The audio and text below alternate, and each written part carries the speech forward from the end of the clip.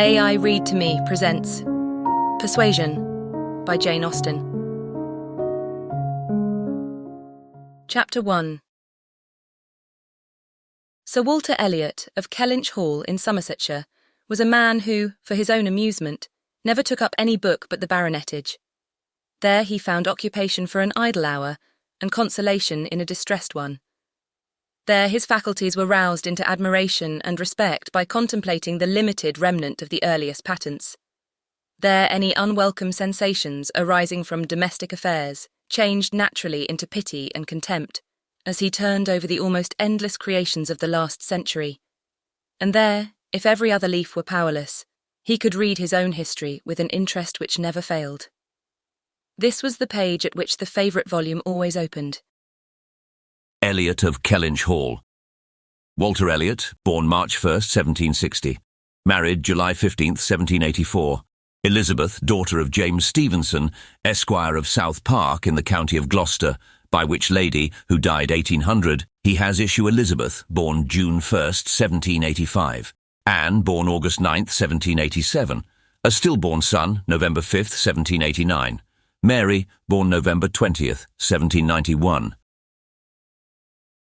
Precisely such had the paragraph originally stood from the printer's hands, but Sir Walter had improved it by adding, for the information of himself and his family, these words after the date of Mary's birth. Married, December 16th, 1810. Charles, son and heir of Charles Musgrove, Esquire of Uppercross, in the county of Somerset. And by inserting most accurately the day of the month on which he had lost his wife. Then followed the history and rise of the ancient and respectable family, in the usual terms, how it had been first settled in Cheshire, how mentioned in Dugdale, serving the office of High Sheriff, representing a borough in 3 successive parliaments, exertions of loyalty and dignity of baronet, in the first year of Charles II, with all the Marys and Elizabeths they had married, forming altogether 2 handsome 12mo pages, and concluding with the arms and motto, Principal seat, Kellynch Hall, in the county of Somerset. And Sir Walter's handwriting again in this finale. Heir presumptive William Walter Elliot, Esquire, great-grandson of the second Sir Walter. Vanity was the beginning and the end of Sir Walter Elliot's character, vanity of person and of situation. He had been remarkably handsome in his youth, and at 54 was still a very fine man. Few women could think more of their personal appearance than he did, nor could the valet of any new made lord be more delighted with the place he held in society. He considered the blessing of beauty as inferior only to the blessing of a baronetcy, and the Sir Walter Elliot, who united these gifts, was the constant object of his warmest respect and devotion. His good looks and his rank had one fair claim on his attachment, since to them he must have owed a wife of very superior character to anything deserved by his own. Lady Elliot had been an excellent woman, sensible and amiable, whose judgment and conduct, if they might be pardoned, the youthful infatuation which made her Lady Elliot, had never required indulgence afterwards. She had humoured or softened or concealed his failings, and promoted his real respectability for 17 years, and though not the very happiest being in the world herself, had found enough in her duties, her friends and her children, to attach her to life, and make it no matter of indifference to her when she was called on to quit them. 3 girls, the 2 eldest 16 and 14, was an awful legacy for a mother to bequeath, an awful charge rather, to confide to the authority and guidance of a conceited, silly father. She had, however, one very intimate friend, a sensible, deserving woman, who had been brought, by strong attachment to herself, to settle close by her in the village of Kellynch, and on her kindness and advice, Lady Elliot mainly relied for the best help and maintenance of the good principles and instruction which she had been anxiously giving her daughters. This friend and Sir Walter did not marry, whatever might have been anticipated on that head by their acquaintance. 13 years had passed away since Lady Elliot's death, and they were still near neighbours and intimate friends, and one remained a widower, the other a widow. That Lady Russell, of steady age and character, and extremely well provided for, should have no thought of a second marriage, needs no apology to the public, which is rather apt to be unreasonably discontented when a woman does marry again than when she does not. But Sir Walter's continuing in singleness requires explanation. Be it known then that Sir Walter, like a good father, having met with one or two private disappointments in very unreasonable applications, prided himself on remaining single for his dear daughter's sake. For one daughter, his eldest, he would really have given up anything, which he had not been very much tempted to do. Elizabeth had succeeded, at 16, to all that was possible, of her mother's rights and consequence, and being very handsome, and very like himself, her influence had always been great, and they had gone on together most happily. His two other children were of very inferior value. Mary had acquired a little artificial importance by becoming Mrs. Charles Musgrove, but Anne, with an elegance of mind and sweetness of character, which must have placed her high with any people of real understanding, was nobody with either father or sister. Her word had no weight. Her convenience was always to give way. She was only Anne. To Lady Russell, indeed, she was a most dear and highly valued goddaughter, favourite and friend. Lady Russell loved them all, but it was only in Anne that she could fancy the mother to revive again. A few years before, Anne Elliot had been a very pretty girl, but her bloom had vanished early, and as even in its height, her father had found little to admire in her. So totally different were her delicate features and mild dark eyes from his own. There could be nothing in them, now that she was faded and thin, to excite his esteem. He had never indulged much hope, he had now none, of ever reading her name in any other page of his favourite work. All equality of alliance must rest with Elizabeth, for Mary had merely connected herself with an old country family of respectability and large fortune, and had therefore given all the honour and received none. Elizabeth would, one day or other, marry suitably. It sometimes happens that a woman is handsomer at 29 than she was 10 years before, and, generally speaking, if there has been neither ill health nor anxiety, it is a time of life at which scarcely any charm is lost. It was so with Elizabeth, still the same handsome Miss Elliot that she had begun to be 13 years ago, and Sir Walter might be excused therefore in forgetting her age, or at least be deemed only half a fool for thinking himself and Elizabeth as blooming as ever, amidst the wreck of the good looks of everybody else, for he could plainly see how old all the rest of his family and acquaintance were growing. Anne haggard, Mary coarse, every face in the neighbourhood worsting, and the rapid increase of the crow's foot about Lady Russell's temples had long been a distress to him. Elizabeth did not quite equal her father in personal contentment. 13 years had seen her mistress of Kellynch Hall, presiding and directing with a self-possession and decision which could never have given the idea of her being younger than she was.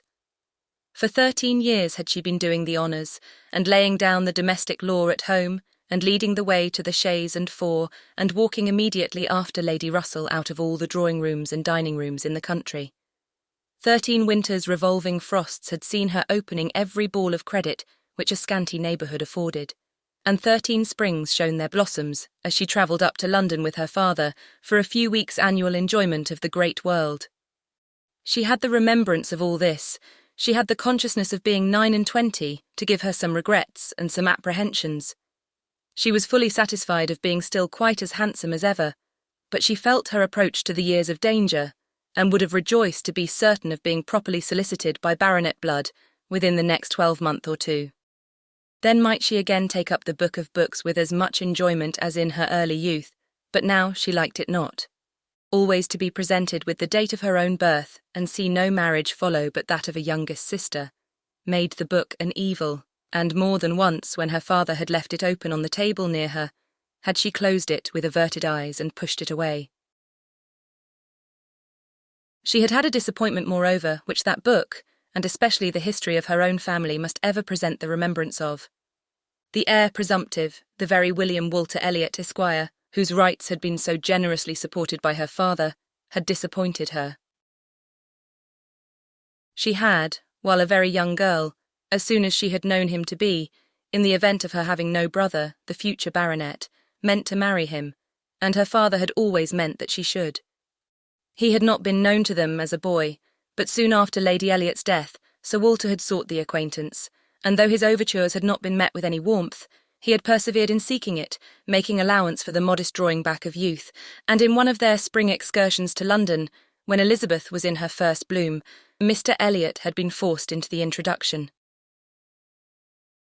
He was at that time a very young man, just engaged in the study of the law, and Elizabeth found him extremely agreeable, and every plan in his favour was confirmed. He was invited to Kellynch Hall. He was talked of and expected all the rest of the year, but he never came. The following spring he was seen again in town, found equally agreeable, again encouraged, invited and expected, and again he did not come, and the next tidings were that he was married. Instead of pushing his fortune in the line marked out for the heir of the house of Elliot, he had purchased independence by uniting himself to a rich woman of inferior birth. Sir Walter had resented it. As the head of the house, he felt that he ought to have been consulted, especially after taking the young man so publicly by the hand. For they must have been seen together, he observed, once at Tattersall's and twice in the lobby of the House of Commons. His disapprobation was expressed, but apparently very little regarded. Mr. Elliot had attempted no apology, and shown himself as unsolicitous of being longer noticed by the family, as Sir Walter considered him unworthy of it. All acquaintance between them had ceased. This very awkward history of Mr. Elliot was still, after an interval of several years, felt with anger by Elizabeth, who had liked the man for himself, and still more for being her father's heir, and whose strong family pride could see only in him a proper match for Sir Walter Elliot's eldest daughter. There was not a baronet from A to Z whom her feelings could have so willingly acknowledged as an equal. Yet so miserably had he conducted himself that though she was at this present time, the summer of 1814, wearing black ribbons for his wife, she could not admit him to be worth thinking of again. The disgrace of his first marriage might perhaps, as there was no reason to suppose it perpetuated by offspring, have been got over had he not done worse. But he had, as by the customary intervention of kind friends, they had been informed, spoken most disrespectfully of them all, most slightingly and contemptuously of the very blood he belonged to, and the honours which were hereafter to be his own. This could not be pardoned. Such were Elizabeth Elliot's sentiments and sensations, such the cares to alloy, the agitations to vary, the sameness and the elegance, the prosperity and the nothingness of her scene of life, such the feelings to give interest to a long, uneventful residence in one country circle, to fill the vacancies which there were no habits of utility abroad, no talents or accomplishments for home to occupy. But now, another occupation and solicitude of mind was beginning to be added to these. Her father was growing distressed for money. She knew that when he now took up the baronetage, it was to drive the heavy bills of his tradespeople and the unwelcome hints of Mr. Shepherd, his agent, from his thoughts. The Kellynch property was good, but not equal to Sir Walter's apprehension of the state required in its possessor. While Lady Elliot lived, there had been method, moderation and economy which had just kept him within his income. But with her had died all such right-mindedness, and from that period he had been constantly exceeding it. It had not been possible for him to spend less. He had done nothing but what Sir Walter Elliot was imperiously called on to do. But blameless as he was not only growing dreadfully in debt, but was hearing of it so often that it became vain to attempt concealing it longer, even partially from his daughter. He had given her some hints of it the last spring in town. He had gone so far even as to say, "Can we retrench? Does it occur to you that there is any one article in which we can retrench?" And Elizabeth, to do her justice, had, in the first ardour of female alarm, set seriously to think what could be done, and had finally proposed these two branches of economy, to cut off some unnecessary charities, and to refrain from new furnishing the drawing-room, to which expedients she afterwards added the happy thought of their taking no present down to Anne, as had been the usual yearly custom. But these measures, however good in themselves, were insufficient for the real extent of the evil, the whole of which Sir Walter found himself obliged to confess to her soon afterwards. Elizabeth had nothing to propose of deeper efficacy. She felt herself ill-used and unfortunate, as did her father, and they were neither of them able to devise any means of lessening their expenses without compromising their dignity, or relinquishing their comforts in a way not to be borne. There was only a small part of his estate that Sir Walter could dispose of, but had every acre been alienable, it would have made no difference. He had condescended to mortgage as far as he had the power, but he would never condescend to sell. No, he would never disgrace his name so far. The Kellynch estate should be transmitted whole and entire, as he had received it. Their two confidential friends, Mr. Shepherd, who lived in the neighbouring market town, and Lady Russell, were called on to advise them, and both father and daughter seemed to expect that something should be struck out by one or the other, to remove their embarrassments and reduce their expenditure, without involving the loss of any indulgence of taste or pride. Chapter 2. Mr. Shepherd, a civil, cautious lawyer, who, whatever might be his hold or his views on Sir Walter, would rather have the disagreeable prompted by anybody else, excused himself from offering the slightest hint, and only begged leave to recommend an implicit reference to the excellent judgment of Lady Russell, from whose known good sense he fully expected to have just such resolute measures advised as he meant to see finally adopted. Lady Russell was most anxiously zealous on the subject, and gave it much serious consideration. She was a woman rather of sound than of quick abilities, whose difficulties in coming to any decision in this instance were great, from the opposition of two leading principles. She was of strict integrity herself, with a delicate sense of honour, but she was as desirous of saving Sir Walter's feelings, as solicitous for the credit of the family, as aristocratic in her ideas of what was due to them, as anybody of sense and honesty could well be. She was a benevolent, charitable, good woman, and capable of strong attachments, most correct in her conduct, strict in her notions of decorum, and with manners that were held a standard of good breeding. She had a cultivated mind, and was, generally speaking, rational and consistent, but she had prejudices on the side of ancestry. She had a value for rank and consequence, which blinded her a little to the faults of those who possessed them. Herself the widow of only a knight, she gave the dignity of a baronet all its due, and Sir Walter, independent of his claims as an old acquaintance, an attentive neighbour, an obliging landlord, the husband of her very dear friend, the father of Anne and her sisters, was, as being Sir Walter, in her apprehension, entitled to a great deal of compassion and consideration under his present difficulties. They must retrench, that did not admit of a doubt, but she was very anxious to have it done with the least possible pain to him and Elizabeth. She drew up plans of economy, she made exact calculations, and she did what nobody else thought of doing. She consulted Anne, who never seemed considered by the others as having any interest in the question. She consulted, and in a degree was influenced by her in marking out the scheme of retrenchment, which was at last submitted to Sir Walter. Every emendation of Anne's had been on the side of honesty against importance. She wanted more vigorous measures, a more complete reformation, a quicker release from debt, a much higher tone of indifference for everything but justice and equity. "If we can persuade your father to all this," said Lady Russell, looking over her paper, "much may be done. If he will adopt these regulations, in 7 years he will be clear.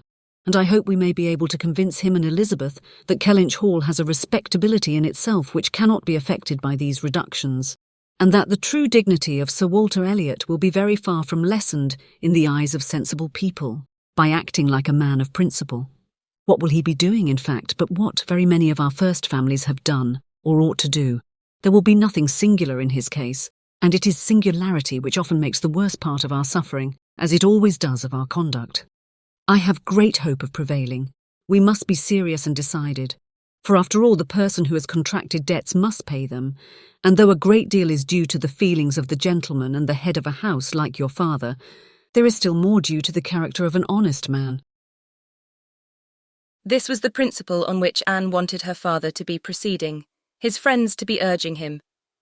She considered it as an act of indispensable duty to clear away the claims of creditors with all the expedition which the most comprehensive retrenchments could secure, and saw no dignity in anything short of it. She wanted it to be prescribed, and felt as a duty. She rated Lady Russell's influence highly, and as to the severe degree of self-denial which her own conscience prompted, she believed there might be little more difficulty in persuading them to a complete than to half a reformation. Her knowledge of her father and Elizabeth inclined her to think that the sacrifice of one pair of horses would be hardly less painful than of both, and so on, through the whole list of Lady Russell's too gentle reductions. How Anne's more rigid requisitions might have been taken is of little consequence. Lady Russell's had no success at all, could not be put up with, were not to be borne. What? Every comfort of life knocked off. Journeys, London, servants, horses, table, contractions and restrictions everywhere. To live no longer with the decencies even of a private gentleman. No, he would sooner quit Kellynch Hall at once than remain in it on such disgraceful terms. Quit Kellynch Hall. The hint was immediately taken up by Mr. Shepherd, whose interest was involved in the reality of Sir Walter's retrenching, and who was perfectly persuaded that nothing would be done without a change of abode. Since the idea had been started in the very quarter which ought to dictate, he had no scruple, He said. in confessing his judgment to be entirely on that side. It did not appear to him that Sir Walter could materially alter his style of living in a house which had such a character of hospitality and ancient dignity to support. In any other place, Sir Walter might judge for himself, and would be looked up to as regulating the modes of life in whatever way he might choose to model his household. Sir Walter would quit Kellynch Hall, and after a very few days more of doubt and indecision, the great question of whither he should go was settled, and the first outline of this important change made out. There had been 3 alternatives: London, Bath, or another house in the country. All Anne's wishes had been for the latter, a small house in their own neighbourhood, where they might still have Lady Russell's society, still be near Mary, and still have the pleasure of sometimes seeing the lawns and groves of Kellynch, was the object of her ambition. But the usual fate of Anne attended her, in having something very opposite from her inclination fixed on. She disliked Bath and did not think it agreed with her, and Bath was to be her home.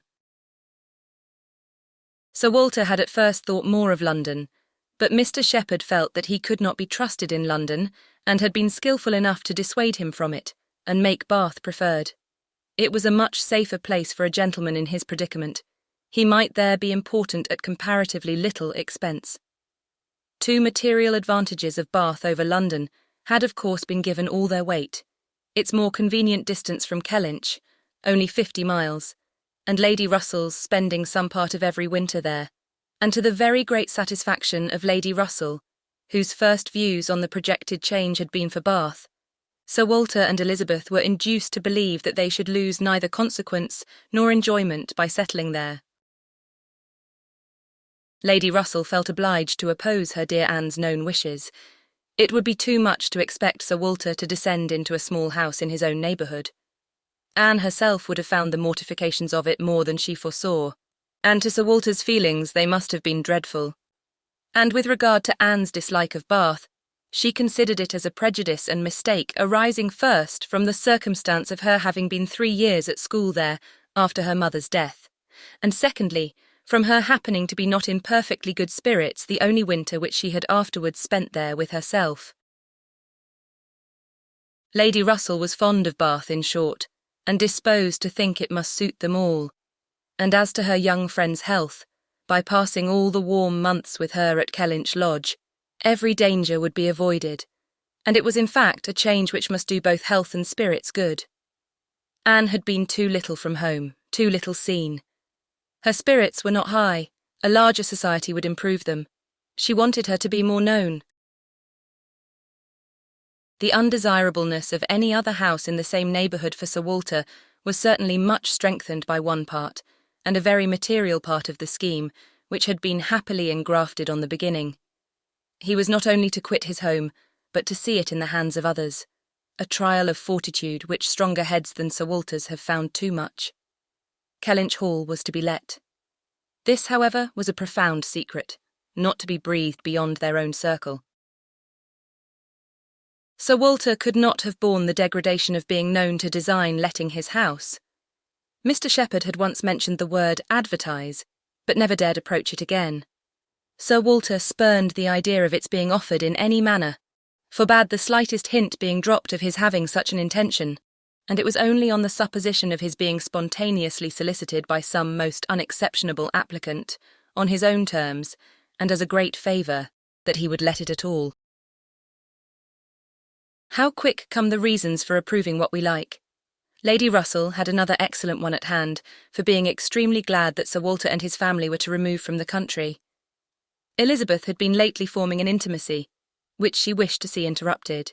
It was with the daughter of Mr. Shepherd, who had returned after an unprosperous marriage to her father's house, with the additional burden of 2 children. She was a clever young woman, who understood the art of pleasing at least at Kellynch Hall, and who had made herself so acceptable to Miss Elliot as to have been already staying there more than once.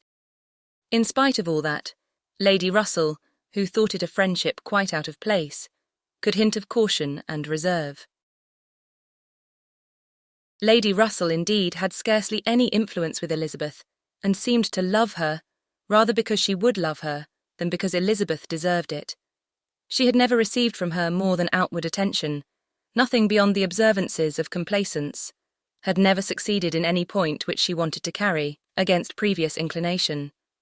She had been repeatedly very earnest in trying to get Anne included in the visit to London, sensibly open to all the injustice and all the discredit of the selfish arrangements which shut her out, and on many lesser occasions had endeavoured to give Elizabeth the advantage of her own better judgment and experience, but always in vain. Elizabeth would go her own way, and never had she pursued it in more decided opposition to Lady Russell than in this selection of Mrs. Clay, turning from the society of so deserving a sister to bestow her affection and confidence on one who ought to have been nothing to her but the object of distant civility. From situation, Mrs. Clay was, in Lady Russell's estimate, a very unequal, and, in her character, she believed a very dangerous companion, and a removal that would leave Mrs. Clay behind and bring a choice of more suitable intimates within Miss Elliot's reach, was therefore an object of first-rate importance. Chapter 3. I must take leave to observe, Sir Walter, said Mr. Shepherd one morning at Kellynch Hall, as he laid down the newspaper, that the present juncture is much in our favour. This peace will be turning all our rich naval officers ashore. They will be all wanting a home. Could not be a better time, Sir Walter, for having a choice of tenants, very responsible tenants. Many a noble fortune has been made during the war. If a rich admiral were to come in our way, Sir Walter— He would be a very lucky man, Shepherd, replied Sir Walter. That's all I have to remark. A prize indeed would Kellynch Hall be to him, rather the greatest prize of all. Let him have taken ever so many before. Hey, Shepherd? Mr. Shepherd laughed, as he knew he must, at this wit, and then added, I presume to observe, Sir Walter, that in the way of business, gentlemen of the Navy are well to deal with. I have had a little knowledge of their methods of doing business, and I am free to confess that they have very liberal notions and are as likely to make desirable tenants as any set of people one should meet with. Therefore, Sir Walter, what I would take leave to suggest is that if in consequence of any rumours getting abroad of your intention, which must be contemplated as a possible thing, because we know how difficult it is to keep the actions and designs of one part of the world from the notice and curiosity of the other. Consequence has its tax. I, John Shepherd, might conceal any family matters that I chose, for nobody would think it worth their while to observe me. But Sir Walter Elliot has eyes upon him which it may be very difficult to elude, and therefore, thus much I venture upon, that it will not greatly surprise me if, with all our caution, some rumour of the truth should get abroad, in the supposition of which, as I was going to observe, since applications will unquestionably follow, I should think any from our wealthy naval commanders particularly worth attending to, and beg leave to add that 2 hours will bring me over at any time to save you the trouble of replying. Sir Walter only nodded, but soon afterwards, rising and pacing the room, he observed sarcastically, There are few among the gentlemen of the Navy, I imagine, who would not be surprised to find themselves in a house of this description. They would look around them, no doubt, and bless their good fortune, said Mrs. Clay, for Mrs. Clay was present. Her father had driven her over, nothing being of so much use to Mrs. Clay's health as a drive to Kellynch. But I quite agree with my father in thinking a sailor might be a very desirable tenant. I have known a good deal of the profession, and besides their liberality, they are so neat and careful in all their ways. These valuable pictures of yours, Sir Walter, if you chose to leave them, would be perfectly safe. Everything in and about the house would be taken such excellent care of. The gardens and shrubberies would be kept in almost as high order as they are now. You need not be afraid, Miss Elliot, of your own sweet flower gardens being neglected. As to all that, rejoined Sir Walter coolly, supposing I were induced to let my house, I have by no means made up my mind as to the privileges to be annexed to it. I am not particularly disposed to favour a tenant. The park would be open to him, of course, and few navy officers or men of any other description can have had such a range. But what restrictions I might impose on the use of the pleasure grounds is another thing. I'm not fond of the idea of my shrubberies being always approachable, and I should recommend Miss Elliot to be on her guard with respect to her flower garden. I am very little disposed to grant a tenant of Kellynch Hall any extraordinary favour, I assure you, be he sailor or soldier. After a short pause, Mr. Shepherd presumed to say, In all these cases, there are established usages which make everything plain and easy between landlord and tenant. Your interest, Sir Walter, is in pretty safe hands. Depend upon me for taking care that no tenant has more than his just rights. I venture to hint that Sir Walter Elliot cannot be half so jealous for his own as John Shepherd will be for him. Here Anne spoke. The Navy, I think, who have done so much for us, have at least an equal claim with any other set of men for all the comforts and all the privileges which any home can give. Sailors work hard enough for their comforts, we must all allow. Very true, very true. What Miss Anne says is very true, was Mr. Shepherd's rejoinder, and, Oh, certainly, was his daughter's. But Sir Walter's remark was, soon afterwards, The profession has its utility, but I should be sorry to see any friend of mine belonging to it. Indeed, was the reply, and with a look of surprise. Yes, it is in 2 points offensive to me. I have 2 strong grounds of objection to it. First, as being the means of bringing persons of obscure birth into undue distinction and raising men to honours which their fathers and grandfathers never dreamt of. And secondly, as it cuts up a man's youth and vigour most horribly. A sailor grows old sooner than any other man. I have observed it all my life. A man is in greater danger in the Navy of being insulted by the rise of one whose father, his father might have disdained to speak to, and of becoming prematurely an object of disgust himself, than in any other line. One day last spring in town, I was in company with 2 men, striking instances of what I am talking of. Lord St. Ives, whose father we all know to have been a country curate without bread to eat.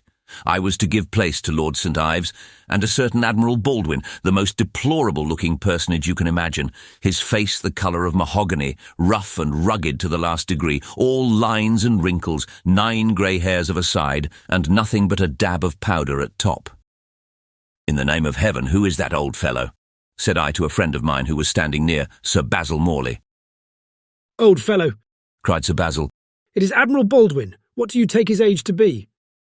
60, said I, or perhaps 62, 40. replied Sir Basil. 40, and no more. Picture to yourselves my amazement. I shall not easily forget Admiral Baldwin. I never saw quite so wretched an example of what a seafaring life can do, but to a degree I know it is the same with them all. They are all knocked about and exposed to every climate and every weather, till they are not fit to be seen. It is a pity they are not knocked on the head at once before they reach Admiral Baldwin's age. Nay, Sir Walter, cried Mrs. Clay. this is being severe indeed. Have a little mercy on the poor men. We are not all born to be handsome. The sea is no beautifier, certainly. Sailors do grow old betimes. I have observed it. They soon lose the look of youth. But then, is not it the same with many other professions, perhaps most other? Soldiers in active service are not at all better off. And even in the quieter professions, there is a toil and a labour of the mind, if not of the body, which seldom leaves a man's looks to the natural effect of time. The lawyer plods, quite careworn. The physician is up at all hours and travelling in all weather. And even the clergyman. She stopped a moment to consider what might do for the clergyman. And even the clergyman, you know, is obliged to go into infected rooms and expose his health and looks to all the injury of a poisonous atmosphere. In fact, as I have long been convinced, though every profession is necessary and honourable in its turn, it is only the lot of those who are not obliged to follow any, who can live in a regular way in the country, choosing their own hours, following their own pursuits, and living on their own property, without the torment of trying for more. It is only their lot, I say, to hold the blessings of health and a good appearance to the utmost. I know no other set of men but what lose something of their personableness when they cease to be quite young. It seemed as if Mr. Shepherd, in this anxiety to bespeak Sir Walter's goodwill towards a naval officer as tenant, had been gifted with foresight, for the very first application for the house was from an Admiral Croft, with whom he shortly afterwards fell into company in attending the quarter sessions at Taunton. And indeed he had received a hint of the Admiral from a London correspondent. By the report which he hastened over to Kellynch to make, Admiral Croft was a native of Somersetshire who, having acquired a very handsome fortune, was wishing to settle in his own country, and had come down to Taunton in order to look at some advertised places in that immediate neighbourhood, which however had not suited him, that accidentally hearing, it was just as he had foretold, Mr. Shepherd observed, Sir Walter's concerns could not be kept a secret. Accidentally hearing of the possibility of Kellynch Hall being to let, and understanding his, Mr. Shepherd's, connection with the owner, he had introduced himself to him in order to make particular inquiries, and had, in the course of a pretty long conference, expressed as strong an inclination for the place as a man who knew it only by description could feel, and given Mr. Shepherd, in his explicit account of himself, every proof of his being a most responsible, eligible tenant. And who is Admiral Croft? Was Sir Walter's cold, suspicious inquiry. Mr. Shepherd answered for his being of a gentleman's family, and mentioned a place, and Anne, after the little pause which followed, added, He is a rear admiral of the White. He was in the Trafalgar action, and has been in the East Indies since. He was stationed there, I believe, several years. Then I take it for granted, observed Sir Walter, that his face is about as orange as the cuffs and capes of my livery. Mr. Shepherd hastened to assure him that Admiral Croft was a very hale, hearty, well-looking man, a little weather-beaten to be sure, but not much, and quite the gentleman in all his notions and behaviour, not likely to make the smallest difficulty about terms, only wanted a comfortable home, and to get into it as soon as possible, knew he must pay for his convenience, knew what rent a ready-furnished house of that consequence might fetch, should not have been surprised if Sir Walter had asked more, had inquired about the manor, would be glad of the deputation certainly, but made no great point of it, said he sometimes took out a gun but never killed. Quite the gentleman. Mr. Shepherd was eloquent on the subject, pointing out all the circumstances of the Admiral's family, which made him peculiarly desirable as a tenant. He was a married man and without children, the very state to be wished for. A house was never taken good care of, Mr. Shepherd observed, without a lady.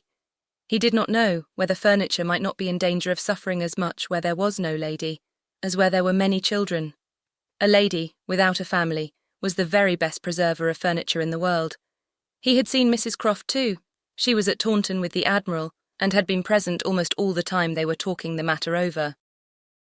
And a very well-spoken, genteel, shrewd lady she seemed to be, continued he.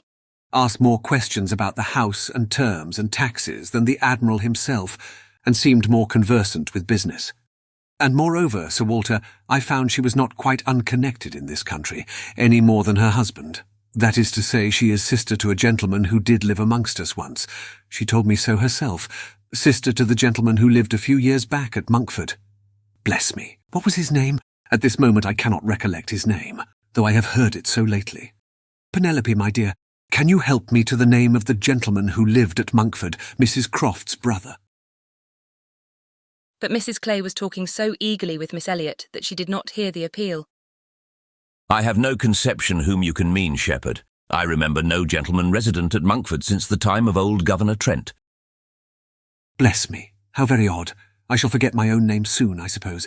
A name that I am so very well acquainted with, knew the gentleman so well by sight, seen him 100 times, came to consult me once, I remember, about a trespass of one of his neighbours. Farmer's man breaking into his orchard, wall torn down, apples stolen, caught in the fact, and afterwards, contrary to my judgment, submitted to an amicable compromise. Very odd indeed. After waiting another moment. You mean Mr. Wentworth, I suppose? Said Anne. Mr. Shepherd was all gratitude.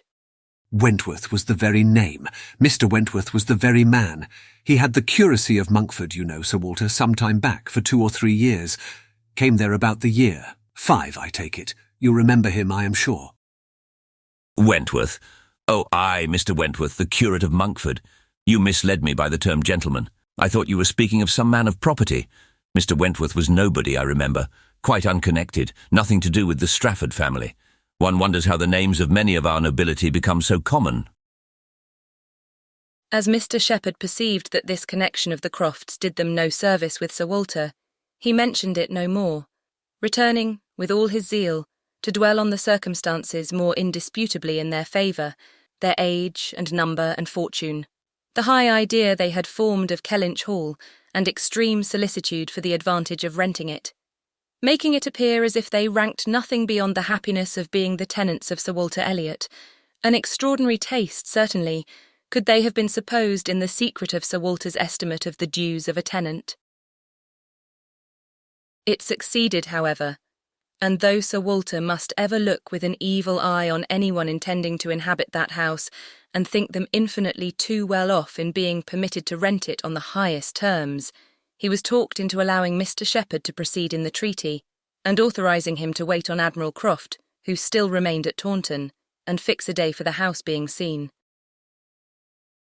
Sir Walter was not very wise, but still he had experience enough of the world to feel that a more unobjectionable tenant, in all essentials, than Admiral Croft bid fair to be, could hardly offer. So far went his understanding, and his vanity supplied a little additional soothing in the Admiral's situation in life, which was just high enough and not too high. I have let my house to Admiral Croft. Would sound extremely well, very much better than to any mere Mr. A Mr., save perhaps some half-dozen in the nation, always needs a note of explanation. An admiral speaks his own consequence, and at the same time can never make a baronet look small. In all their dealings and intercourse, Sir Walter Elliot must ever have the precedence.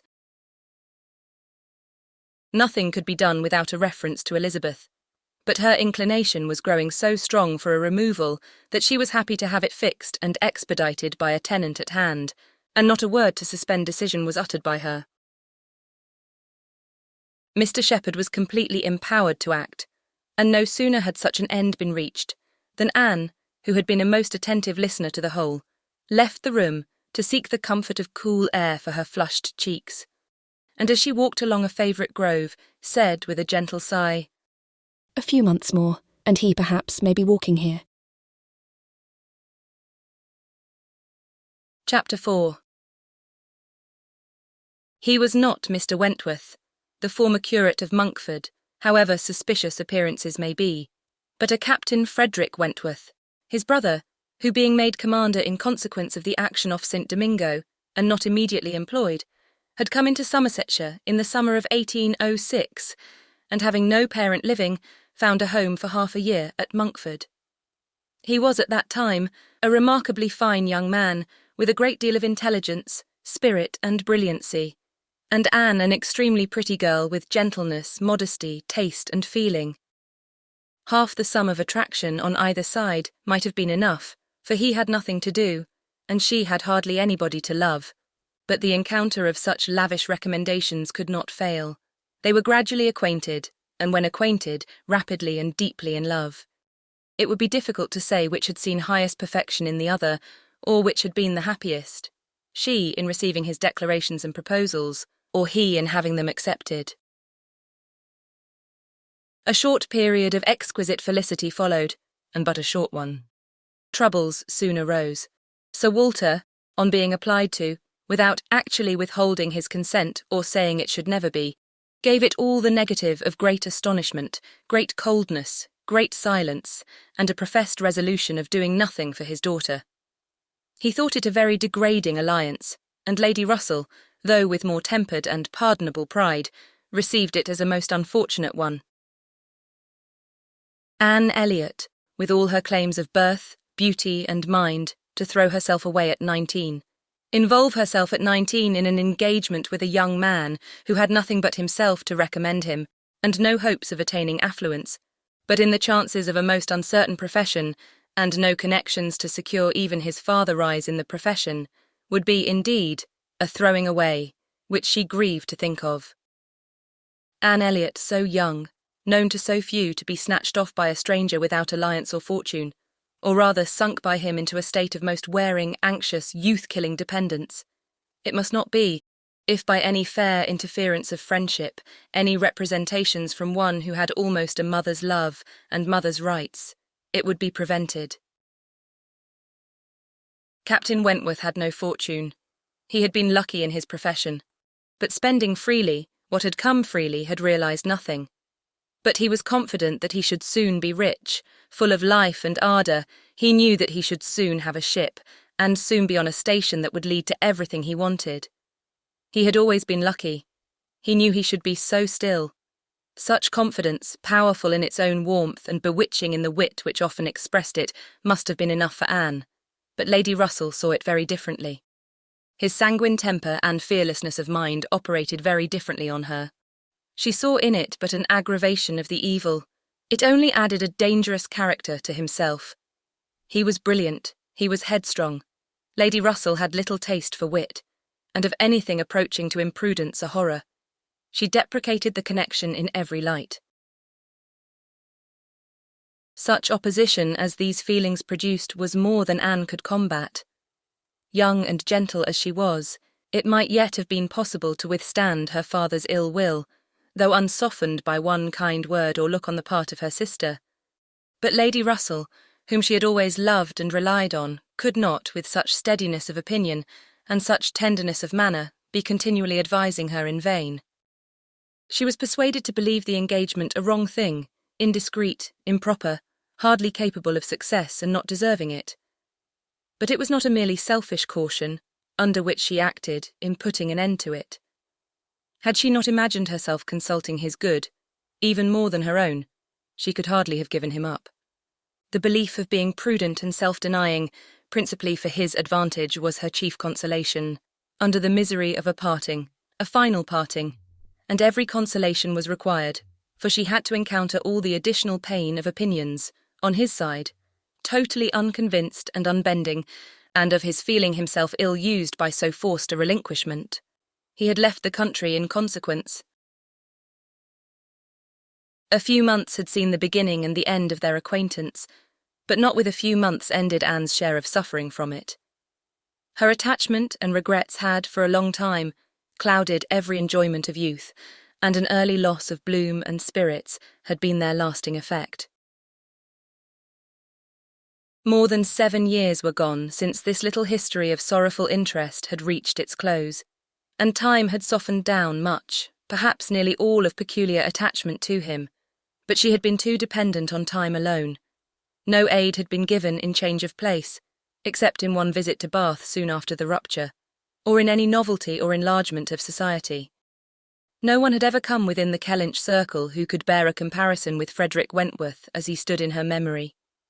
No second attachment, the only thoroughly natural, happy and sufficient cure, at her time of life, had been possible to the nice tone of her mind, the fastidiousness of her taste in the small limits of the society around them.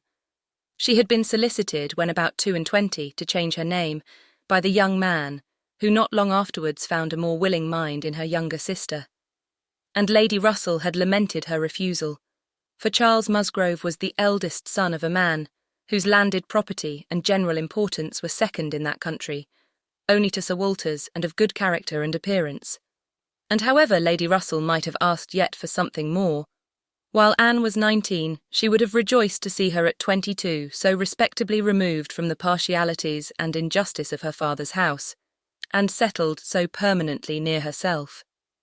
But in this case Anne had left nothing for advice to do, and though Lady Russell, as satisfied as ever with her own discretion, never wished the past undone, she began now to have the anxiety which borders on hopelessness for Anne's being tempted, by some man of talents and independence, to enter a state for which she held her to be peculiarly fitted by her warm affections and domestic habits.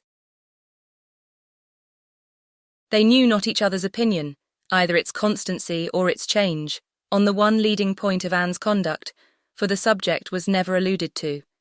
But Anne, at 27, thought very differently from what she had been made to think at 19. She did not blame Lady Russell. She did not blame herself for having been guided by her. But she felt that were any young person, in similar circumstances, to apply to her for counsel, They would never receive any of such certain immediate wretchedness, such uncertain future good. She was persuaded that under every disadvantage of disapprobation at home, and every anxiety attending his profession, all their probable fears, delays, and disappointments, she should yet have been a happier woman in maintaining the engagement than she had been in the sacrifice of it. And this, she fully believed, had the usual share, had even more than the usual share of all such solicitudes and suspense been theirs, without reference to the actual results of their case, which, as it happened, would have bestowed earlier prosperity than could be reasonably calculated on. All his sanguine expectations, all his confidence had been justified. His genius and ardour had seemed to foresee and to command his prosperous path. He had, very soon after their engagement ceased, got employ, and all that he had told her would follow had taken place. He had distinguished himself, and early gained the other step in rank, and must now, by successive captures, have made a handsome fortune. She had only navy lists and newspapers for her authority, but she could not doubt his being rich, and in favour of his constancy, she had no reason to believe him married. How eloquent could Anne Elliot have been? How eloquent, at least, were her wishes on the side of early warm attachment, and a cheerful confidence in futurity, against that over-anxious caution which seems to insult exertion and distrust providence. She had been forced into prudence in her youth. She learned romance as she grew older, the natural sequel of an unnatural beginning. With all these circumstances, recollections and feelings, she could not hear that Captain Wentworth's sister was likely to live at Kellynch without a revival of former pain, and many a stroll and many a sigh were necessary to dispel the agitation of the idea. She often told herself it was folly, before she could harden her nerves sufficiently to feel the continual discussion of the Crofts and their business no evil. She was assisted, however, by that perfect indifference and apparent unconsciousness among the only three of her own friends in the secret of the past, which seemed almost to deny any recollection of it. She could do justice to the superiority of Lady Russell's motives in this, over those of her father and Elizabeth. She could honour all the better feelings of her calmness, but the general air of oblivion among them was highly important from whatever it sprung, and in the event of Admiral Croft's really taking Kellynch Hall, she rejoiced anew over the conviction which had always been most grateful to her, of the past being known to those three only among her connections, by whom no syllable, she believed, would ever be whispered, and in the trust that among his, the brother only with whom he had been residing, had received any information of their short-lived engagement. That brother had been long removed from the country, and being a sensible man, and, moreover, a single man at the time, she had a fond dependence on no human creature's having heard of it from him. The sister, Mrs. Croft, had then been out of England, accompanying her husband on a foreign station, and her own sister, Mary, had been at school while it all occurred, and never admitted by the pride of some, and the delicacy of others, to the smallest knowledge of it afterwards. With these supports, she hoped that the acquaintance between herself and the Crofts, which, with Lady Russell still resident in Kellynch, and Mary fixed only 3 miles off, must be anticipated, need not involve any particular awkwardness. Chapter 5. On the morning appointed for Admiral and Mrs. Croft's seeing Kellynch Hall, Anne found it most natural to take her almost daily walk to Lady Russell's, and keep out of the way till all was over, when she found it most natural to be sorry that she had missed the opportunity of seeing them. This meeting of the two parties proved highly satisfactory, and decided the whole business at once. Each lady was previously well disposed for an agreement, and saw nothing, therefore, but good manners in the other. And with regard to the gentleman, there was such an hearty good humour, such an open, trusting liberality on the Admiral's side, as could not but influence Sir Walter, who had besides been flattered into his very best and most polished behaviour by Mr. Shepherd's assurances of his being known, by report to the Admiral, as a model of good breeding. The house and grounds and furniture were approved, the Crofts were approved. Terms, time, everything, and everybody was right, and Mr. Shepherd's clerks were set to work, without there having been a single preliminary difference to modify of all that. This indenture showeth.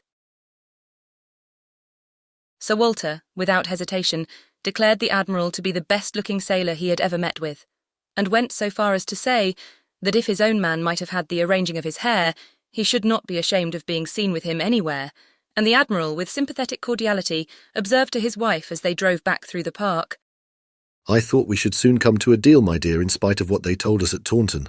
The Baronet will never set the Thames on fire, but there seems to be no harm in him." Reciprocal compliments, which would have been esteemed about equal. The Crofts were to have possession at Michaelmas, and as Sir Walter proposed removing to Bath in the course of the preceding month, there was no time to be lost in making every dependent arrangement.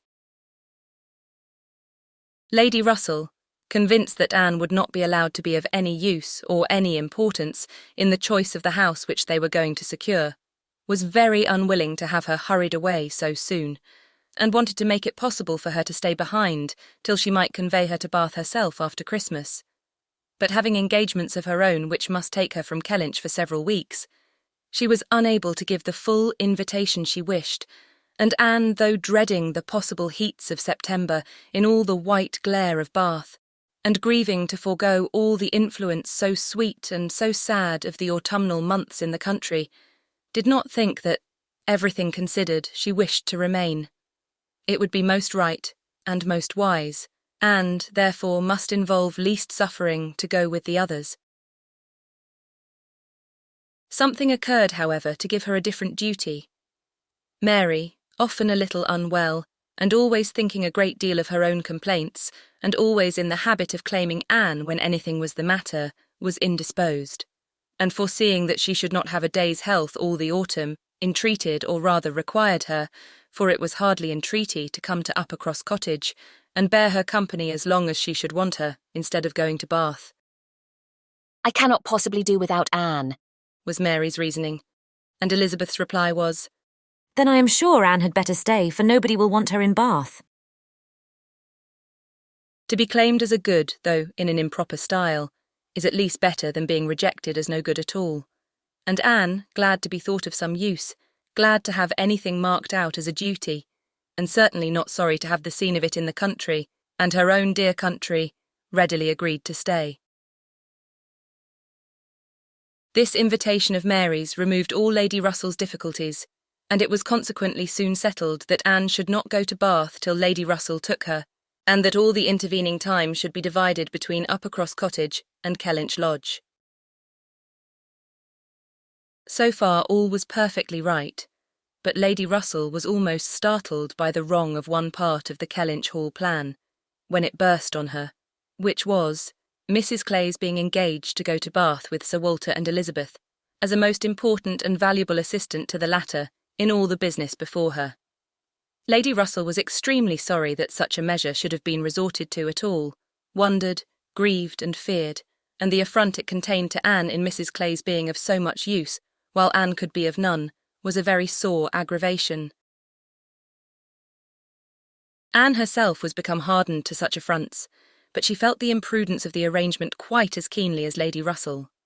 With a great deal of quiet observation, and a knowledge which she often wished less of her father's character, she was sensible that results the most serious to his family from the intimacy were more than possible.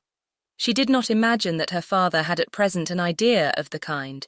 Mrs. Clay had freckles and a projecting tooth and a clumsy wrist, which he was continually making severe remarks upon in her absence, but she was young and certainly altogether well-looking, and possessed, in an acute mind and assiduous pleasing manners, infinitely more dangerous attractions than any merely personal might have been.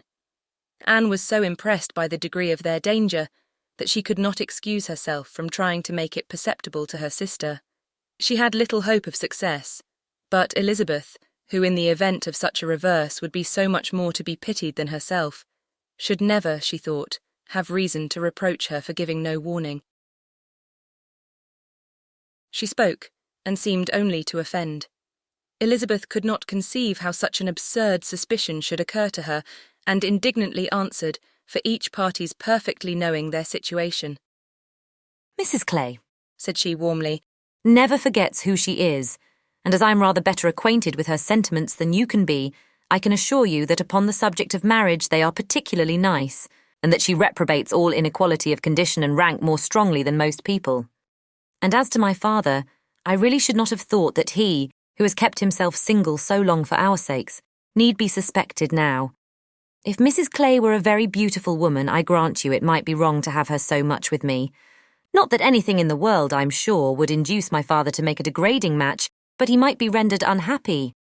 But poor Mrs. Clay, who with all her merits can never have been reckoned tolerably pretty, I really think poor Mrs. Clay may be staying here in perfect safety.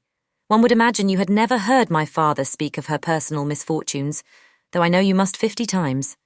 That tooth of hers and those freckles. Freckles do not disgust me so very much as they do him. I have known a face not materially disfigured by a few, but he abominates them. You must have heard him notice Mrs. Clay's freckles.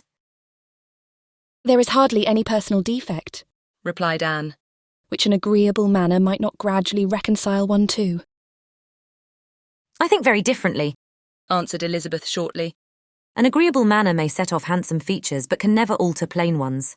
However, at any rate, as I have a great deal more at stake on this point than anybody else can have, I think it rather unnecessary in you to be advising me. Anne had done, glad that it was over, and not absolutely hopeless of doing good. Elizabeth, though resenting the suspicion, might yet be made observant by it. The last office of the 4 carriage horses was to draw Sir Walter, Miss Elliot and Mrs. Clay to Bath. The party drove off in very good spirits. Sir Walter prepared with condescending bows for all the afflicted tenantry and cottagers, who might have had a hint to show themselves, and Anne walked up at the same time, in a sort of desolate tranquillity, to the lodge, where she was to spend the first week. Her friend was not in better spirits than herself. Lady Russell felt this break-up of the family exceedingly. Their respectability was as dear to her as her own, and a daily intercourse had become precious by habit. It was painful to look upon their deserted grounds, and still worse to anticipate the new hands they were to fall into, and to escape the solitariness and the melancholy of so altered a village, and be out of the way when Admiral and Mrs. Croft first arrived. She had determined to make her own absence from home begin when she must give up Anne. Accordingly, their removal was made together, and Anne was set down at Uppercross Cottage, in the first stage of Lady Russell's journey. Uppercross was a moderate-sized village, which a few years back had been completely in the old English style, containing only 2 houses superior in appearance to those of the yeomen and labourers. The mansion of the squire, with its high walls, great gates and old trees, substantial and unmodernised, and the compact, tight parsonage, enclosed in its own neat garden, with a vine and a pear tree trained round its casements. But upon the marriage of the young squire, it had received the improvement of a farmhouse elevated into a cottage, for his residence, and Uppercross Cottage, with its veranda, French windows, and other prettiness, was quite as likely to catch the traveller's eye as the more consistent and considerable aspect and premises of the great house, about a quarter of a mile farther on. Here Anne had often been staying. She knew the ways of Uppercross as well as those of Kellynch. The 2 families were so continually meeting, so much in the habit of running in and out of each other's house at all hours, that it was rather a surprise to her to find Mary alone. But being alone, her being unwell and out of spirits was almost a matter of course. Though better endowed than the elder sister, Mary had not Anne's understanding nor temper. While well and happy and properly attended to, she had great good humour and excellent spirits, but any indisposition sunk her completely. She had no resources for solitude, and inheriting a considerable share of the Elliot self-importance, was very prone to add to every other distress that of fancying herself neglected and ill-used. In person, she was inferior to both sisters, and had, even in her bloom, only reached the dignity of being a fine girl. She was now lying on the faded sofa of the pretty little drawing-room, the once elegant furniture of which had been gradually growing shabby, under the influence of 4 summers and 2 children, and on Anne's appearing greeted her with, "So you are come at last. I began to think I should never see you. I'm so ill I can hardly speak. I have not seen a creature the whole morning." "I am sorry to find you unwell," replied Anne. "You sent me such a good account of yourself on Thursday." "Yes, I made the best of it, I always do. but I was very far from well at the time, and I do not think I ever was so ill in my life as I have been all this morning. Very unfit to be left alone, I'm sure. Suppose I were to be seized of a sudden in some dreadful way and not able to ring the bell. So, Lady Russell would not get out? I do not think she has been in this house 3 times this summer. Anne said what was proper and inquired after her husband. Oh, Charles is out shooting. I have not seen him since 7 o'clock. He would go, though I told him how ill I was. He said he should not stay out long, but he has never come back, and now it is almost 1. I assure you I have not seen a soul this whole long morning. You have had your little boys with you? Yes, as long as I could bear their noise, but they are so unmanageable that they do me more harm than good. Little Charles does not mind a word I say, and Walter is growing quite as bad. Well, you will soon be better now, replied Anne cheerfully. You know I always cure you when I come. How are your neighbours at the great house? I can give you no account of them. I have not seen one of them today, except Mr. Musgrove, who just stopped and spoke through the window, but without getting off his horse. And though I told him how ill I was, not one of them have been near me. It did not happen to suit the Miss Musgroves, I suppose, and they never put themselves out of their way. You will see them yet, perhaps, before the morning is gone. It is early. I never want them, I assure you. They talk and laugh a great deal too much for me. Oh, Anne, I am so very unwell.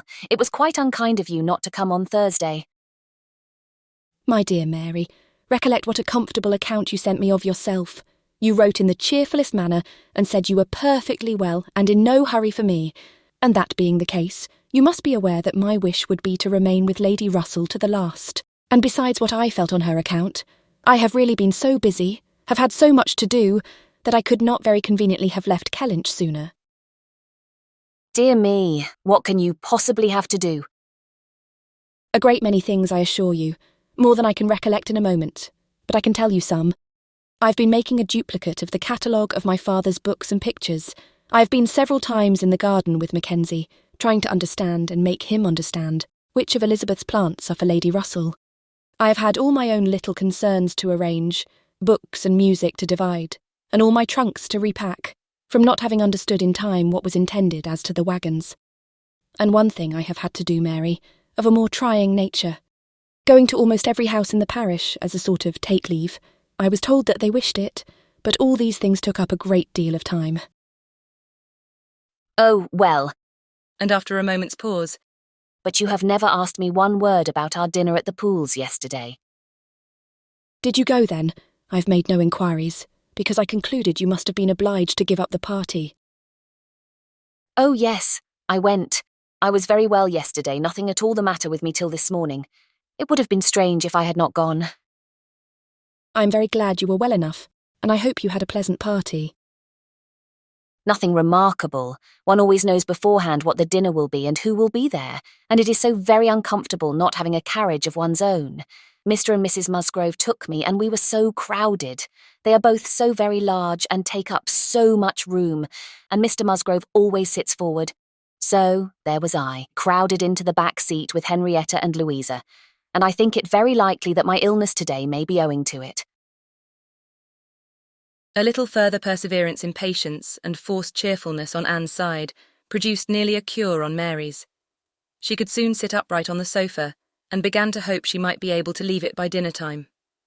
Then, forgetting to think of it, she was at the other end of the room, beautifying a nosegay. Then she ate her cold meat, and then she was well enough to propose a little walk. "Where shall we go?" said she when they were ready. "I suppose you will not like to call at the great house before they have been to see you?" I have not the smallest objection on that account, replied Anne. I should never think of standing on such ceremony with people I know so well as Mrs. and the Miss Musgroves. Oh, but they ought to call upon you as soon as possible. They ought to feel what is due to you as my sister. However, we may as well go and sit with them a little while, and when we have that over, we can enjoy our walk. Anne had always thought such a style of intercourse highly imprudent, but she had ceased to endeavour to check it, from believing that, though there were on each side continual subjects of offence, neither family could now do without it. To the great house accordingly they went, to sit the full half-hour in the old-fashioned square parlour, with a small carpet and shining floor, to which the present daughters of the house were gradually giving the proper air of confusion by a grand pianoforte and a harp, flower stands and little tables placed in every direction. Oh, could the originals of the portraits against the wainscot, could the gentlemen in brown velvet and the ladies in blue satin have seen what was going on, have been conscious of such an overthrow of all order and neatness? The portraits themselves seemed to be staring in astonishment. The Musgroves, like their houses, were in a state of alteration, perhaps of improvement. The father and mother were in the old English style, and the young people in the new. Mr. and Mrs. Musgrove were a very good sort of people, friendly and hospitable, not much educated, and not at all elegant. Their children had more modern minds and manners. There was a numerous family, but the only two grown up, excepting Charles, were Henrietta and Louisa, young ladies of 19 and 20, who had brought from school at Exeter all the usual stock of accomplishments, and were now, like thousands of other young ladies, living to be fashionable, happy, and merry. Their dress had every advantage, their faces were rather pretty, their spirits extremely good, their manner unembarrassed and pleasant. They were of consequence at home, and favourites abroad. Anne always contemplated them as some of the happiest creatures of her acquaintance. But still, saved as we all are, by some comfortable feeling of superiority from wishing for the possibility of exchange, she would not have given up her own more elegant and cultivated mind for all their enjoyments, and envied them nothing but that seemingly perfect good understanding and agreement together, that good-humoured mutual affection, of which she had known so little herself with either of her sisters. They were received with great cordiality. Nothing seemed amiss on the side of the great house family, which was generally, as Anne very well knew, the least to blame. The half-hour was chatted away pleasantly enough, and she was not at all surprised at the end of it to have their walking party joined by both the Miss Musgroves, at Mary's particular invitation. Chapter 6. Anne had not wanted this visit to Uppercross, to learn that a removal from one set of people to another, though at a distance of only 3 miles, will often include a total change of conversation, opinion, and idea. She had never been staying there before, without being struck by it, or without wishing that other Elliots could have her advantage in seeing how unknown or unconsidered there were the affairs which at Kellynch Hall were treated as of such general publicity and pervading interest. Yet, with all this experience, she believed she must now submit to feel that another lesson, in the art of knowing our own nothingness beyond our own circle, was become necessary for her. For certainly, coming as she did, with a heart full of the subject which had been completely occupying both houses in Kellynch for many weeks, she had expected rather more curiosity and sympathy than she found in the separate but very similar remark of Mr. and Mrs. Musgrove. "So, Miss Anne, Sir Walter and your sister are gone, and what part of Bath do you think they will settle in?" And this, without much waiting for an answer, or in the young lady's edition of, "I hope we shall be in Bath in the winter, but remember, Papa, if we do go, we must be in a good situation. None of your Queen Squares for us." Or in the anxious supplement from Mary of, "Upon my word, I shall be pretty well off when you are all gone away to be happy at Bath." She could only resolve to avoid such self-delusion in future, and think with heightened gratitude of the extraordinary blessing of having one such truly sympathising friend as Lady Russell. The Mr. Musgroves had their own game to guard and to destroy, their own horses, dogs, and newspapers to engage them, and the females were fully occupied in all the other common subjects of housekeeping, neighbours, dress, dancing, and music. She acknowledged it to be very fitting, that every little social commonwealth should dictate its own matters of discourse, and hoped, ere long, to become a not unworthy member of the one she was now transplanted into. With the prospect of spending at least 2 months at Uppercross, it was highly incumbent on her to clothe her imagination, her memory, and all her ideas in as much of Uppercross as possible. She had no dread of these 2 months. Mary was not so repulsive and unsisterly as Elizabeth, nor so inaccessible to all influence of hers. Neither was there anything among the other component parts of the cottage inimical to comfort. She was always on friendly terms with her brother-in-law, and in the children, who loved her nearly as well, and respected her a great deal more than their mother, she had an object of interest, amusement, and wholesome exertion. Charles Musgrove was civil and agreeable. In sense and temper he was undoubtedly superior to his wife, but not of powers or conversation or grace to make the past, as they were connected together, at all a dangerous contemplation. Though, at the same time, Anne could believe with Lady Russell that a more equal match might have greatly improved him, and that a woman of real understanding might have given more consequence to his character, and more usefulness, rationality, and elegance to his habits and pursuits. As it was, he did nothing with much zeal but sport, and his time was otherwise trifled away, without benefit from books or anything else. He had very good spirits, which never seemed much affected by his wife's occasional lowness, bore with her unreasonableness sometimes to Anne's admiration, and upon the whole, though there was very often a little disagreement, in which she had sometimes more share than she wished being appealed to by both parties, they might pass for a happy couple. They were always perfectly agreed in the want of more money, and a strong inclination for a handsome present from his father.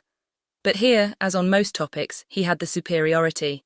For while Mary thought it a great shame that such a present was not made, he always contended for his father's having many other uses for his money, and a right to spend it as he liked. As to the management of their children, his theory was much better than his wife's, and his practice not so bad. "I could manage them very well, if it were not for Mary's interference," was what Anne often heard him say, and had a good deal of faith in.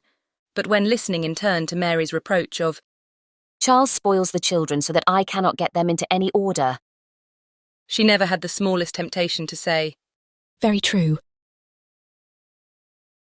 One of the least agreeable circumstances of her residence there was her being treated with too much confidence by all parties, and being too much in the secret of the complaints of each house.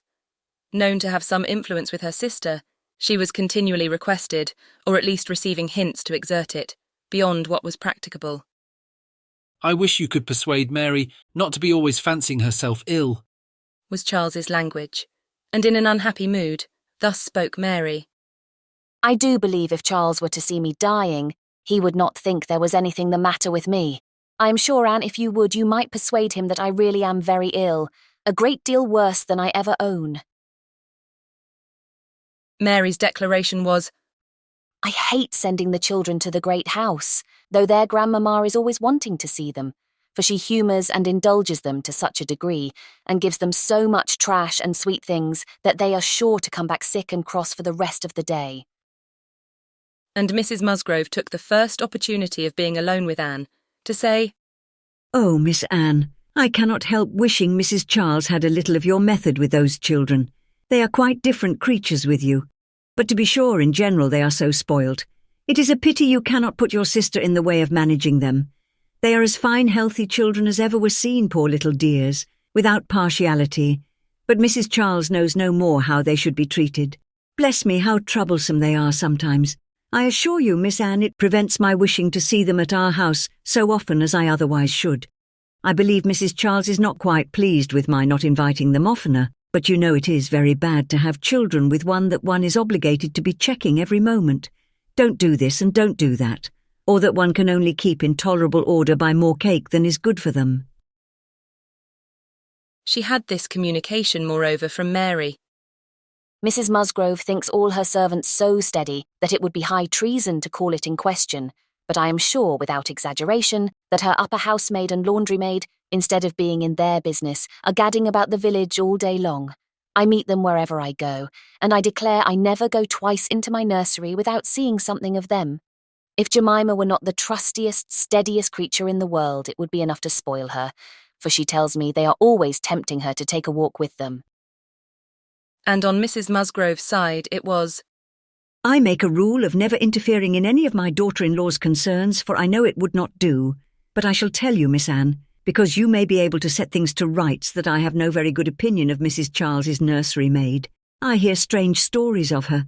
She's always upon the gad, and from my own knowledge I can declare she is such a fine dressing lady that she is enough to ruin any servant she comes near. Mrs. Charles quite swears by her, I know, but I just give you this hint, that you may be upon the watch, because if you see anything amiss, you need not be afraid of mentioning it. Again, it was Mary's complaint that Mrs. Musgrove was very apt not to give her the precedence that was her due when they dined at the great house with other families, and she did not see any reason why she was to be considered so much at home as to lose her place. And one day, when Anne was walking with only the Musgroves, one of them, after talking of rank, people of rank, and jealousy of rank, said, "I have no scruple of observing to you how nonsensical some persons are about their place, because all the world knows how easy and indifferent you are about it. But I wish anybody could give Mary a hint that it would be a great deal better if she were not so very tenacious, especially if she would not be always putting herself forward to take place of mamma. Nobody doubts her right to have precedence of mamma, but it would be more becoming in her not to be always insisting on it. It is not that mamma cares about it the least in the world, but I know it is taken notice of by many persons." How was Anne to set all these matters to rights? She could do little more than listen patiently, soften every grievance, and excuse each to the other, give them all hints of the forbearance necessary between such near neighbours, and make those hints broadest which were meant for her sister's benefit. In all other respects, her visit began and proceeded very well. Her own spirits improved by change of place and subject, by being removed 3 miles from Kellynch. Mary's ailments lessened by having a constant companion and their daily intercourse with the other family, since there was neither superior affection, confidence, nor employment in the cottage to be interrupted by it, was rather an advantage. It was certainly carried nearly as far as possible, for they met every morning, and hardly ever spent an evening asunder. But she believed they should not have done so well without the sight of Mr. and Mrs. Musgrove's respectable forms in the usual places, or without the talking, laughing, and singing of their daughters. She played a great deal better than either of the Miss Musgroves, but having no voice, no knowledge of the harp, and no fond parents to sit by and fancy themselves delighted, her performance was little thought of, only out of civility, or to refresh the others, as she was well aware. She knew that when she played she was giving pleasure only to herself, but this was no new sensation. Excepting one short period of her life, she had never, since the age of 14, never since the loss of her dear mother, known the happiness of being listened to, or encouraged by any just appreciation, or real taste. In music, she had been always used to feel alone in the world, and Mr. and Mrs. Musgrove's fond partiality for their own daughter's performance, and total indifference to any other person's, gave her much more pleasure for their sakes than mortification for her own. The party at the great house was sometimes increased by other company. The neighbourhood was not large, but the Musgroves were visited by everybody, and had more dinner parties, and more callers, more visitors by invitation and by chance, than any other family. They were more completely popular. The girls were wild for dancing, and the evenings ended occasionally in an unpremeditated little ball. There was a family of cousins within a walk of Uppercross, in less affluent circumstances, who depended on the Musgroves for all their pleasures. They would come at any time, and help play at anything or dance anywhere, and Anne, very much preferring the office of musician to a more active post, played country dances to them by the hour together, a kindness which always recommended her musical powers to the notice of Mr. and Mrs. Musgrove more than anything else, and often drew this compliment. "Well done, Miss Anne. Very well done indeed. Lord bless me, how those little fingers of yours fly about." So passed the first 3 weeks. Michaelmas came, and now Anne's heart must be in Kellynch again, a beloved home made over to others, all the precious rooms and furniture, groves and prospects, beginning to own other eyes and other limbs. She could not think of much else on the 29th of September, and she had this sympathetic touch in the evening from Mary, who, on having occasion to note down the day of the month, exclaimed, "Dear me, is not this the day the Crofts were to come to Kellynch? I am glad I did not think of it before. How low it makes me." The Crofts took possession with true naval alertness, and were to be visited. Mary deplored the necessity for herself. Nobody knew how much she should suffer. She should put it off as long as she could. but was not easy till she had talked Charles into driving her over on an early day, and was in a very animated, comfortable state of imaginary agitation when she came back. Anne had very sincerely rejoiced in there being no means of her going. She wished, however, to see the Crofts, and was glad to be within when the visit was returned. They came. The master of the house was not at home, but the two sisters were together, and as it chanced that Mrs. Croft fell to the share of Anne, while the Admiral sat by Mary and made himself very agreeable by his good-humoured notice of her little boys, she was well able to watch for a likeness, and if it failed her in the features, to catch it in the voice, or in the turn of sentiment and expression. Mrs. Croft, though neither tall nor fat, had a squareness, uprightness, and vigour of form which gave importance to her person. She had bright dark eyes, good teeth, and altogether an agreeable face, though her reddened and weather-beaten complexion, the consequence of her having been almost as much at sea as her husband, made her seem to have lived some years longer in the world than her real 38. Her manners were open, easy, and decided, like one who had no distrust of herself, and no doubts of what to do, without any approach to coarseness, however, or any want of good humour. Anne gave her credit indeed for feelings of great consideration towards herself, in all that related to Kellynch, and it pleased her, especially as she had satisfied herself in the very first half-minute, in the instant even of introduction, that there was not the smallest symptom of any knowledge or suspicion on Mrs. Croft's side, to give a bias of any sort.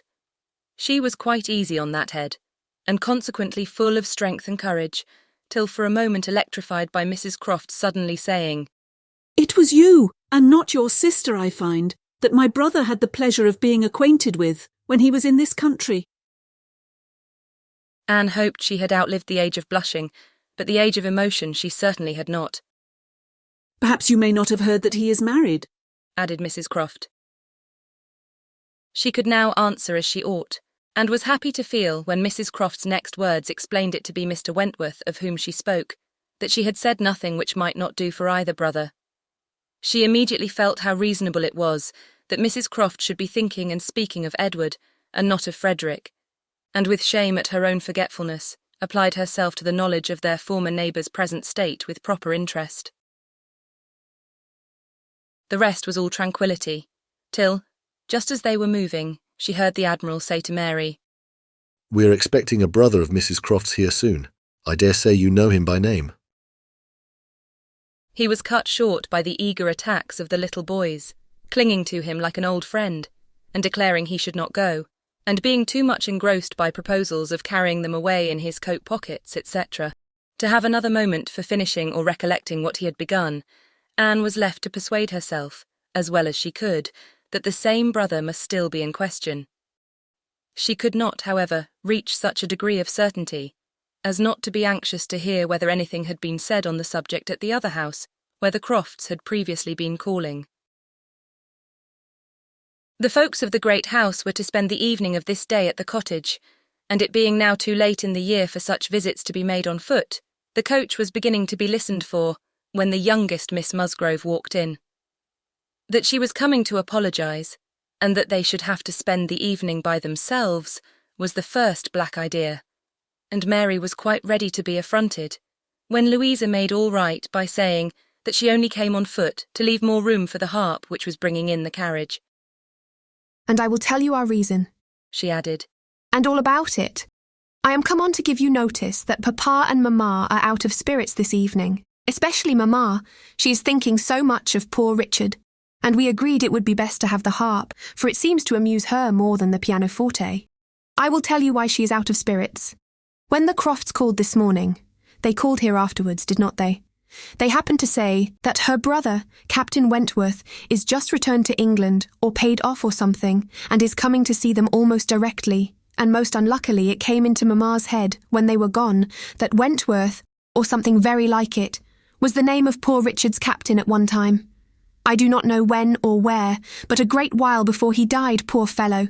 And upon looking over his letters and things, she found it was so, and is perfectly sure that this must be the very man. And her head is quite full of it, and of poor Richard, so we must be as merry as we can, that she may not be dwelling upon such gloomy things." The real circumstances of this pathetic piece of family history were that the Musgroves had had the ill fortune of a very troublesome, hopeless son, and the good fortune to lose him before he reached his 20th year, that he had been sent to sea because he was stupid and unmanageable on shore, that he had been very little cared for at any time by his family, though quite as much as he deserved, seldom heard of, and scarcely at all regretted, when the intelligence of his death abroad had worked its way to Upper Cross 2 years before. He had, in fact, though his sisters were now doing all they could for him, by calling him Poor Richard, been nothing better than a thick-headed, unfeeling, unprofitable Dick Musgrove, who had never done anything to entitle himself to more than the abbreviation of his name, living or dead. He had been several years at sea, and had, in the course of those removals to which all midshipmen are liable, and especially such midshipmen as every captain wishes to get rid of, been 6 months on board Captain Frederick Wentworth's frigate, the Laconia, and from the Laconia he had, under the influence of his captain, written the only 2 letters which his father and mother had ever received from him during the whole of his absence. That is to say, the only 2 disinterested letters. All the rest had been mere applications for money. In each letter he had spoken well of his captain, but yet, so little were they in the habit of attending to such matters, so unobservant and incurious were they as to the names of men or ships, that it had made scarcely any impression at the time, and that Mrs. Musgrove should have been suddenly struck, this very day, with a recollection of the name of Wentworth, as connected with her son, seemed one of those extraordinary bursts of mind which do sometimes occur. She had gone to her letters, and found it all as she supposed, and the reperusal of these letters, after so long an interval, her poor son gone forever, and all the strength of his faults forgotten, had affected her spirits exceedingly, and thrown her into greater grief for him than she had known on first hearing of his death. Mr. Musgrove was, in a lesser degree, affected likewise, and when they reached the cottage, they were evidently in want first of being listened to anew on this subject, and afterwards of all the relief which cheerful companions could give them.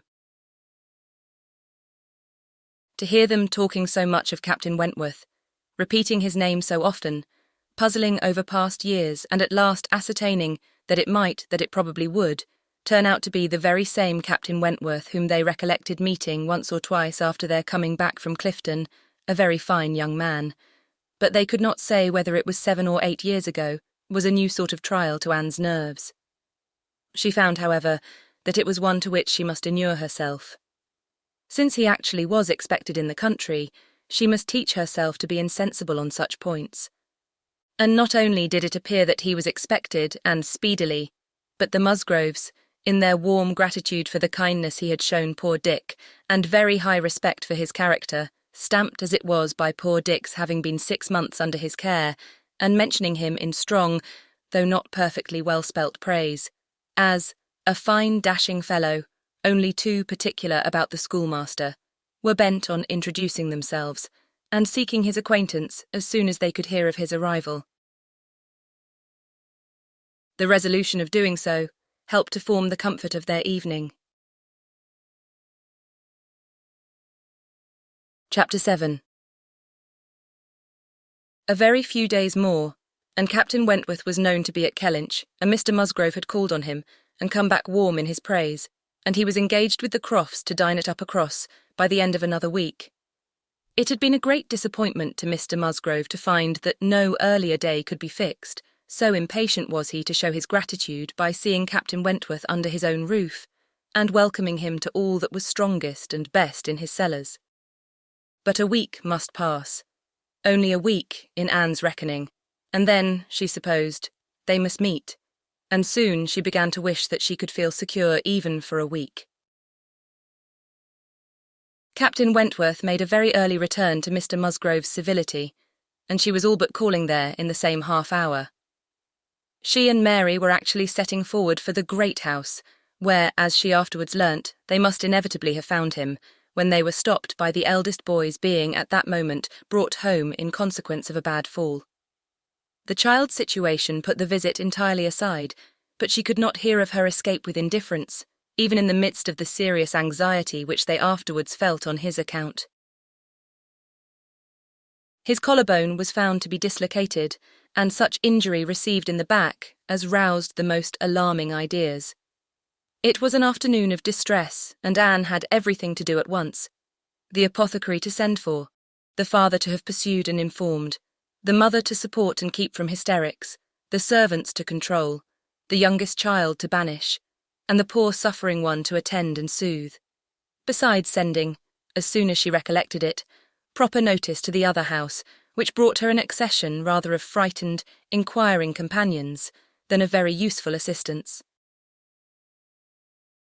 Her brother's return was the first comfort.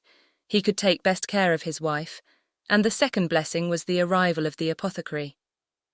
Till he came and had examined the child, their apprehensions were the worse for being vague. They suspected great injury, but knew not where. But now the collarbone was soon replaced, and though Mr. Robinson felt, and rubbed and looked grave and spoke low words both to the father and the aunt, still they were all to hope the best, and to be able to part and eat their dinner in tolerable ease of mind. And then it was, just before they parted, that the two young aunts were able so far to digress from their nephew's state as to give the information of Captain Wentworth's visit, staying 5 minutes behind their father and mother, to endeavour to express how perfectly delighted they were with him, how much handsomer, how infinitely more agreeable they thought him than any individual among their male acquaintance, who had been at all a favourite before. How glad they had been to hear papa invite him to stay dinner, how sorry when he said it was quite out of his power, and how glad again when he had promised in reply to papa and mamma's farther pressing invitations to come and dine with them on the morrow, actually on the morrow, and he had promised it in so pleasant a manner, as if he felt all the motive of their attention just as he ought, and in short, he had looked and said everything with such exquisite grace, that they could assure them all their heads were both turned by him, and off they ran, quite as full of glee as of love, and apparently more full of Captain Wentworth than of little Charles. The same story and the same raptures were repeated when the two girls came with their father through the gloom of the evening to make inquiries, and Mr. Musgrove, no longer under the first uneasiness about his heir, could add his confirmation and praise, and hope there would be now no occasion for putting Captain Wentworth off, and only be sorry to think that the cottage party, probably, would not like to leave the little boy, to give him the meeting. Oh no, as to leaving the little boy, both father and mother were in much too strong and recent alarm to bear the thought, and Anne, in the joy of the escape, could not help adding her warm protestations to theirs. Charles Musgrove, indeed, afterwards showed more of inclination. The child was going on so well, and he wished so much to be introduced to Captain Wentworth that perhaps he might join them in the evening. He would not dine from home, but he might walk in for half an hour. But in this he was eagerly opposed by his wife, with, "Oh no, indeed, Charles, I cannot bear to have you go away. Only think if anything should happen." The child had a good night, and was going on well the next day. It must be a work of time to ascertain that no injury had been done to the spine, but Mr. Robinson found nothing to increase alarm, and Charles Musgrove began consequently to feel no necessity for longer confinement. The child was to be kept in bed and amused as quietly as possible, but what was there for a father to do? This was quite a female case, and it would be highly absurd in him, who could be of no use at home, to shut himself up. His father very much wished him to meet Captain Wentworth, and there being no sufficient reason against it, he ought to go. And it ended in his making a bold, public declaration, when he came in from shooting, of his meaning to dress directly and dine at the other house. "Nothing can be going on better than the child," said he. "So I told my father just now that I would come, and he thought me quite right. Your sister being with you, my love, I have no scruple at all. You would not like to leave him yourself, but you see I can be of no use. Anne will send for me if anything is the matter." Husbands and wives generally understand when opposition will be vain. Mary knew from Charles's manner of speaking that he was quite determined on going, and that it would be of no use to tease him. She said nothing, therefore, till he was out of the room, but as soon as there was only Anne to hear. "So you and I are to be left to shift by ourselves with this poor sick child, and not a creature coming near us all the evening. I knew how it would be. This is always my luck. If there is anything disagreeable going on, men are always sure to get out of it, and Charles is as bad as any of them. Very unfeeling. I must say it is very unfeeling of him to be running away from his poor little boy. Talks of his being going on so well. How does he know that he is going on well? Or that there may not be a sudden change half an hour hence? I did not think Charles would have been so unfeeling. So here he is to go away and enjoy himself, and because I am the poor mother, I am not to be allowed to stir. And yet I am sure I am more unfit than anybody else to be about the child. My being the mother is the very reason why my feelings should not be tried. I am not at all equal to it. You saw how hysterical I was yesterday. But that was only the effect of the suddenness of your alarm, of the shock. You will not be hysterical again. I dare say we shall have nothing to distress us. I perfectly understand Mr. Robinson's directions and have no fears. And indeed, Mary, I cannot wonder at your husband. Nursing does not belong to a man, it is not his province. A sick child is always the mother's property. Her own feelings generally make it so. I hope I'm as fond of my child as any mother, but I do not know that I am of any more use in the sick room than Charles, for I cannot be always scolding and teasing the poor child when it is ill. And you saw this morning that if I told him to keep quiet, he was sure to begin kicking about. I have not nerves for the sort of thing.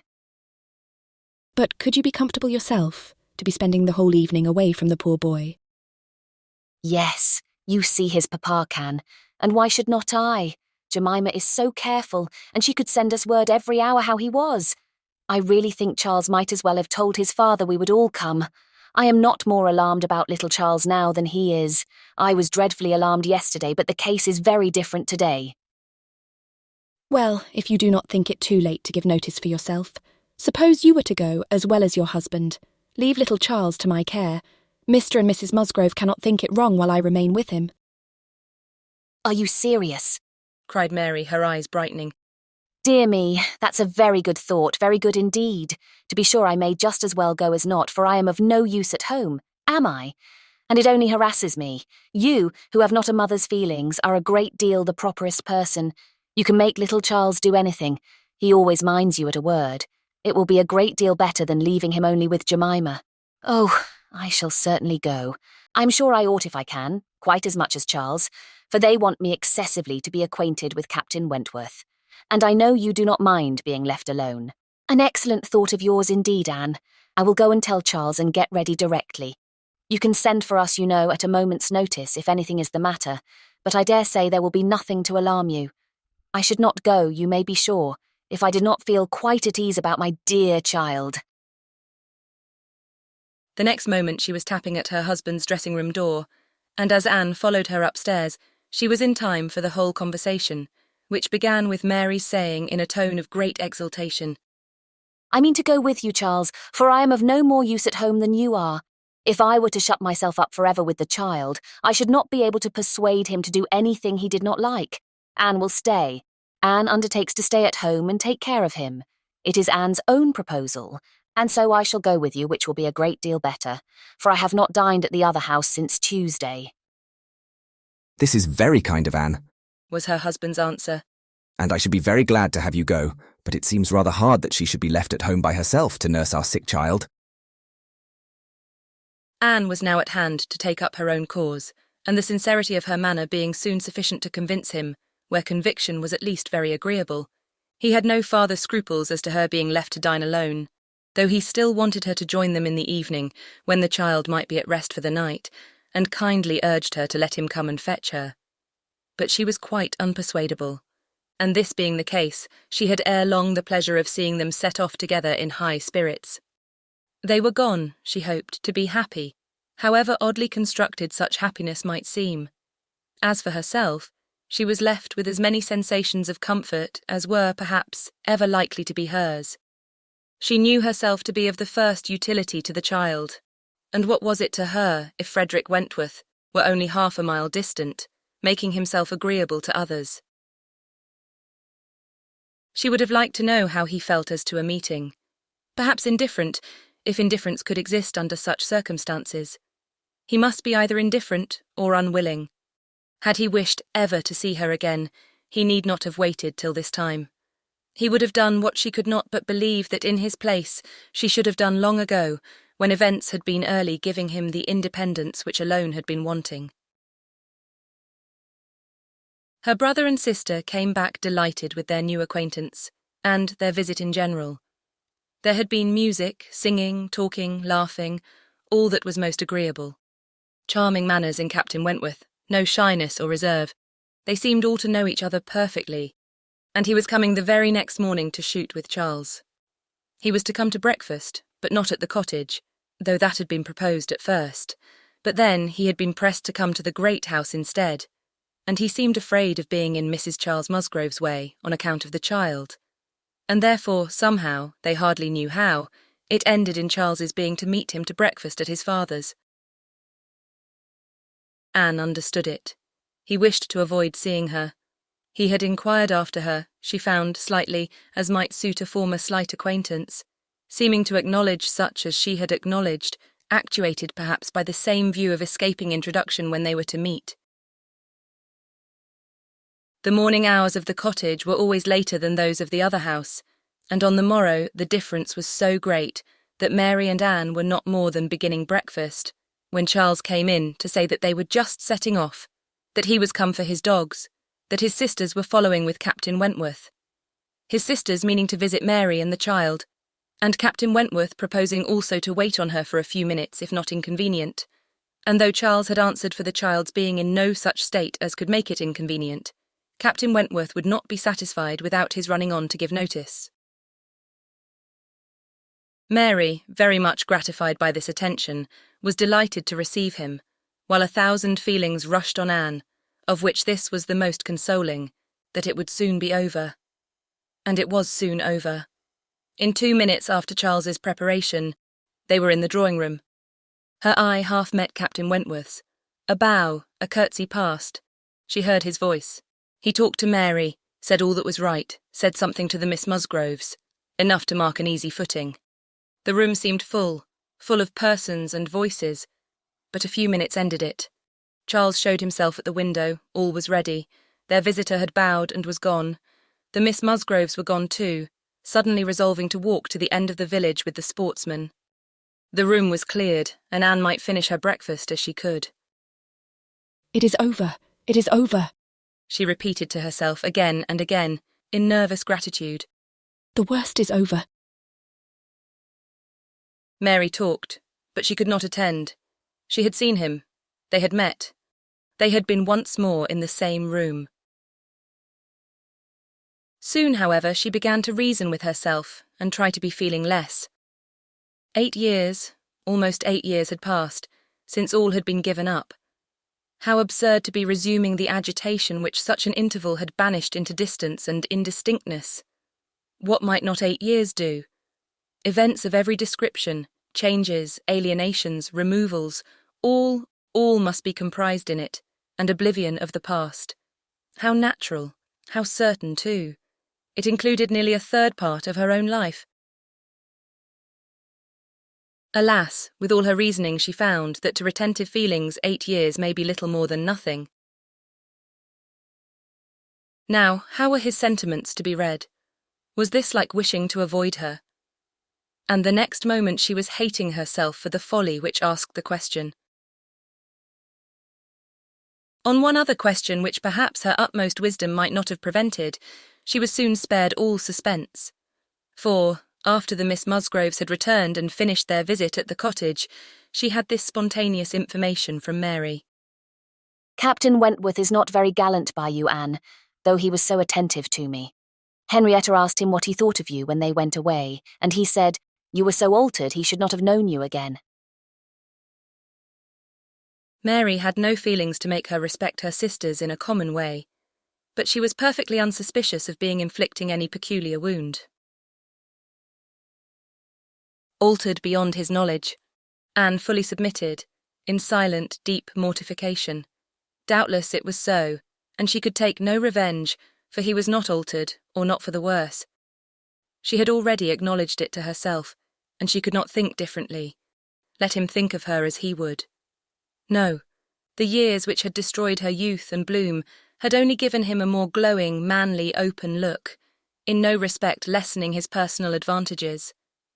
She had seen the same Frederick Wentworth. So altered that he should not have known her again. These were words which could not but dwell with her, yet she soon began to rejoice that she had heard them. They were of sobering tendency, they allayed agitation, they composed and consequently must make her happier. Frederick Wentworth had used such words, or something like them, but without an idea that they would be carried round to her. He had thought her wretchedly altered, and in the first moment of appeal had spoken as he felt. He had not forgiven Anne Elliot. She had used him ill, deserted and disappointed him, and worse, she had shown a feebleness of character in doing so, which his own decided, confident temper could not endure. She had given him up to oblige others. It had been the effect of over-persuasion. It had been weakness and timidity. He had been most warmly attached to her, and had never seen a woman since whom he thought her equal, but except from some natural sensation of curiosity, he had no desire of meeting her again. Her power with him was gone forever. It was now his object to marry. He was rich, and being turned on shore, fully intended to settle as soon as he could be properly tempted, actually looking round, ready to fall in love with all the speed which a clear head and a quick taste could allow. He had a heart for either of the Miss Musgroves if they could catch it.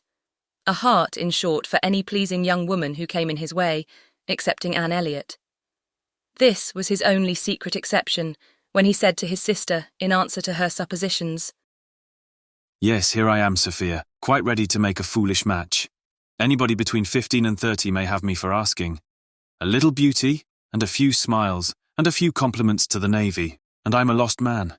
Should not this be enough for a sailor who has had no society among women to make him nice?" He said it, she knew, to be contradicted. His bright, proud eye spoke the conviction that he was nice, and Anne Elliot was not out of his thoughts when he more seriously described the woman he should wish to meet with. "A strong mind with sweetness of manner," made the first and the last of the description. "That is the woman I want," said he. "Something a little inferior I shall of course put up with, but it must not be much. If I am a fool, I shall be a fool indeed, for I have thought on the subject more than most men." Chapter 8. From this time, Captain Wentworth and Anne Elliot were repeatedly in the same circle. They were soon dining in company together at Mr. Musgrove's, for the little boy's state could no longer supply his aunt with a pretence for absenting herself, and this was but the beginning of other dining and other meetings. Whether former feelings were to be renewed must be brought to the proof. Former times must undoubtedly be brought to the recollection of each. They could not but be reverted to. The year of their engagement could not but be named by him, in the little narratives or descriptions which conversation called forth. His profession qualified him, his disposition lead him, to talk, and "That was in the year 6. That happened before I went to sea in the year 6. occurred in the course of the first evening they spent together, and though his voice did not falter, and though she had no reason to suppose his eye wandering towards her while he spoke, Anne felt the utter impossibility, from her knowledge of his mind, that he could be unvisited by remembrance any more than herself. There must be the same immediate association of thought, though she was very far from conceiving it to be of equal pain. They had no conversation together, no intercourse but what the commonest civility required. Once so much to each other, now nothing. There had been a time when, of all the large party now filling the drawing-room at Upper Cross, they would have found it most difficult to cease to speak to one another. With the exception, perhaps, of Admiral and Mrs. Croft, who seemed particularly attached and happy, Anne could allow no other exceptions even among the married couples.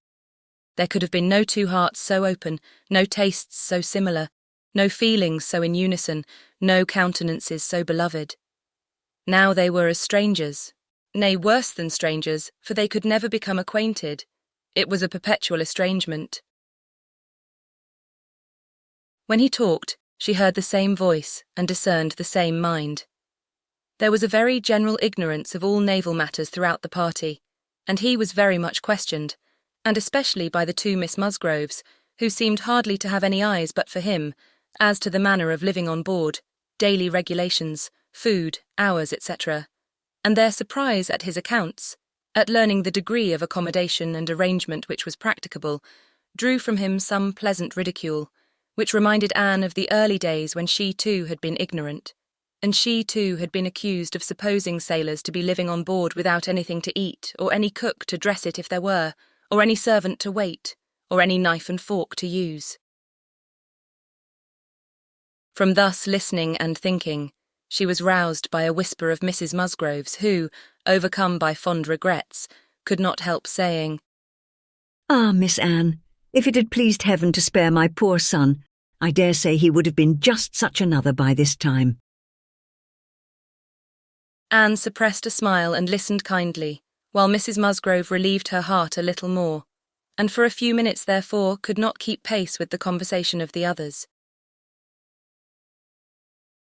When she could let her attention take its natural course again, she found the Miss Musgroves just fetching the Navy List, their own Navy List, the first that had ever been at Uppercross, and sitting down together to pore over it, with the professed view of finding out the ships that Captain Wentworth had commanded.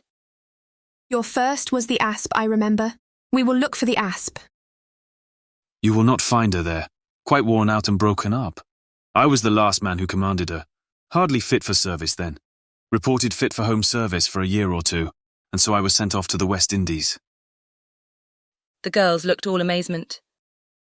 The Admiralty, he continued, entertain themselves now and then, with sending a few hundred men to sea, in a ship not fit to be employed, but they have a great many to provide for, and among the thousands that may just as well go to the bottom as not, it is impossible for them to distinguish the very set who may be least missed. "Foo, foo," cried the Admiral. "What stuff these young fellows talk. Never was a better sloop than the Asp in her day. For an old-built sloop you would not see her equal. Lucky fellow to get her. He knows there must have been 20 better men than himself applying for her at the same time. Lucky fellow to get anything so soon with no more interest than his." I felt my luck, Admiral, I assure you, replied Captain Wentworth seriously. I was as well satisfied with my appointment as you can desire. It was a great object with me at that time to be at sea. A very great object. I wanted to be doing something. "To be sure you did. What should a young fellow like you do ashore for half a year together? If a man had not a wife, he soon wants to be afloat again." But Captain Wentworth, cried Louisa, how vexed you must have been when you came to the Asp, to see what an old thing they had given you. I knew pretty well what she was before that day, said he, smiling. I had no more discoveries to make than you would have, as to the fashion and strength of any old police, which you had seen lent about among half your acquaintance ever since you could remember, and which at last on some very wet day is lent to yourself. Ah, she was a dear old Asp to me. She did all that I wanted. I knew she would. I knew that we should either go to the bottom together, or that she would be the making of me. And I never had 2 days of foul weather all the time I was at sea in her. And after taking privateers enough to be very entertaining, I had the good luck in my passage home the next autumn to fall in with the very French frigate I wanted. I brought her into Plymouth, and here another instance of luck. We had not been 6 hours in the Sound when a gale came on, which lasted 4 days and nights, and which would have done for poor old Asp in half the time. Our touch with the great nation not having much improved our condition. 24 hours later, and I should only have been a gallant Captain Wentworth, in a small paragraph at one corner of the newspapers, and being lost in only a sloop, nobody would have thought about me. Anne's shudderings were to herself alone, but the Miss Musgroves could be as open as they were sincere in their exclamations of pity and horror.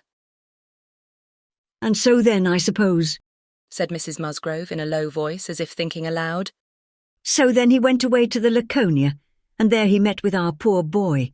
Charles, my dear," beckoning him to her, "do ask Captain Wentworth where it was he first met with your poor brother. I always forgot." It was at Gibraltar, Mother, I know. Dick had been left ill at Gibraltar, with a recommendation from his former captain to Captain Wentworth. "Oh, but Charles, tell Captain Wentworth he need not be afraid of mentioning poor Dick before me, for it would be rather a pleasure to hear him talked of by such a good friend." Charles, being somewhat more mindful of the probabilities of the case, only nodded in reply and walked away. The girls were now hunting for the Laconia, and Captain Wentworth could not deny himself the pleasure of taking the precious volume into his own hands to save them the trouble. and once more read aloud the little statement of her name and rate, and present non-commissioned class, observing over it that she too had been one of the best friends man ever had. Ah, those were pleasant days when I had the Laconia. How fast I made money in her. A friend of mine and I had such a lovely cruise together off the Western Islands. Poor Harville, sister. You know how much he wanted money. Worse than myself. He had a wife, excellent fellow. I shall never forget his happiness. He felt it all so much for her sake. I wished for him again the next summer, when I had still the same luck in the Mediterranean. And I am sure, sir, said Mrs. Musgrove, it was a lucky day for us when you were put captain into that ship. We shall never forget what you did. Her feelings made her speak low, and Captain Wentworth, hearing only in part and probably not having Dick Musgrove at all near his thoughts, looked rather in suspense and as if waiting for more. My brother, whispered one of the girls. Mamma is thinking of poor Richard. Poor dear fellow, continued Mrs. Musgrove. He was grown so steady and such an excellent correspondent while he was under your care. Ah, it would have been a happy thing if he had never left you. I assure you, Captain Wentworth, we are very sorry he ever left you.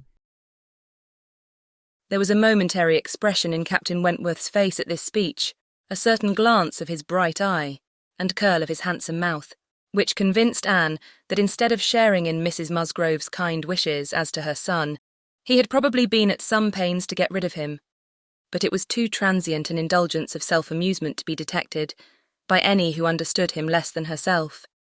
In another moment, he was perfectly collected and serious, and almost instantly afterwards coming up to the sofa on which she and Mrs. Musgrove were sitting, took a place by the latter, and entered into conversation with her in a low voice about her son, doing it with so much sympathy and natural grace, as showed the kindest consideration for all that was real and unabsurd in the parents' feelings.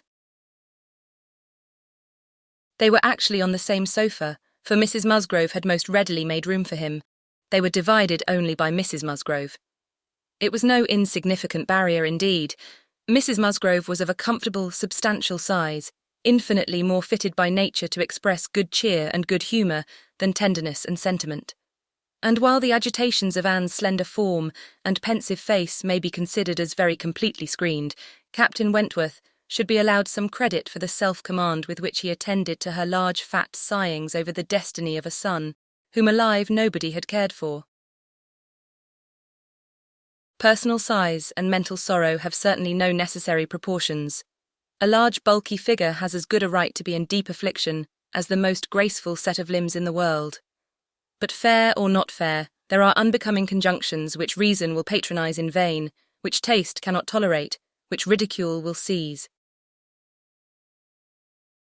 The Admiral, after taking 2 or 3 refreshing turns about the room with his hands behind him, being called to order by his wife, now came up to Captain Wentworth, and without any observation of what he might be interrupting, thinking only of his own thoughts, began with, If you had been a week later at Lisbon last spring, Frederick, you would have been asked to give a passage to Lady Mary Grierson and her daughters.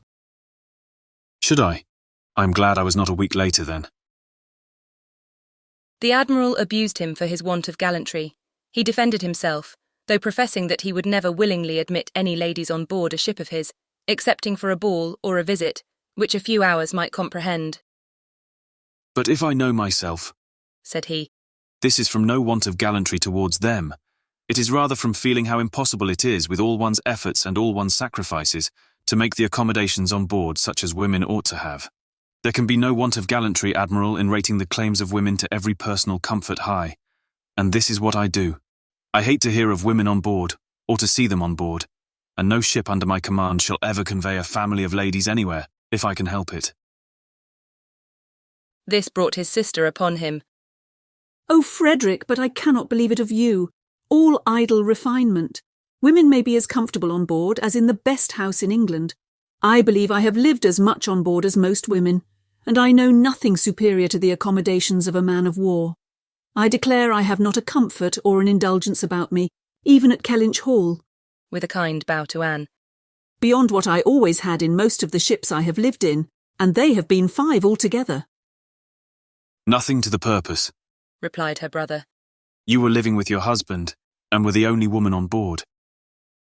But you yourself brought Mrs. Harville, her sister, her cousin and 3 children, round from Portsmouth to Plymouth. Where was this superfine, extraordinary sort of gallantry of yours then? All merged in my friendship, Sophia. I would assist any brother officer's wife that I could, and I would bring anything of Harville's from the world's end, if he wanted it. But do not imagine that I did not feel it an evil in itself. Depend upon it, they were all perfectly comfortable. I might not like them the better for that, perhaps. Such a number of women and children have no right to be comfortable on board. My dear Frederick, you are talking quite idly. Pray, what would become of us poor sailors' wives, who often want to be conveyed to one port or another after our husbands, if everybody had your feelings? My feelings, you see, did not prevent my taking Mrs. Harville and all her family to Plymouth. But I hate to hear you talking so like a fine gentleman, and as if women were all fine ladies instead of rational creatures. We none of us expect to be in smooth water all our days. Ah, my dear, said the Admiral. when he has got a wife, he will sing a different tune. When he is married, if we have the good luck to live to another war, we shall see him do as you and I and a great many others have done. We shall have him very thankful to anybody that will bring him his wife. Aye, that we shall. Now I have done. Cried Captain Wentworth. When once married, people begin to attack me with, "Oh, you will think very differently when you are married." I can only say, "No, I shall not." And then they say again, "Yes, you will." And there is an end of it. He got up and moved away. What a great traveller you must have been, ma'am, said Mrs. Musgrove to Mrs. Croft. Pretty well, ma'am, in the 15 years of my marriage, though many women have done more. I have crossed the Atlantic 4 times, and have been once to the East Indies and back again, and only once, besides being in different places about home, Cork and Lisbon and Gibraltar. But I never went beyond the Straits, and never was in the West Indies. We do not call Bermuda or Bahama, you know, the West Indies. Mrs. Musgrove had not a word to say in dissent. She could not accuse herself of having ever called them anything in the whole course of her life. And I do assure you, ma'am, pursued Mrs. Croft, that nothing can exceed the accommodations of a man of war. I speak, you know, of the higher rates. When you come to a frigate, of course, you are more confined, though any reasonable woman may be perfectly happy in one of them. And I can safely say that the happiest part of my life has been spent on board a ship. While we were together, you know, there was nothing to be feared. Thank God, I have always been blessed with excellent health and no climate disagrees with me. A little disordered always the first 24 hours of going to sea, but never knew what sickness was afterwards. The only time I ever really suffered in body or mind, the only time that I ever fancied myself unwell or had any ideas of danger, was the winter that I passed by myself at Deal, when the Admiral, Captain Croft then, was in the North Seas. I lived in perpetual fright at that time, and had all manner of imaginary complaints from not knowing what to do with myself, or when I should hear from him next. But as long as we could be together, nothing ever ailed me, and I never met with the smallest inconvenience. Aye, to be sure. Yes, indeed. Oh, yes. I'm quite of your opinion, Mrs. Croft, was Mrs. Musgrove's hearty answer. There is nothing so bad as a separation. I am quite of your opinion. I know what it is, for Mr. Musgrove always attends the assizes, and I'm so glad when they are over and he is safe back again.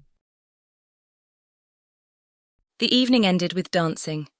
On its being proposed, Anne offered her services as usual, and though her eyes would sometimes fill with tears as she sat at the instrument, she was extremely glad to be employed, and desired nothing in return but to be unobserved. It was a merry, joyous party, and no one seemed in higher spirits than Captain Wentworth. She felt that he had everything to elevate him, which general attention and deference, and especially the attention of all the young women, could do. The Miss Hayters, the females of the family of cousins already mentioned, were apparently admitted to the honour of being in love with him, and as for Henrietta and Louisa, they both seemed so entirely occupied by him that nothing but the continued appearance of the most perfect goodwill between themselves could have made it credible that they were not decided rivals. If he were a little spoilt by such universal, such eager admiration, who could wonder? These were some of the thoughts which occupied Anne while her fingers were mechanically at work, proceeding for half an hour together, equally without error and without consciousness. Once she felt that he was looking at herself, observing her altered features perhaps, trying to trace in them the ruins of the face which had once charmed him. And once she knew that he must have spoken of her. She was hardly aware of it, till she heard the answer. But then she was sure of his having asked his partner whether Miss Elliot never danced. The answer was, "Oh no, never. She has quite given up dancing. She had rather play. She is never tired of playing."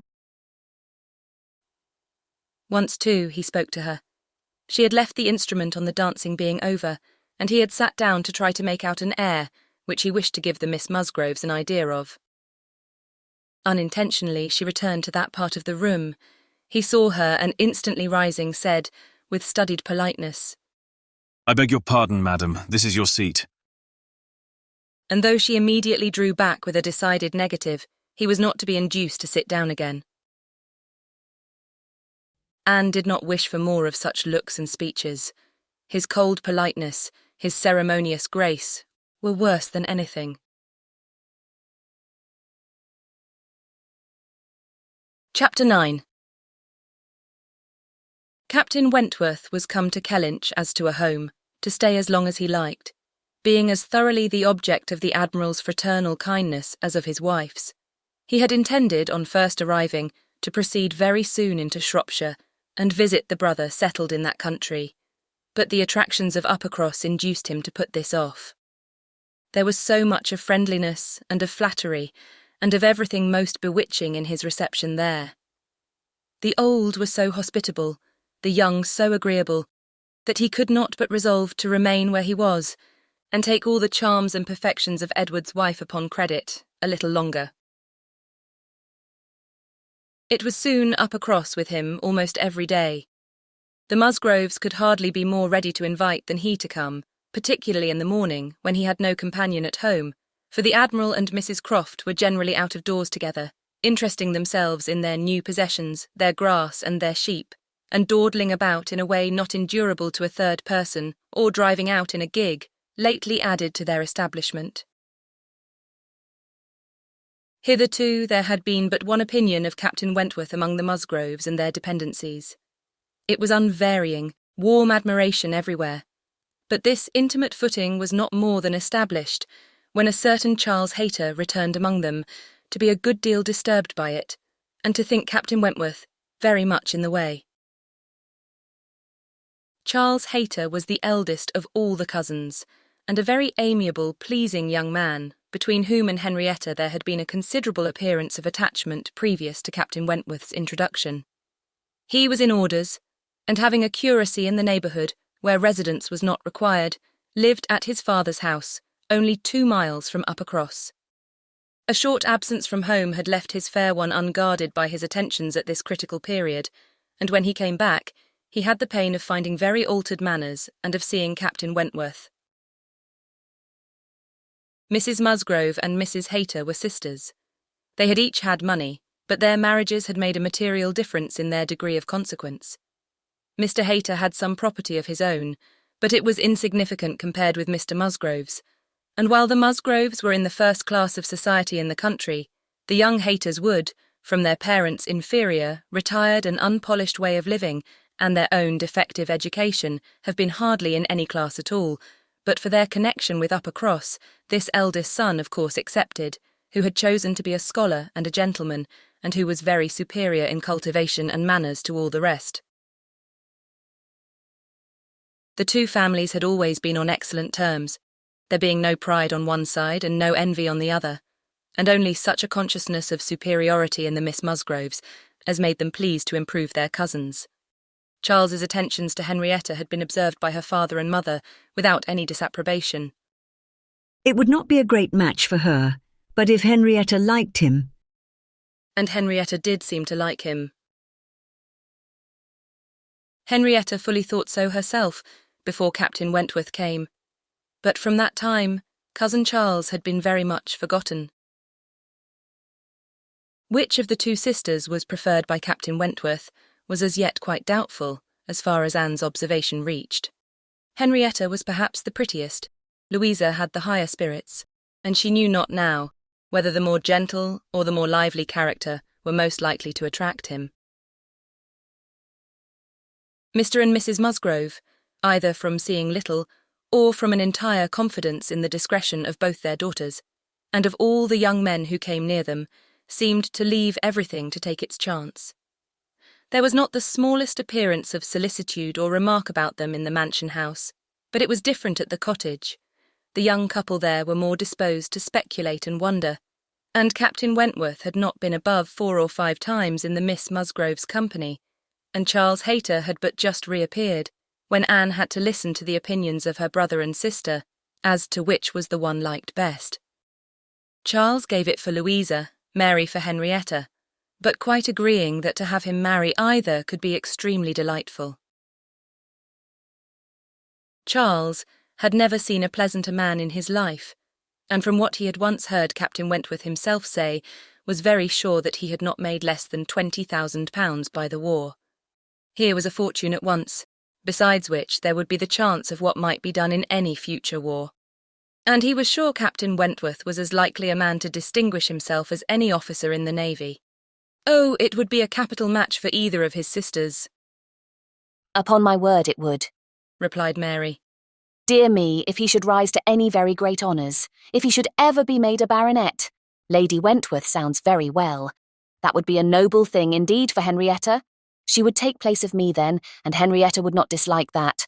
Sir Frederick and Lady Wentworth.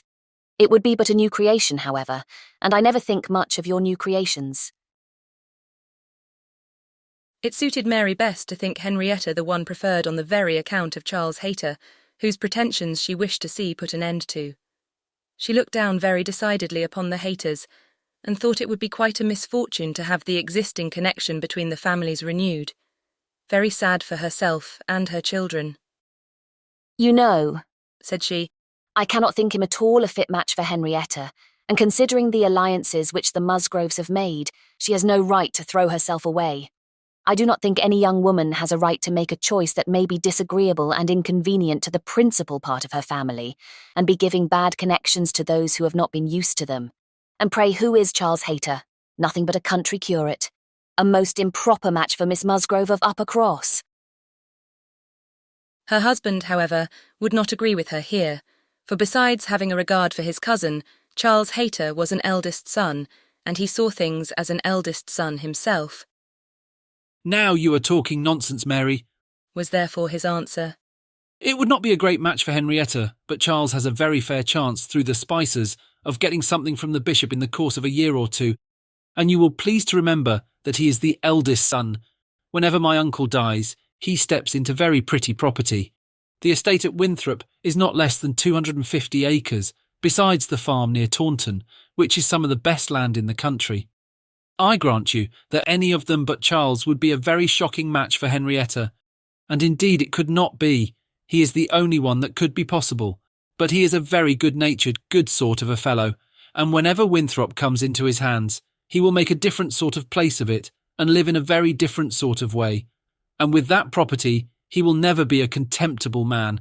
Good, freehold property. No, Henrietta might do worse than marry Charles Hayter, and if she has him, and Louisa can get Captain Wentworth, I shall be very well satisfied. Charles may say what he pleases, cried Mary to Anne as soon as he was out of the room, but it would be shocking to have Henrietta marry Charles Hayter, a very bad thing for her, and still worse for me, and therefore it is very much to be wished that Captain Wentworth may soon put him quite out of her head, and I have very little doubt that he has. She took hardly any notice of Charles Hayter yesterday. I wish you had been there to see her behaviour. And as to Captain Wentworth's liking Louisa as well as Henrietta, it is nonsense to say so, for he certainly does like Henrietta a great deal the best. But Charles is so positive. I wish you had been with us yesterday, for then you might have decided between us, and I'm sure you would have thought as I did, unless you had been determined to give it against me. A dinner at Mr. Musgrove's had been the occasion when all these things should have been seen by Anne, but she had stayed at home, under the mixed plea of a headache of her own, and some return of indisposition in little Charles. She had thought only of avoiding Captain Wentworth, but an escape from being appealed to as umpire was now added to the advantages of a quiet evening. As to Captain Wentworth's views, she deemed it of more consequence that he should know his own mind early enough not to be endangering the happiness of either sister, or impeaching his own honour, than that he should prefer Henrietta to Louisa, or Louisa to Henrietta. Either of them would, in all probability, make him an affectionate, good-humoured wife. With regard to Charles Hayter, she had delicacy which must be pained by any lightness of conduct in a well-meaning young woman, and a heart to sympathise in any of the sufferings it occasioned. But if Henrietta found herself mistaken in the nature of her feelings, the alteration could not be understood too soon. Charles Hayter had met with much to disquiet and mortify him in his cousin's behaviour.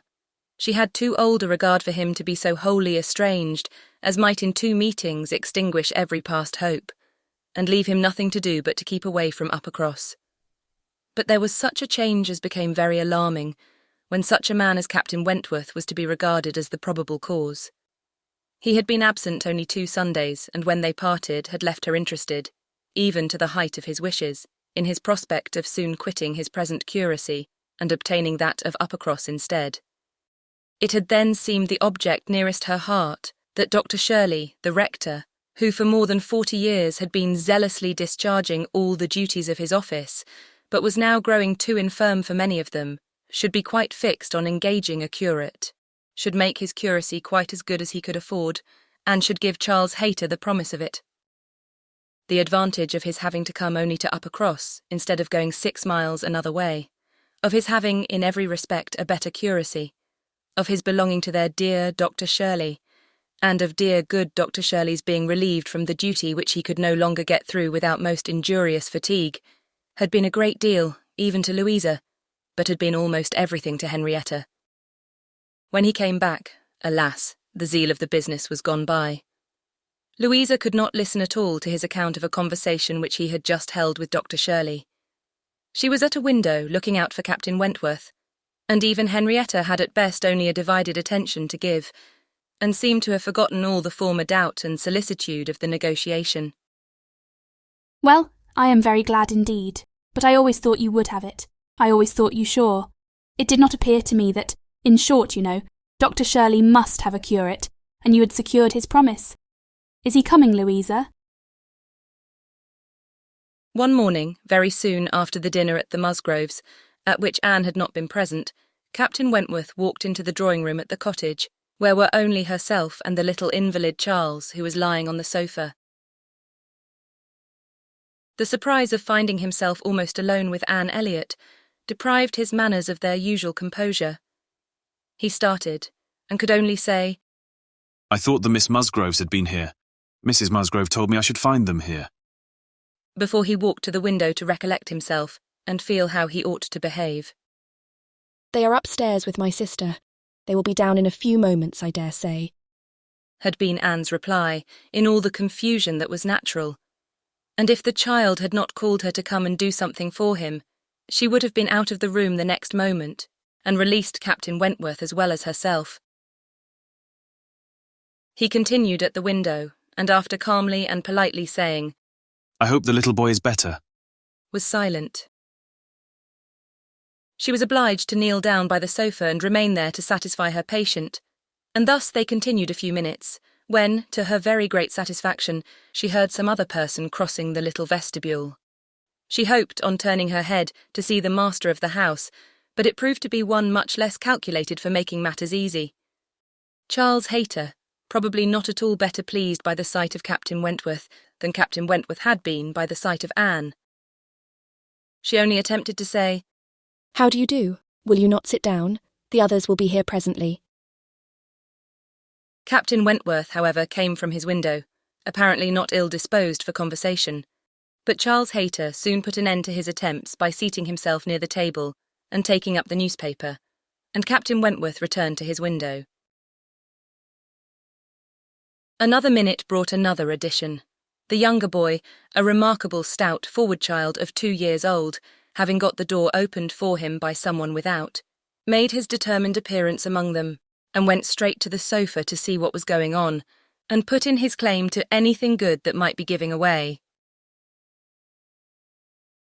There being nothing to eat, he could only have some play, and as his aunt would not let him tease his sick brother, he began to fasten himself upon her, as she knelt in such a way that, busy as she was about Charles, she could not shake him off. She spoke to him, ordered, entreated, and insisted in vain. Once she did contrive to push him away, but the boy had the greater pleasure in getting upon her back again directly. "Walter," said she, "get down this moment. You are extremely troublesome. I am very angry with you." "Walter," cried Charles Hayter, "why do you not do as you are bid? Do not you hear your aunt speak? Come to me, Walter. Come to Cousin Charles." but not a bit did Walter stir. In another moment, however, she found herself in the state of being released from him. Someone was taking him from her, though he had bent down her head so much that his little sturdy hands were unfastened from around her neck, and he was resolutely borne away before she knew that Captain Wentworth had done it. Her sensations on the discovery made her perfectly speechless. She could not even thank him. She could only hang over little Charles, with most disordered feelings. His kindness in stepping forward to her relief, the manner, the silence in which it had passed, the little particulars of the circumstance, with the conviction soon forced on her by the noise he was studiously making with the child, that he meant to avoid hearing her thanks, and rather sought to testify that her conversation was the last of his wants, produced such a confusion of varying, but very painful agitation, as she could not recover from, till enabled by the entrance of Mary and the Miss Musgroves to make over her little patient to their cares, and leave the room. She could not stay. It might have been an opportunity of watching the loves and jealousies of the four. They were now all together, but she could stay for none of it. It was evident that Charles Hayter was not well inclined towards Captain Wentworth. She had a strong impression of his having said, in a vexed tone of voice, after Captain Wentworth's interference, "You ought to have minded me, Walter. I told you not to tease your aunt," and could comprehend his regretting that Captain Wentworth should do what he ought to have done himself. But neither Charles Hayter's feelings, nor anybody's feelings, could interest her, till she had a little better arranged her own. She was ashamed of herself, quite ashamed of being so nervous, so overcome by such a trifle. But so it was, and it required a long application of solitude and reflection to recover her. Chapter 10. Other opportunities of making her observations could not fail to occur. Anne had soon been in company with all the four together often enough to have an opinion, though too wise to acknowledge as much at home, where she knew it would have satisfied neither husband nor wife, for while she considered Louisa to be rather the favourite, she could not but think, as far as she might dare to judge from memory and experience, that Captain Wentworth was not in love with either. They were more in love with him. Yet there it was not love. It was a little fever of admiration, but it might, probably must, end in love with some. Charles Hayter seemed aware of being slighted, and yet Henrietta had sometimes the air of being divided between them. Anne longed for the power of representing to them all what they were about, and of pointing out some of the evils they were exposing themselves to. She did not attribute guile to any. It was the highest satisfaction to her to believe Captain Wentworth not in the least aware of the pain he was occasioning. There was no triumph, no pitiful triumph in his manner. He had probably never heard and never thought of any claims of Charles Hayter. He was only wrong in accepting the attentions, for accepting must be the word, of two young women at once. After a short struggle, however, Charles Hayter seemed to quit the field. 3 days had passed without his coming once to Uppercross.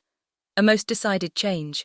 He had even refused one regular invitation to dinner, and having been found on the occasion by Mr. Musgrove with some large books before him, Mr. and Mrs. Musgrove were sure all could not be right, and talked with grave faces of his studying himself to death.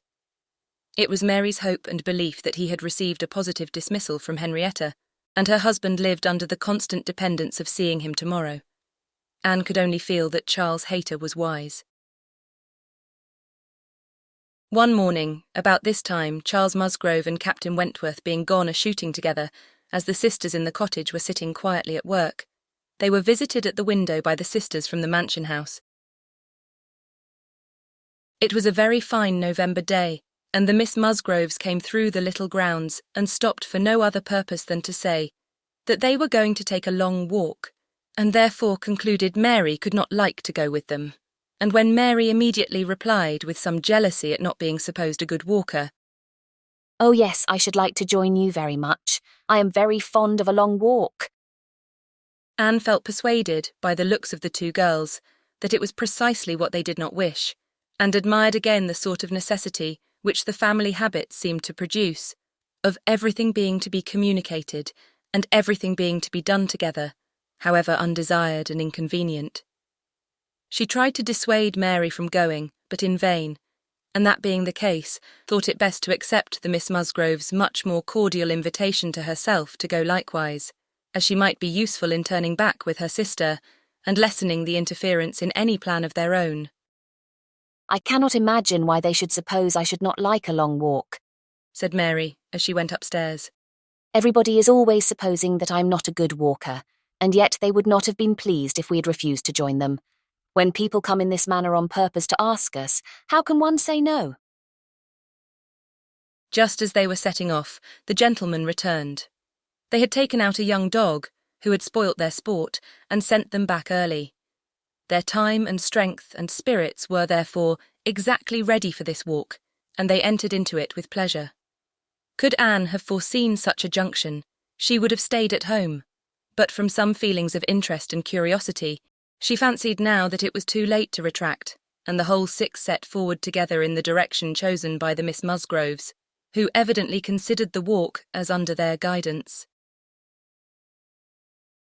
Anne's object was, not to be in the way of anybody, and where the narrow paths across the fields made many separations necessary, to keep with her brother and sister.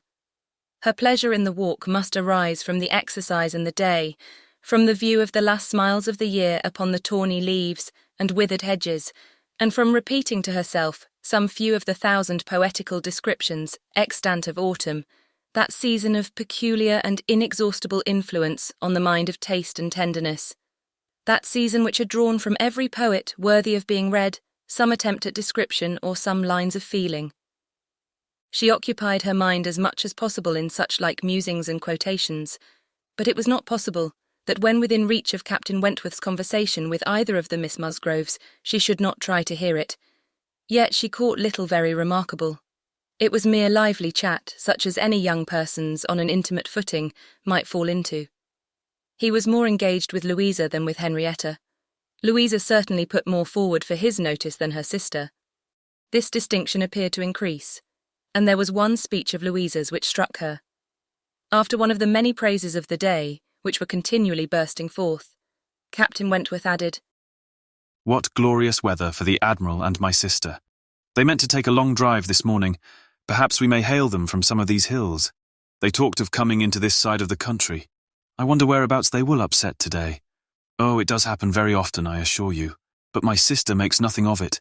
She would as lieve be tossed out as not. Ah, you make the most of it, I know, cried Louisa.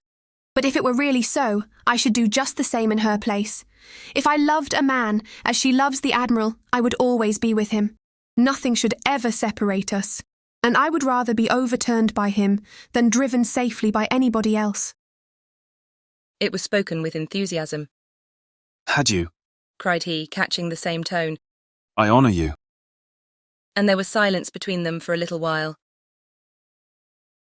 Anne could not immediately fall into a quotation again.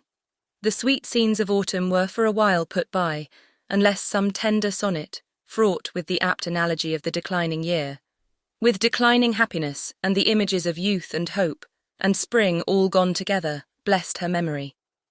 She roused herself to say, as they struck by order into another path, Is not this one of the ways to Winthrop?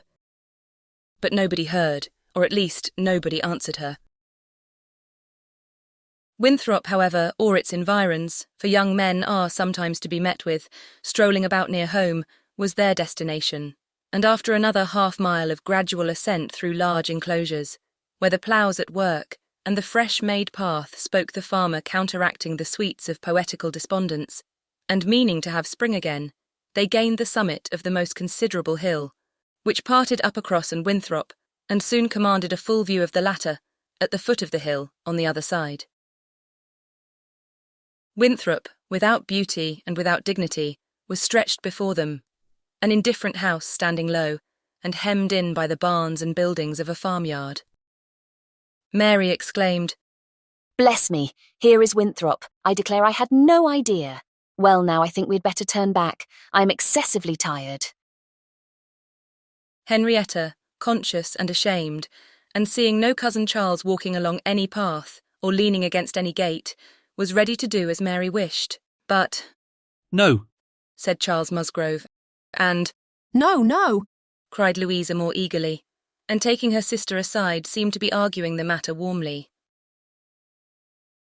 Charles, in the meanwhile, was very decidedly declaring his resolution of calling on his aunt, now that he was so near, and very evidently, though more fearfully, trying to induce his wife to go too. But this was one of the points on which the lady showed her strength, and when he recommended the advantage of resting herself a quarter of an hour at Winthrop, as she felt so tired, she resolutely answered, "Oh, no, indeed. Walking up that hill again would do her more harm than any sitting down could do her good." And in short, her look and manner declared that go she would not. After a little succession of these sort of debates and consultations, it was settled between Charles and his two sisters that he and Henrietta should just run down for a few minutes to see their aunt and cousins, while the rest of the party waited for them at the top of the hill. Louisa seemed the principal arranger of the plan, and as she went a little way with them, down the hill, still talking to Henrietta, Mary took the opportunity of looking scornfully around her and saying to Captain Wentworth, It is very unpleasant having such connections, but I assure you, I have never been in the house above twice in my life.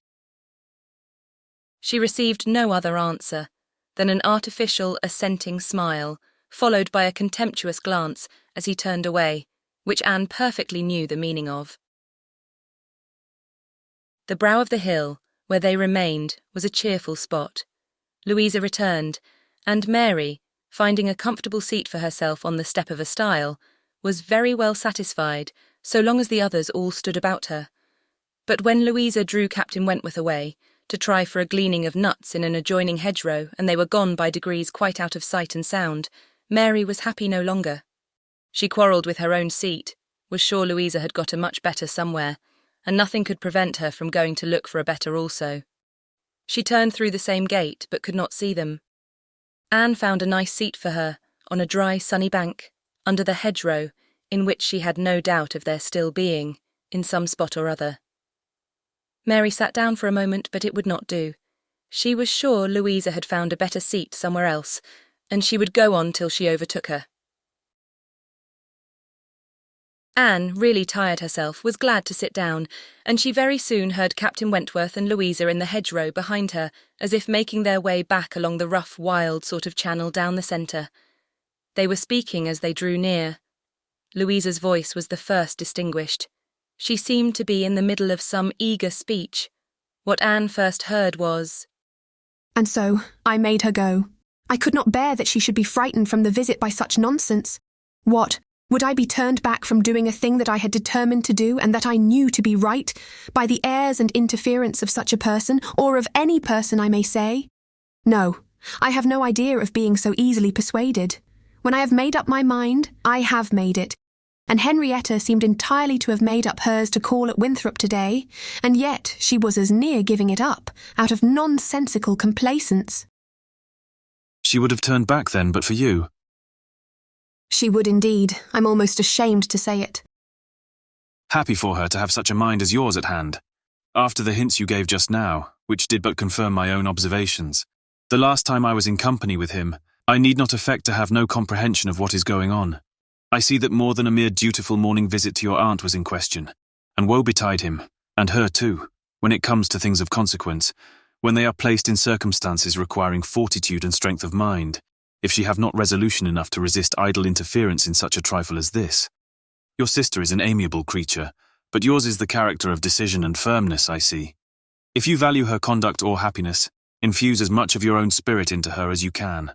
But this, no doubt, you have been always doing. It is the worst evil of too yielding and indecisive a character that no influence over it can be depended on. You're never sure of a good impression being durable. Everybody may sway it. Let those who would be happy be firm. Here is a nut," said he, catching one down from an upper bough, "to exemplify. A beautiful glossy nut, which, blessed with original strength, has outlived all the storms of autumn.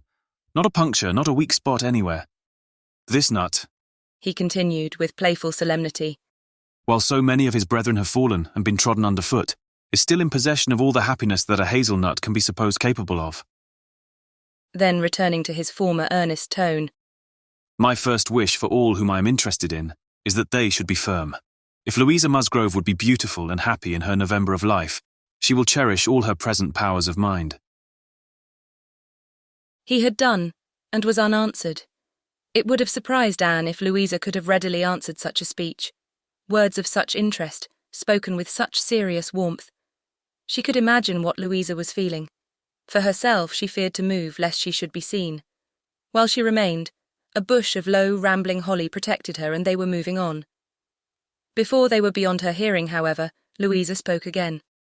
Mary is good-natured enough in many respects, said she. But she does sometimes provoke me excessively by her nonsense and pride, the Elliot pride. She has a great deal too much of the Elliot pride. We do so wish that Charles had married Anne instead. I suppose you know he wanted to marry Anne. After a moment's pause, Captain Wentworth said, Do you mean that she refused him? Oh yes, certainly. When did that happen? I do not exactly know, for Henrietta and I were at school at the time, but I believe about a year before he married Mary. I wish she had accepted him. We should all have liked her a great deal better, and Papa and Mamma always think it was her great friend Lady Russell's doing, that she did not. They think Charles might not be learned and bookish enough to please Lady Russell, and that therefore she persuaded Anne to refuse him. The sounds were retreating, and Anne distinguished no more. Her own emotions still kept her fixed. She had much to recover from before she could move. The listener's proverbial fate was not absolutely hers. She had heard no evil of herself, but she had heard a great deal of very painful import. She saw how her own character was considered by Captain Wentworth, and there had been just that degree of feeling and curiosity about her in his manner which must give her extreme agitation. As soon as she could, she went after Mary, and having found and walked back with her to their former station, by the stile, felt some comfort in their whole party being immediately afterwards collected and once more in motion together. Her spirits wanted the solitude and silence which only numbers could give. Charles and Henrietta returned, bringing, as may be conjectured, Charles Hayter with them. The minutiae of the business Anne could not attempt to understand. Even Captain Wentworth did not seem admitted to perfect confidence here, but that there had been a withdrawing on the gentleman's side, and a relenting on the ladies', and that they were now very glad to be together again, did not admit a doubt. Henrietta looked a little ashamed, but very well pleased. Charles Hayter exceedingly happy, and they were devoted to each other almost from the first instant of their all setting forward for Uppercross. Everything now marked out Louisa for Captain Wentworth. Nothing could be plainer, and where many divisions were necessary, or even where they were not, they walked side by side nearly as much as the other two. In a long strip of meadowland, where there was ample space for all, they were thus divided, forming three distinct parties, and to that party of the three which boasted least animation and least complacence, Anne necessarily belonged. She joined Charles and Mary, and was tired enough to be very glad of Charles's other arm. But Charles, though in very good humour with her, was out of temper with his wife. Mary had shown herself disobliging to him, and was now to reap the consequence, which consequence was his dropping her arm almost every moment to cut off the heads of some nettles in the hedge with his switch. And when Mary began to complain of it and lament her being ill-used, according to custom, in being on the hedge side, while Anne was never incommoded on the other, he dropped the arms of both to hunt after a weasel which he had a momentary glance of, and they could hardly get him along at all. This long meadow bordered a lane which their footpath at the end of it was to cross, and when the party had all reached the gate of exit, the carriage advancing in the same direction which had been some time heard, was just coming up and proved to be Admiral Croft's gig. He and his wife had taken their intended drive and were returning home. Upon hearing how long a walk the young people had engaged in, they kindly offered a seat to any lady who might be particularly tired. It would save her a full mile, and they were going through Uppercross. The invitation was general and generally declined.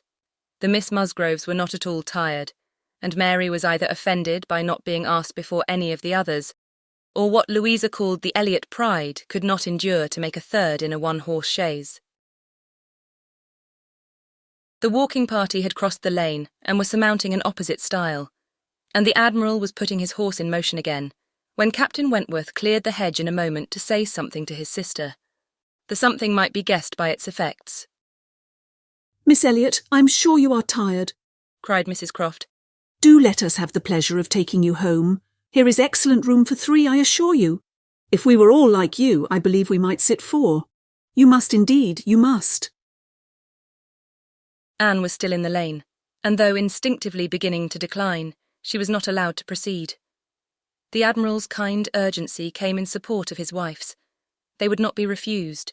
They compressed themselves into the smallest possible space to leave her a corner, and Captain Wentworth, without saying a word, turned to her and quietly obliged her to be assisted into the carriage. Yes, he had done it. She was in the carriage, and felt that he had placed her there, that his will and his hands had done it, that she owed it to his perception of her fatigue and his resolution to give her rest. She was very much affected by the view of his disposition towards her, which all these things made apparent. This little circumstance seemed the completion of all that had gone before. She understood him. He could not forgive her, but he could not be unfeeling. Though condemning her for the past and considering it with high and unjust resentment, though perfectly careless of her, and though becoming attached to another, still he could not see her suffer without the desire of giving her relief. It was a remainder of former sentiment. It was an impulse of pure though unacknowledged friendship. It was a proof of his own warm and amiable heart, which she could not contemplate without emotions so compounded of pleasure and pain that she knew not which prevailed. Her answers to the kindness and the remarks of her companions were at first unconsciously given. They had travelled half their way along the rough lane before she was quite awake to what they said. She then found them talking of Frederick. He certainly means to have one or other of those 2 girls, Sophie, said the Admiral. But there is no saying which. He's been running after them too long enough, one would think, to make up his mind. Aye, this comes of the peace. If it were war now, he would have settled it long ago. We sailors, Miss Elliot, cannot afford to make long courtships in time of war. How many days was it, my dear, between the first time of my seeing you and our sitting down together in our lodgings at North Yarmouth? We had better not talk about it, my dear, replied Mrs. Croft pleasantly. For if Miss Elliot were to hear how soon we came to an understanding, she would never be persuaded that we could be happy together. I had known you by character, however, long before. Well, and I had heard of you as a very pretty girl. And what were we to wait for besides? I do not like having such things so long in hand. I wish Frederick would spread a little more canvas, and bring us home one of these young ladies to Kellynch. Then there would always be company for them, and very nice young ladies they both are. I hardly know one from the other. Very good-humoured, unaffected girls indeed, said Mrs. Croft, in a tone of calmer praise, such as made Anne suspect that her keener powers might not consider either of them as quite worthy of her brother. And a very respectable family. One could not be connected with better people. My dear Admiral, that post. We shall certainly take that post. But by coolly giving the reins a better direction herself, they happily passed the danger, and by once afterwards judiciously putting out her hand, they neither fell into a rut nor ran foul of a dung-cart, and Anne, with some amusement at their style of driving, which she imagined no bad representation of the general guidance of their affairs, found herself safely deposited by them at the cottage. Chapter 11. The time now approached for Lady Russell's return. The day was even fixed, and Anne, being engaged to join her as soon as she was resettled, was looking forward to an early removal to Kellynch, and beginning to think how her own comfort was likely to be affected by it. It would place her in the same village with Captain Wentworth, within half a mile of him. They would have to frequent the same church, and there must be intercourse between the 2 families. This was against her, but on the other hand, He spent so much of his time at Uppercross that in removing thence she might be considered rather as leaving him behind than as going towards him, and, upon the whole, she believed she must, on this interesting question, be the gainer, almost as certainly as in her change of domestic society, in leaving poor Mary for Lady Russell.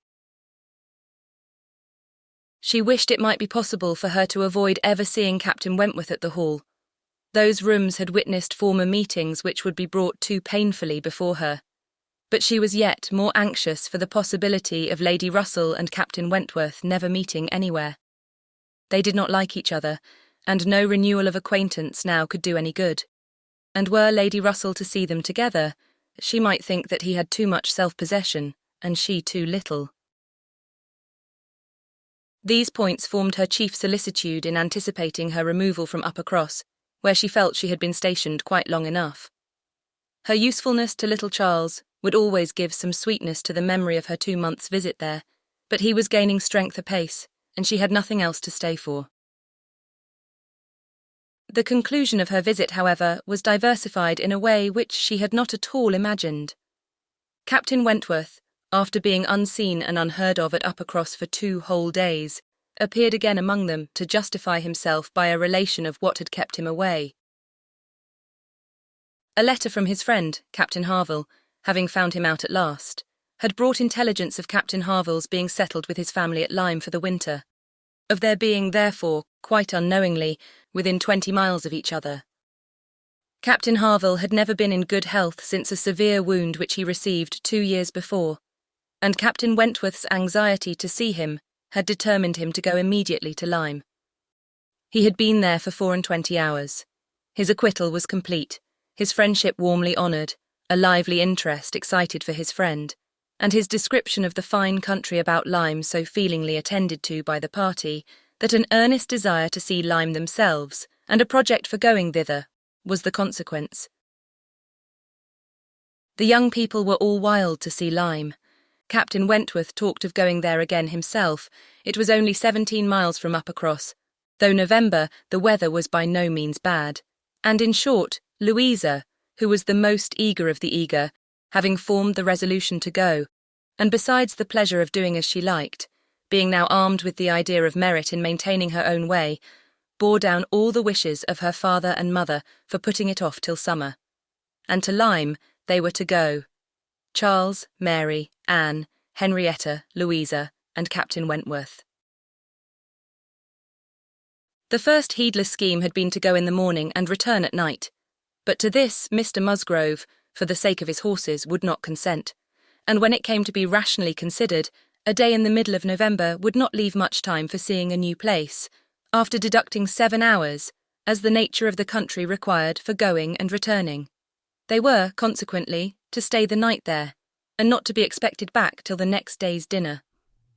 This was felt to be a considerable amendment, and though they all met at the great house at rather an early breakfast hour, and set off very punctually, it was so much past noon before the 2 carriages, Mr. Musgrove's coach containing the 4 ladies, and Charles's curricle, in which he drove Captain Wentworth, were descending the long hill into Lyme, and entering upon the still steeper street of the town itself, that it was very evident they would not have more than time for looking about them, before the light and warmth of the day were gone.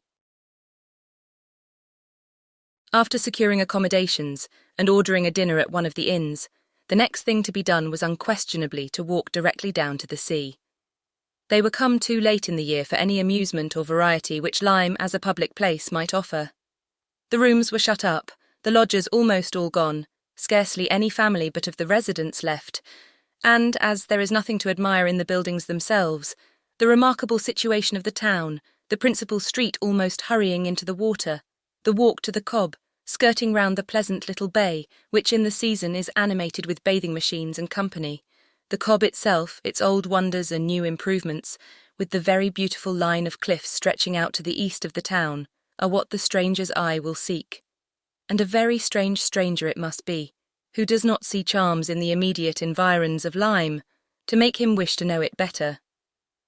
The scenes in its neighbourhood, Charmouth, with its high grounds and extensive sweeps of country, and still more, its sweet retired bay, backed by dark cliffs where fragments of low rock among the sands make it the happiest spot for watching the flow of the tide, for sitting in unwearied contemplation, the woody varieties of the cheerful village of Up Lyme, and above all, Pinny, with its green chasms between romantic rocks where the scattered forest trees and orchards of luxuriant growth declare that many a generation must have passed away since the first partial falling of the cliff prepared the ground for such a state, where a scene so wonderful and so lovely is exhibited as may more than equal any of the resembling scenes of the far-famed Isle of Wight. These places must be visited, and visited again, to make the worth of Lyme understood. The party from Uppercross passing down by the now deserted and melancholy-looking rooms, and still descending, soon found themselves on the seashore, and lingering only, as all must linger and gaze on a first return to the sea, whoever deserved to look on it at all, proceeded towards the Cobb, equally their object in itself, and on Captain Wentworth's account. For in a small house near the foot of an old pier of unknown date were the Harvilles settled. Captain Wentworth turned in to call on his friend. The others walked on, and he was to join them on the Cobb. They were by no means tired of wondering and admiring, and not even Louisa seemed to feel that they had parted with Captain Wentworth long when they saw him coming after them, with 3 companions all well known already by description to be Captain and Mrs. Harville, and a Captain Benwick who was staying with them. Captain Benwick had some time ago been First Lieutenant of the Laconia, and the account which Captain Wentworth had given of him, on his return from Lyme before, his warm praise of him as an excellent young man and an officer, whom he had always valued highly, which must have stamped him well in the esteem of every listener, had been followed by a little history of his private life, which rendered him perfectly interesting in the eyes of all the ladies. He had been engaged to Captain Harville's sister, and was now mourning her loss. They had been a year or 2 waiting for fortune and promotion. Fortune came, his prize money as lieutenant being great. Promotion, too, came at last, but Fanny Harville did not live to know it. She had died the preceding summer while he was at sea. Captain Wentworth believed it impossible for man to be more attached to woman than poor Benwick had been to Fanny Harville, or to be more deeply afflicted under the dreadful change. He considered his disposition as of the sort which must suffer heavily, uniting very strong feelings with quiet, serious and retiring manners, and a decided taste for reading and sedentary pursuits. To finish the interest of the story, the friendship between him and the Harvilles seemed, if possible, augmented by the event which closed all their views of alliance, and Captain Benwick was now living with them entirely. Captain Harville had taken his present house for half a year, his taste and his health and his fortune, all directing him to a residence inexpensive and by the sea, and the grandeur of the country and the retirement of Lyme in the winter appeared exactly adapted to Captain Benwick's state of mind. The sympathy and goodwill excited towards Captain Benwick was very great. And yet, said Anne to herself, as they now moved forward to meet the party, he has not perhaps a more sorrowing heart than I have. I cannot believe his prospects so blighted forever. He is younger than I am, younger in feeling if not in fact, younger as a man. He will rally again and be happy with another. They all met and were introduced.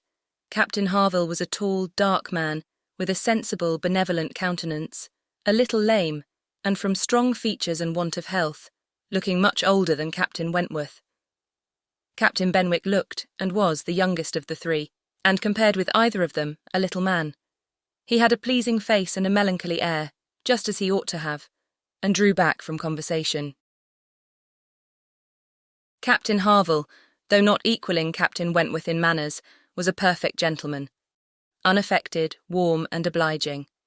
Mrs. Harville, a degree less polished than her husband, seemed, however, to have the same good feelings, and nothing could be more pleasant than their desire of considering the whole party as friends of their own, because the friends of Captain Wentworth, or more kindly hospitable than their entreaties for their all promising to dine with them. The dinner, already ordered at the inn, was at last, though unwillingly, accepted as an excuse. But they seemed almost hurt that Captain Wentworth should have brought any such party to Lyme, without considering it as a thing of course that they should dine with them.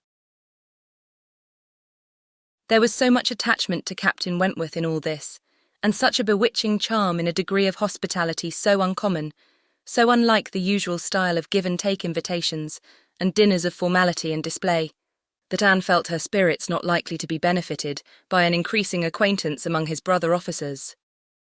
These would have been all my friends, was her thought, and she had to struggle against a great tendency to lowness. On quitting the Cobb, they all went indoors with their new friends, and found rooms so small as none but those who invite from the heart could think capable of accommodating so many. Anne had a moment's astonishment on the subject herself, but it was soon lost in the pleasanter feelings which sprang from the sight of all the ingenious contrivances and nice arrangements of Captain Harville, to turn the actual space to the best account, to supply the deficiencies of lodging-house furniture, and defend the windows and doors against the winter storms to be expected. The varieties in the fitting up of the rooms, where the common necessaries provided by the owner, in the common indifferent plight, were contrasted with some few articles of a rare species of wood, excellently worked up, and with something curious and valuable from all the distant countries Captain Harville had visited, were more than amusing to Anne. Connected as it all was with his profession, the fruit of its labours, the effect of its influence on his habits, the picture of repose and domestic happiness it presented, made it to her as something more or less than gratification.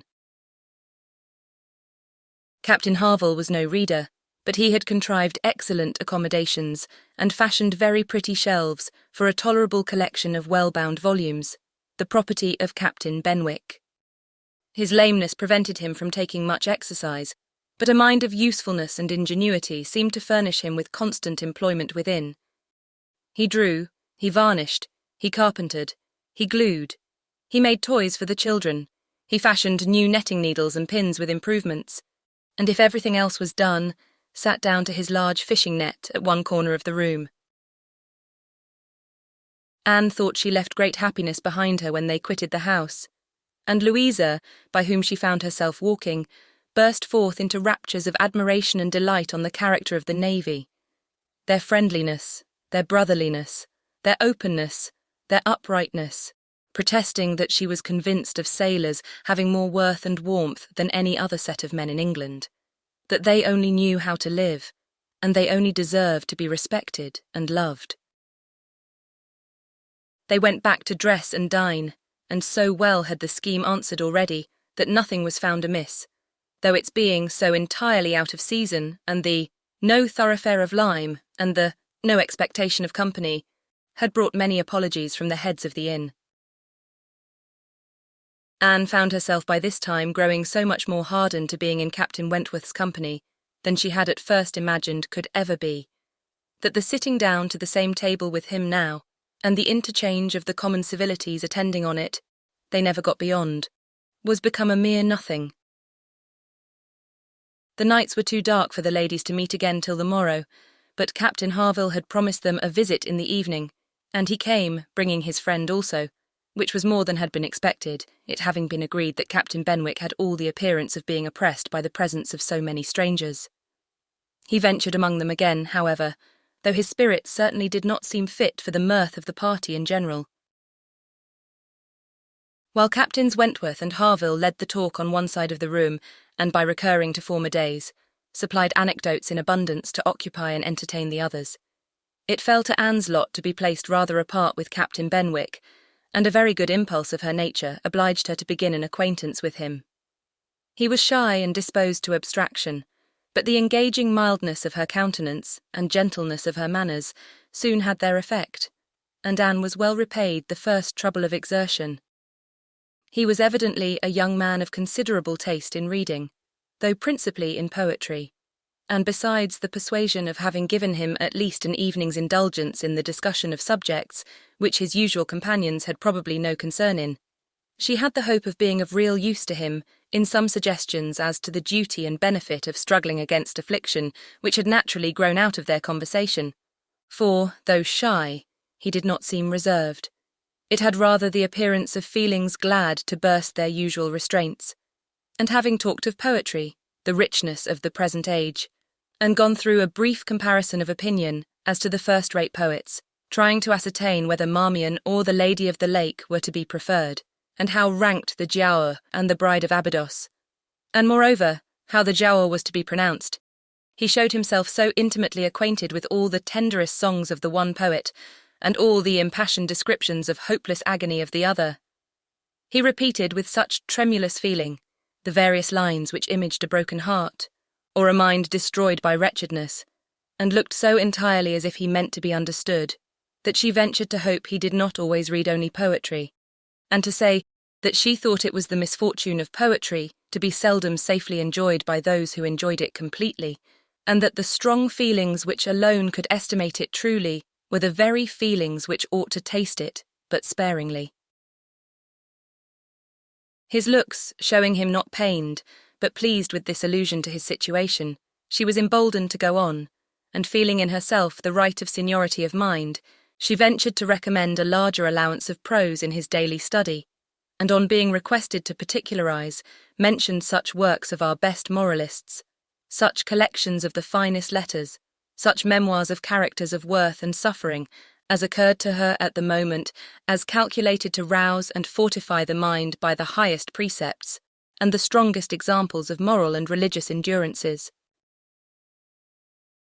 Captain Benwick listened attentively, and seemed grateful for the interest implied, and though with a shake of the head, and sighs which declared his little faith in the efficacy of any books on grief like his, noted down the names of those she recommended, and promised to procure and read them.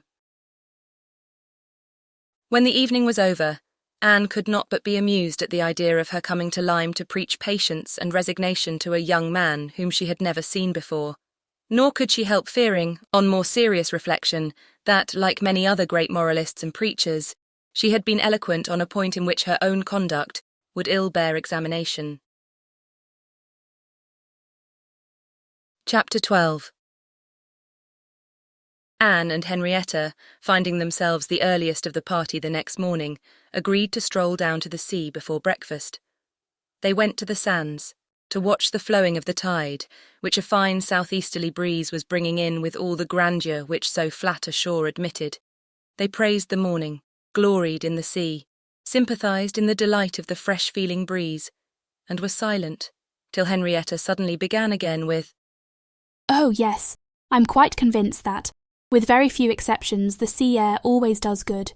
There can be no doubt of its having been of the greatest service to Dr. Shirley after his illness last spring 12-month. He declares himself that coming to Lyme for a month did him more good than all the medicine he took, and that being by the sea always makes him feel young again. Now, I cannot help thinking it a pity that he does not live entirely by the sea. I do think he had better leave Uppercross entirely, and fix at Lyme. Do not you, Anne? Do not you agree with me that it is the best thing he could do, both for himself and Mrs. Shirley?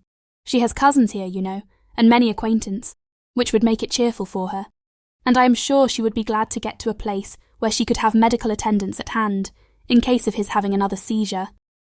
Indeed, I think it quite melancholy to have such excellent people as Dr. and Mrs. Shirley, who have been doing good all their lives, wearing out their last days in a place like Uppercross, where, excepting our family, they seem shut out from all the world.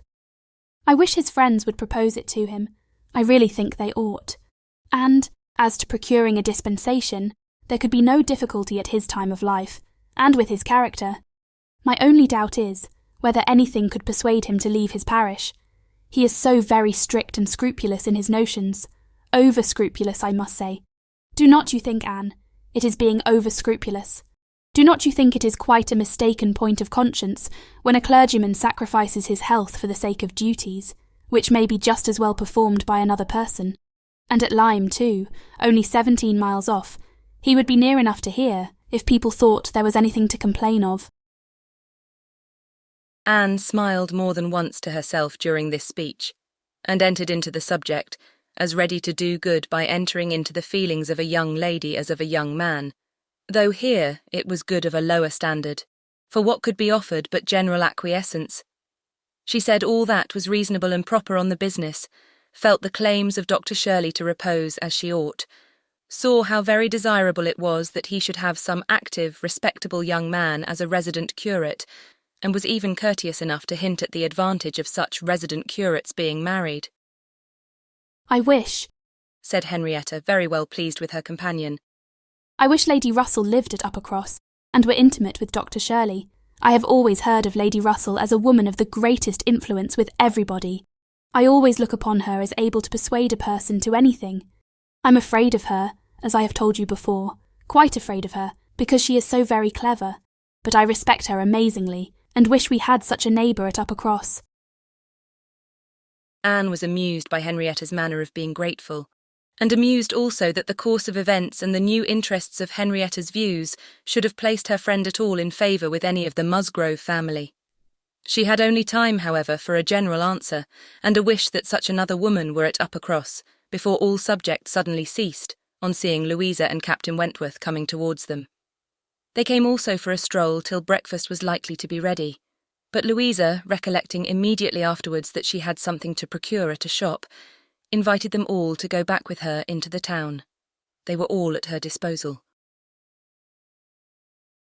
When they came to the steps leading upwards from the beach, a gentleman, at the same moment preparing to come down, politely drew back and stopped to give them way. They ascended and passed him, and as they passed, Anne's face caught his eye, and he looked at her with a degree of earnest admiration which she could not be insensible of.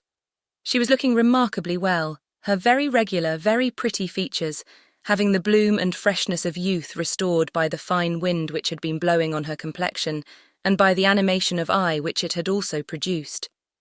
It was evident that the gentleman, completely a gentleman in manner, admired her exceedingly. Captain Wentworth looked round at her instantly in a way which showed his noticing of it. He gave her a momentary glance, a glance of brightness, which seemed to say, "That man is struck with you, and even I at this moment see something like Anne Elliot again." After attending Louisa through her business and loitering about a little longer, they returned to the inn, and Anne, in passing afterwards quickly from her own chamber to their dining-room, had nearly run against the very same gentleman as he came out of an adjoining apartment. She had before conjectured him to be a stranger like themselves, and determined that a well-looking groom, who was strolling about near the two inns as they came back, should be his servant. Both master and man, being in mourning, assisted the idea. It was now proved that he belonged to the same inn as themselves, and this second meeting, short as it was, also proved again by the gentleman's looks that he thought hers very lovely, and by the readiness and propriety of his apologies that he was a man of exceedingly good manners. He seemed about 30, and though not handsome, had an agreeable person. Anne felt that she should like to know who he was. They had nearly done breakfast, when the sound of a carriage, almost the first they had heard since entering Lyme, drew half the party to the window. It was a gentleman's carriage, a curricle, but only coming round from the stable-yard to the front door. Somebody must be going away. It was driven by a servant in mourning. The word curricle made Charles Musgrove jump up that he might compare it with his own. The servant in mourning roused Anne's curiosity, and the whole 6 were collected to look, by the time the owner of the curricle was to be seen issuing from the door amidst the bows and civilities of the household, and taking his seat to drive off. "Ah!" cried Captain Wentworth, instantly, and with half a glance at Anne. "It is the very man we passed." The Miss Musgroves agreed to it, and having all kindly watched him as far up the hill as they could, they returned to the breakfast table. The waiter came into the room soon afterwards. "Pray," said Captain Wentworth immediately, "can you tell us the name of the gentleman who has just gone away?" "Yes, sir. A Mr. Elliot, a gentleman of large fortune, came in last night from Sidmouth. Dare say you heard the carriage, sir, while you were at dinner, and going on now for Crewkerne in his way to Bath and London." Elliot. Many had looked on each other, and many had repeated the name, before all this had been got through, even by the smart rapidity of a waiter. "Bless me," cried Mary. "It must be our cousin, it must be our Mr. Elliot. It must indeed. Charles Anne, must not it? In mourning, you see, just as our Mr. Elliot must be. How very extraordinary, in the very same inn with us. Anne, must not it be our Mr. Elliot, my father's next heir? Pray, sir," turning to the waiter, "did not you hear? Did not his servant say whether he belonged to the Kellynch family?" "No, ma'am. He did not mention no particular family, but he said his master was a very rich gentleman, and would be a baronite some day." "There, you see," cried Mary in an ecstasy. Just as I said, heir to Sir Walter Elliot. I was sure that would come out if it was so. Depend upon it, that is a circumstance which his servants take care to publish, wherever he goes. But Anne, only conceive how extraordinary. I wish I'd looked at him more. I wish we had been aware in time who it was that he might have been introduced to us. What a pity that we should not have been introduced to each other. Do you think he had the Elliot countenance? I hardly looked at him. I was looking at the horses, but I think he had something of the Elliot countenance. I wonder the arms did not strike me.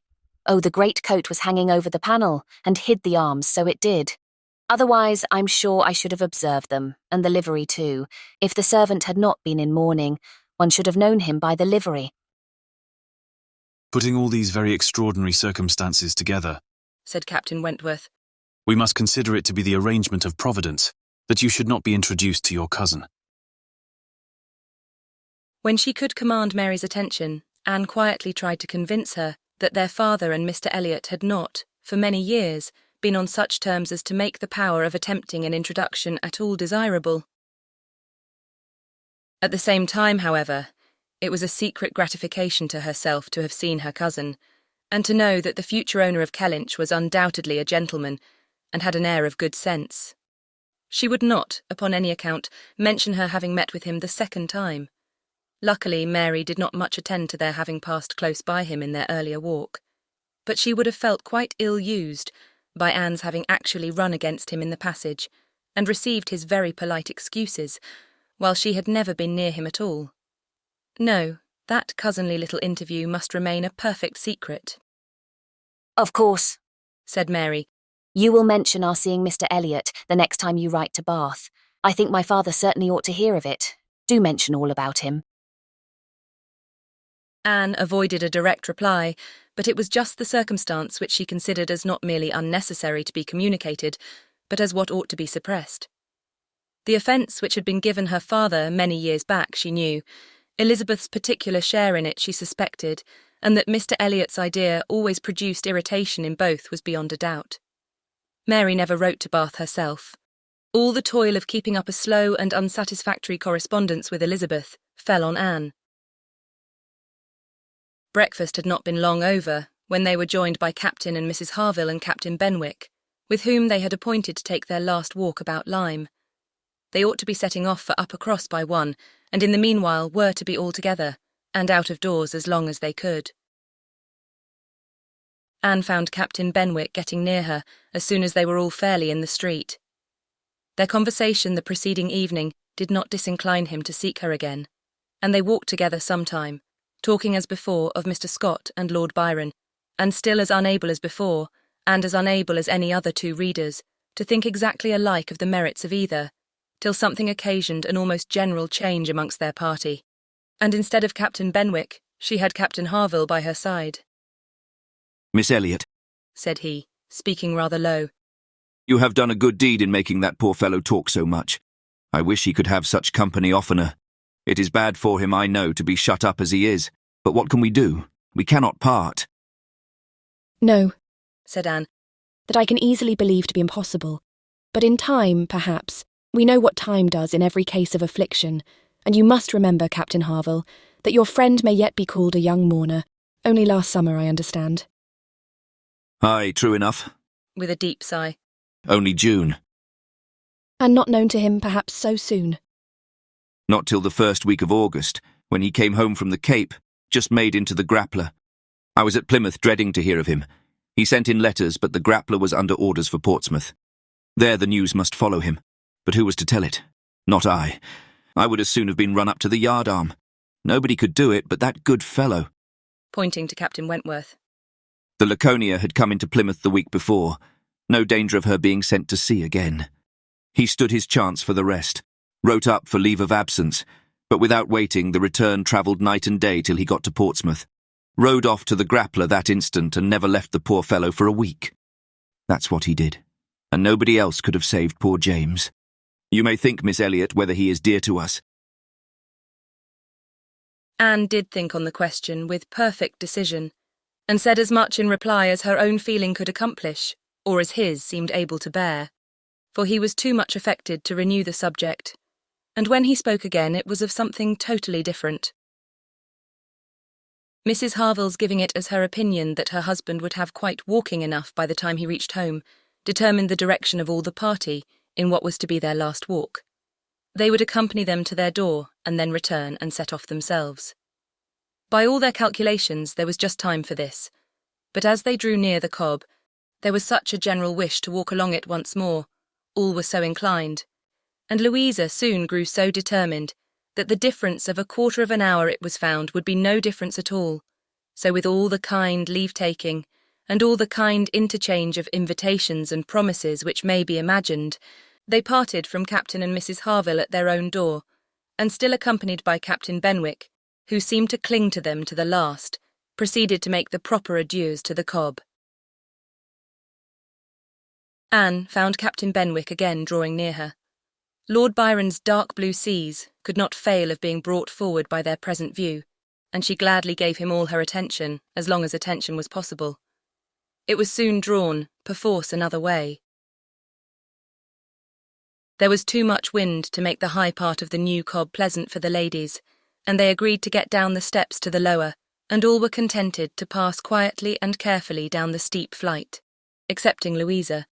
She must be jumped down them by Captain Wentworth. In all their walks, he had to jump her from the stiles.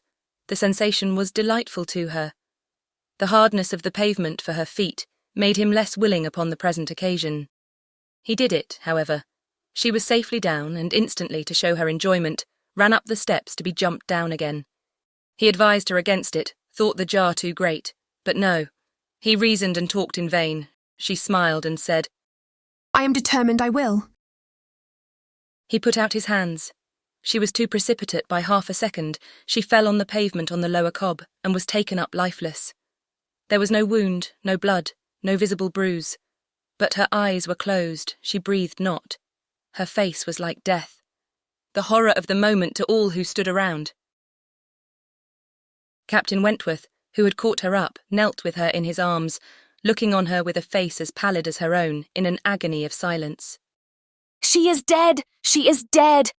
screamed Mary, catching hold of her husband, and contributing with his own horror to make him immovable. And in another moment, Henrietta, sinking under the conviction, lost her senses too, and would have fallen on the steps, but for Captain Benwick and Anne, who caught and supported her between them. "Is there no one to help me?" were the first words which burst from Captain Wentworth in a tone of despair, and as if all his own strength were gone. "Go to him, go to him," cried Anne. "For heaven's sake, go to him. I can support her myself. Leave me and go to him. Rub her hands, rub her temples. Here are salts. Take them, take them." Captain Benwick obeyed, and Charles at the same moment, disengaging himself from his wife, they were both with him, and Louisa was raised up and supported more firmly between them, and everything was done that Anne had prompted, but in vain, while Captain Wentworth, staggering against the wall for his support, exclaimed in the bitterest agony, "Oh God, her father and mother!" "A surgeon," said Anne. He caught the word, it seemed to rouse him at once, and saying only, "True, true, a surgeon this instant," was darting away, when Anne eagerly suggested, "Captain Benwick, would not it be better for Captain Benwick? He knows where a surgeon is to be found." Everyone capable of thinking felt the advantage of the idea, and in a moment, it was all done in rapid moments, Captain Benwick had resigned the poor corpse-like figure entirely to the brothers' care, and was off for the town with the utmost rapidity. As to the wretched party left behind, it could scarcely be said which of the three who were completely rational was suffering most, Captain Wentworth, Anne, or Charles, who, really a very affectionate brother, hung over Louisa with sobs of grief, and could only turn his eyes from one sister to see the other in a state as insensible, or to witness the hysterical agitations of his wife, calling on him for help which he could not give. Anne, attending with all the strength and zeal and thought which instinct supplied to Henrietta, still tried at intervals to suggest comfort to the others, tried to quiet Mary, to animate Charles, to assuage the feelings of Captain Wentworth. Both seemed to look to her for directions. "Anne, Anne," cried Charles, "what is to be done next? What in heaven's name is to be done next?" Captain Wentworth's eyes were also turned towards her. Had not she better be carried to the inn? Yes, I am sure. Carry her gently to the inn. Yes, yes, to the inn, repeated Captain Wentworth, comparatively collected and eager to be doing something. I will carry her myself. Musgrove, take care of the others. By this time the report of the accident had spread among the workmen and boatmen about the cob, and many were collected near them, to be useful if wanted, at any rate, to enjoy the sight of a dead young lady, nay, 2 dead young ladies, for it proved twice as fine as the first report. To some of the best-looking of these good people, Henrietta was consigned, for, though partially revived, she was quite helpless. And in this manner, Anne walking by her side and Charles attending to his wife, they set forward, treading back with feelings unutterable, the ground, which so lately, so very lately, and so light of heart, they had passed along. They were not off the cob before the Harvilles met them. Captain Benwick had been seen flying by their house, with a countenance which showed something to be wrong, and they had set off immediately, informed and directed as they passed, towards the spot. Shocked as Captain Harville was, he brought senses and nerves that could be instantly useful, and a look between him and his wife decided what was to be done. She must be taken to their house. All must go to their house and await the surgeon's arrival there. They would not listen to scruples. He was obeyed. They were all beneath his roof. And while Louisa, under Mrs. Harville's direction, was conveyed upstairs and given possession of her own bed, assistance, cordials, restoratives were supplied by her husband to all who needed them. Louisa had once opened her eyes, but soon closed them again, without apparent consciousness. This had been a proof of life, however, of service to her sister, and Henrietta, though perfectly incapable of being in the same room with Louisa, was kept, by the agitation of hope and fear, from a return of her own insensibility. Mary, too, was growing calmer. The surgeon was with them almost before it had seemed possible. They were sick with horror while he examined, but he was not hopeless. The head had received a severe contusion, but he had seen greater injuries recovered from. He was by no means hopeless. He spoke cheerfully. That he did not regard it as a desperate case, that he did not say a few hours must end it, was at first felt beyond the hope of most, and the ecstasy of such a reprieve, the rejoicing, deep and silent, after a few fervent ejaculations of gratitude to heaven had been offered, may be conceived.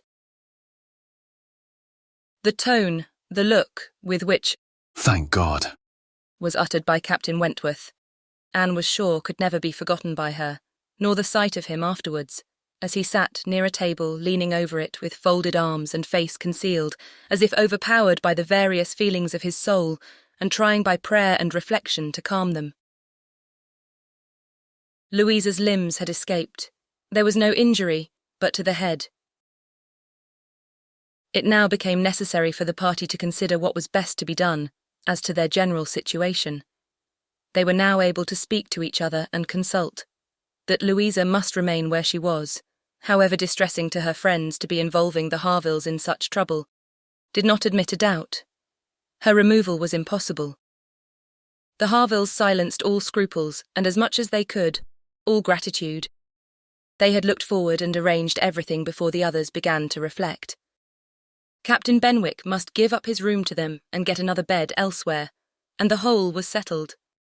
They were only concerned that the house could accommodate no more, and yet, perhaps, by putting the children away in the maid's room, or swinging a cot somewhere. They could hardly bear to think of not finding room for 2 or 3 besides, supposing they might wish to stay. Though, with regard to any attendance on Miss Musgrove, there need not be the least uneasiness in leaving her to Mrs. Harville's care entirely. Mrs. Harville was a very experienced nurse, and her nursery maid, who had lived with her long and gone about with her everywhere, was just such another. Between these two she could want no possible attendance by day or night, and all this was said with a truth and sincerity of feeling irresistible. Charles, Henrietta, and Captain Wentworth were the 3 in consultation, and for a little while it was only an interchange of perplexity and terror. Uppercross, the necessity of someone's going to Uppercross, the news to be conveyed, how it could be broken to Mr. and Mrs. Musgrove, the lateness of the morning, an hour already gone since they ought to have been off, the impossibility of being in tolerable time. At first they were capable of nothing more to the purpose than such exclamations. But after a while, Captain Wentworth, exerting himself, said, "We must be decided, and without the loss of another minute. Every minute is valuable. Someone must resolve on being off for Uppercross instantly. Musgrove, either you or I must go." Charles agreed, but declared his resolution of not going away. He would be as little encumbrance as possible to Captain and Mrs. Harville, but as to leaving his sister in such a state, he neither ought nor would.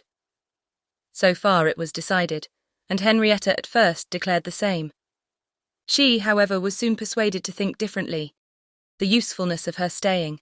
She, who had not been able to remain in Louisa's room or to look at her without sufferings which made her worse than helpless. She was forced to acknowledge that she could do no good, yet was still unwilling to be away, till, touched by the thought of her father and mother, she gave it up. She consented. She was anxious to be at home. The plan had reached this point when Anne, coming quietly down from Louisa's room, could not but hear what followed, for the parlour door was open. "Then it is settled, Musgrove," cried Captain Wentworth. "that you stay, and that I take care of your sister home.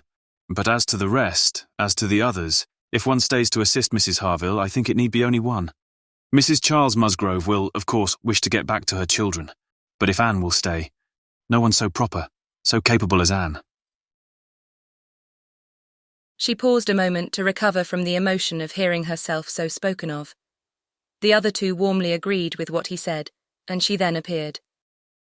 "You will stay, I am sure. You will stay and nurse her," cried he, turning to her and speaking with a glow and yet a gentleness which seemed almost restoring the past. She coloured deeply, and he recollected himself and moved away. She expressed herself most willing, ready, happy to remain. It was what she had been thinking of and wishing to be allowed to do. A bed on the floor in Louisa's room would be sufficient for her, if Mrs. Harville would but think so. One thing more, and all seemed arranged. Though it was rather desirable that Mr. and Mrs. Musgrove should be previously alarmed by some share of delay, yet the time required by the Uppercross horses to take them back would be a dreadful extension of suspense. And Captain Wentworth proposed, and Charles Musgrove agreed, that it would be much better for him to take a chaise from the inn and leave Mr. Musgrove's carriage and horses to be sent home the next morning early, when there would be the farther advantage of sending an account of Louisa's night. Captain Wentworth now hurried off to get everything ready on his part, and to be soon followed by the two ladies. When the plan was made known to Mary, however, there was an end of all peace in it. She was so wretched and so vehement, complained so much of injustice in being expected to go away instead of Anne. Anne, who was nothing to Louisa, while she was her sister, and had the best right to stay in Henrietta's stead. Why was not she to be as useful as Anne, and to go home without Charles too, without her husband? No, it was too unkind. And in short, she said more than her husband could long withstand, and as none of the others could oppose when he gave way, there was no help for it. The change of Mary for Anne was inevitable.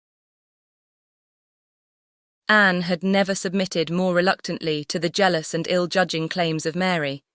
But so it must be, and they set off for the town, Charles taking care of his sister, and Captain Benwick attending to her. She gave a moment's recollection as they hurried along to the little circumstances which the same spots had witnessed earlier in the morning. There, she had listened to Henrietta's schemes for Dr. Shirley's leaving Uppercross. Farther on, she had first seen Mr. Elliot. A moment seemed all that could now be given to anyone but Louisa, or those who were wrapped up in her welfare. Captain Benwick was most considerately attentive to her, and, united as they all seemed by the distress of the day, she felt an increasing degree of goodwill towards him, and a pleasure even in thinking that it might perhaps be the occasion of continuing their acquaintance. Captain Wentworth was on the watch for them, and a chaise and four in waiting, stationed for their convenience in the lowest part of the street.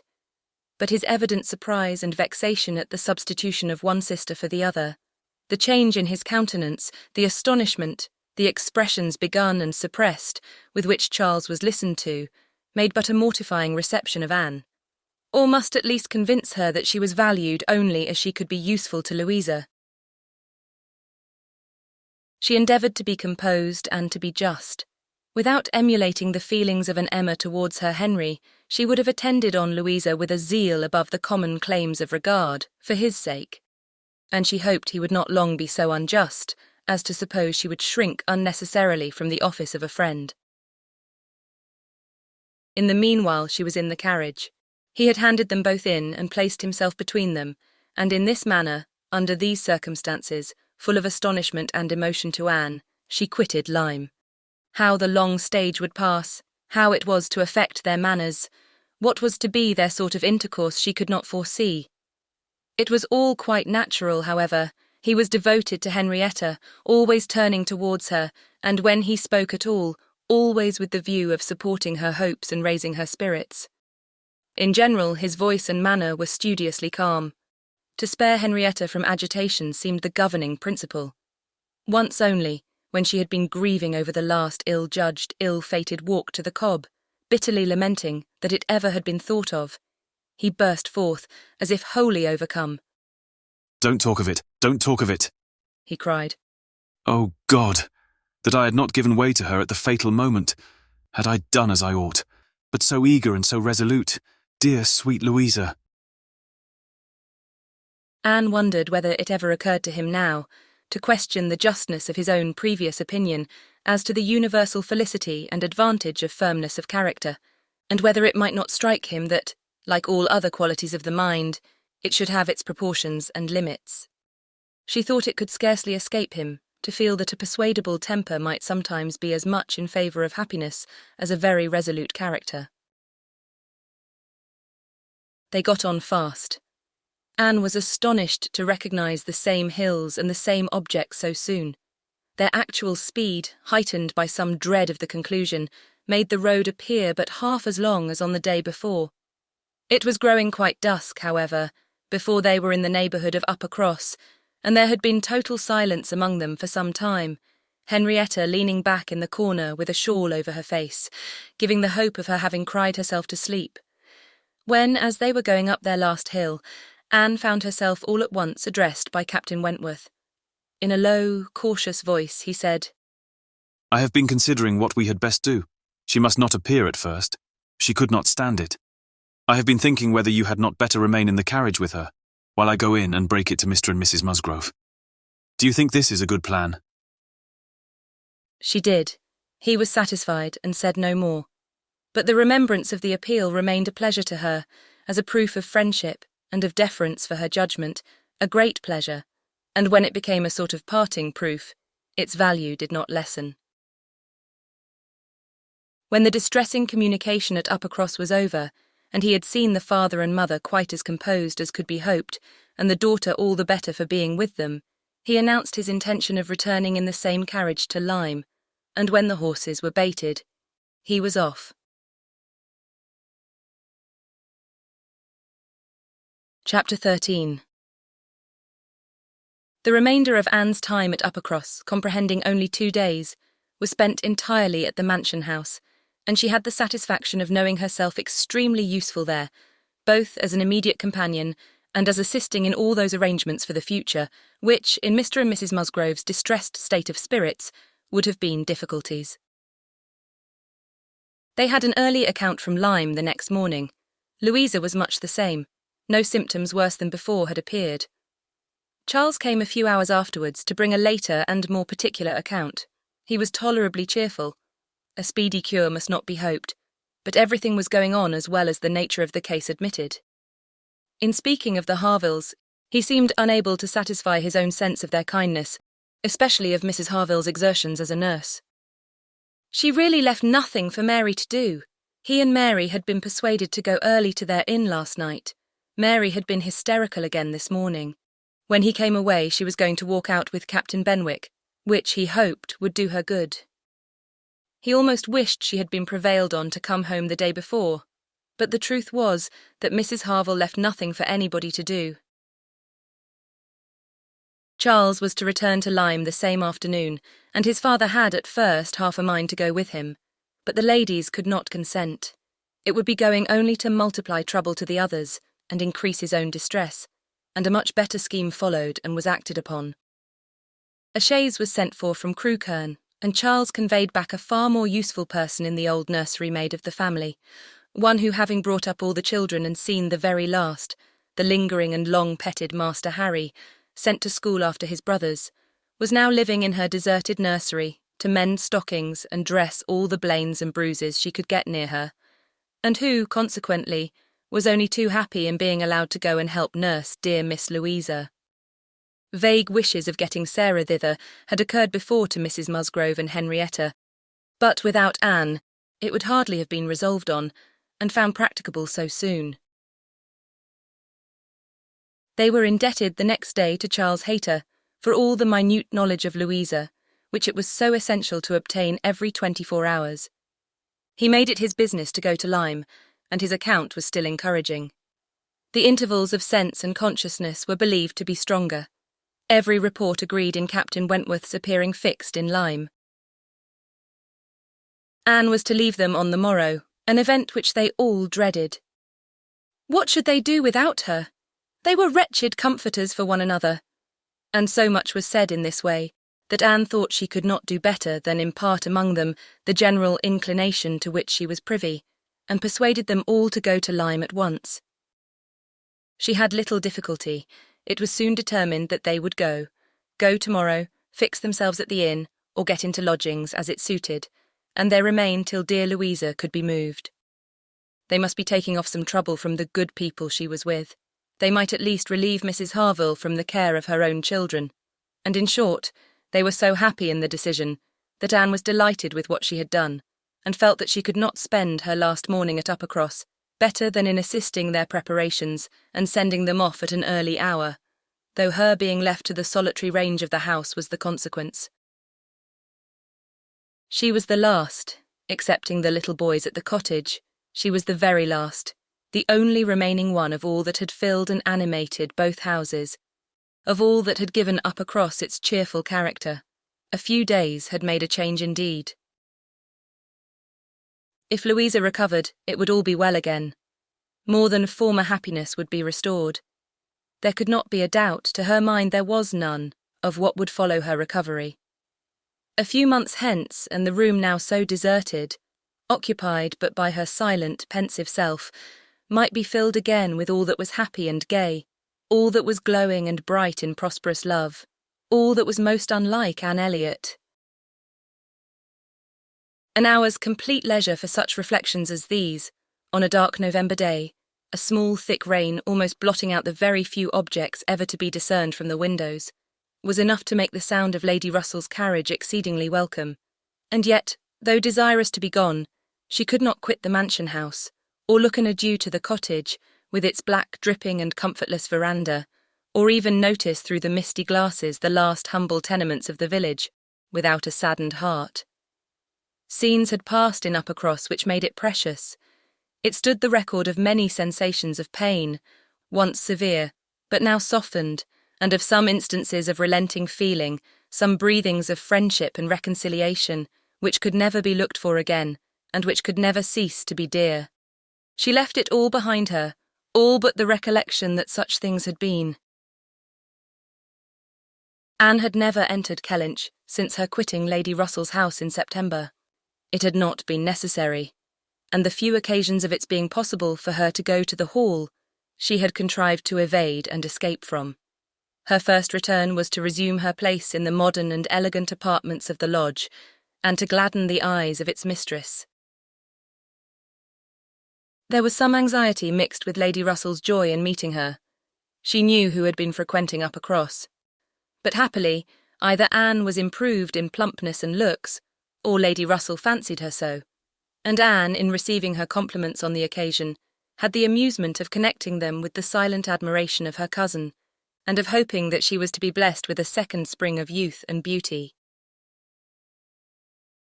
When they came to converse, she was soon sensible of some mental change, the subjects of which her heart had been full on leaving Kellynch, and which she had felt slighted and been compelled to smother among the Musgroves, were now become but of secondary interest. She had lately lost sight even of her father and sister and Bath.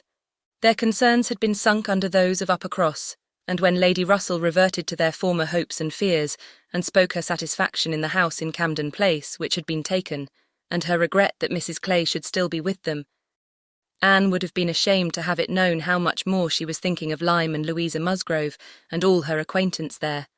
How much more interesting to her was the home and the friendship of the Harvilles and Captain Benwick than her own father's house in Camden Place, or her own sister's intimacy with Mrs. Clay. She was actually forced to exert herself to meet Lady Russell with anything like the appearance of equal solicitude, on topics which had by nature the first claim on her. There was a little awkwardness at first in their discourse on another subject. They must speak of the accident at Lyme. Lady Russell had not been arrived 5 minutes the day before, when a full account of the whole had burst on her. But still it must be talked of, she must make inquiries, she must regret the imprudence, lament the result, and Captain Wentworth's name must be mentioned by both. Anne was conscious of not doing it so well as Lady Russell. She could not speak the name and look straight forward to Lady Russell's eye, till she had adopted the expedient of telling her briefly what she thought of the attachment between him and Louisa. When this was told, his name distressed her no longer. Lady Russell had only to listen composedly and wish them happy, but internally her heart revelled in angry pleasure, in pleased contempt, that the man who at 23 had seemed to understand somewhat of the value of an Anne Elliot should, 8 years afterwards, be charmed by a Louisa Musgrove. The first 3 or 4 days passed most quietly, with no circumstance to mark them excepting the receipt of a note or two from Lyme, which found their way to Anne, she could not tell how, and brought a rather improving account of Louisa. At the end of that period, Lady Russell's politeness could repose no longer, and the fainter self-threatenings of the past became in a decided tone. I must call on Mrs. Croft. I really must call upon her soon. Anne, have you courage to go with me and pay a visit in that house? It will be some trial to us both. Anne did not shrink from it. On the contrary, she truly felt as she said, in observing, I think you are very likely to suffer the most of the two. Your feelings are less reconciled to the change than mine. By remaining in the neighbourhood, I am become inured to it.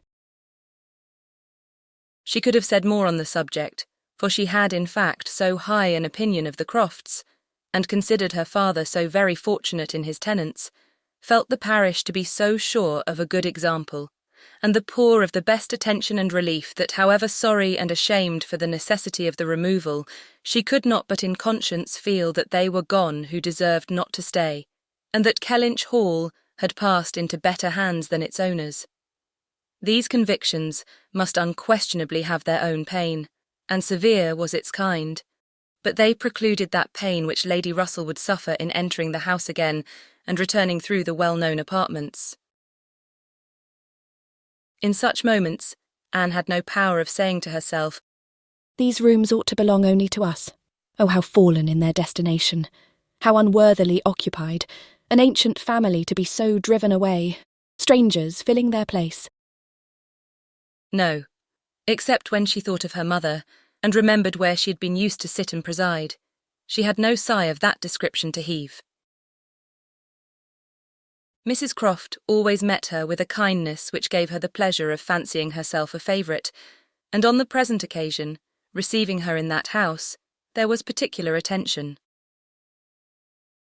The sad accident at Lyme was soon the prevailing topic, and on comparing their latest accounts of the invalid, it appeared that each lady dated her intelligence from the same hour of yester-morn, that Captain Wentworth had been in Kellynch yesterday, the first time since the accident, had brought Anne the last note, which she had not been able to trace the exact steps of, had stayed a few hours, and then returned again to Lyme, and without any present intention of quitting it any more.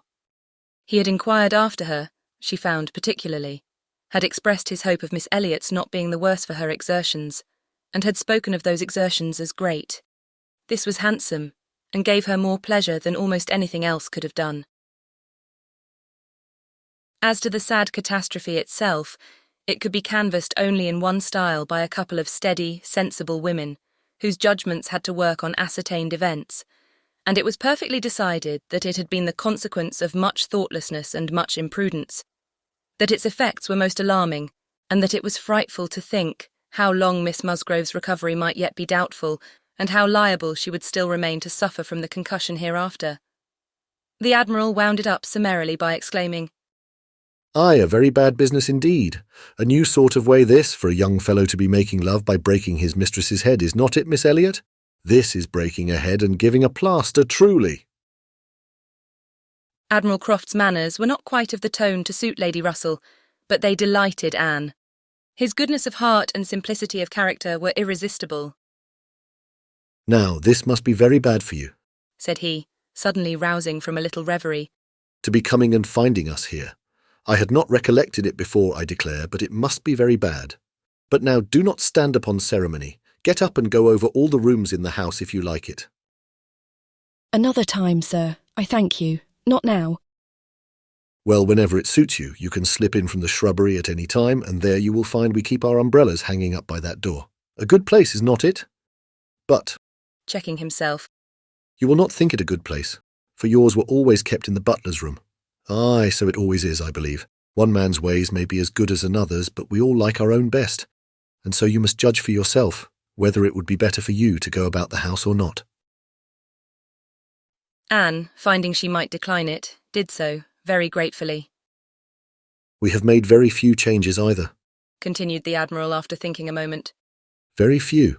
We told you about the laundry door at Uppercross. That has been a very great improvement. The wonder was how any family upon earth could bear with the inconvenience of its opening as it did so long. You will tell Sir Walter what we have done, and that Mr. Shepherd thinks it the greatest improvement the house ever had. Indeed, I must do ourselves the justice to say that the few alterations we have made have been all very much for the better. My wife should have the credit of them, however. I have done very little besides sending away some of the large-looking glasses from my dressing-room, which was your father's. A very good man, and very much the gentleman, I'm sure. But I should think, Miss Elliot," looking with serious reflection, "I should think he must be rather a dressy man for his time of life. Such a number of looking-glasses. Oh, Lord, there was no getting away from oneself. So I got Sophie to lend me a hand, and we soon shifted their quarters, and now I am quite snug with my little shaving-glass in one corner, and another great thing that I never go near." Anne, amused in spite of herself, was rather distressed for an answer, and the Admiral, fearing he might not have been civil enough, took up the subject again to say, "The next time you write to your good father, Miss Elliot, pray give him my compliments and Mrs. Croft's, and say that we are settled here quite to our liking, and have no fault at all to find with the place. The breakfast-room chimney smokes a little, I grant you, but it is only when the wind is due north and blows hard, which may not happen 3 times a winter. And take it altogether, now that we have been into most of the houses hereabouts and can judge, there is not one that we like better than this. Pray say so with my compliments. He will be glad to hear it." Lady Russell and Mrs. Croft were very well pleased with each other, but the acquaintance which this visit began was fated not to proceed far at present, for when it was returned, the Crofts announced themselves to be going away for a few weeks, to visit their connections in the north of the county, and probably might not be at home again before Lady Russell would be removing to Bath. So ended all danger to Anne of meeting Captain Wentworth at Kellynch Hall, or of seeing him in company with her friend. Everything was safe enough, and she smiled over the many anxious feelings she had wasted on the subject. Chapter 14. Though Charles and Mary had remained at Lyme much longer after Mr. and Mrs. Musgrove's going than Anne conceived they could have been at all wanted, they were yet the first of the family to be at home again, and as soon as possible after their return to Uppercross, they drove over to the lodge. They had left Louisa beginning to sit up, but her head, though clear, was exceedingly weak, and her nerves susceptible to the highest extreme of tenderness.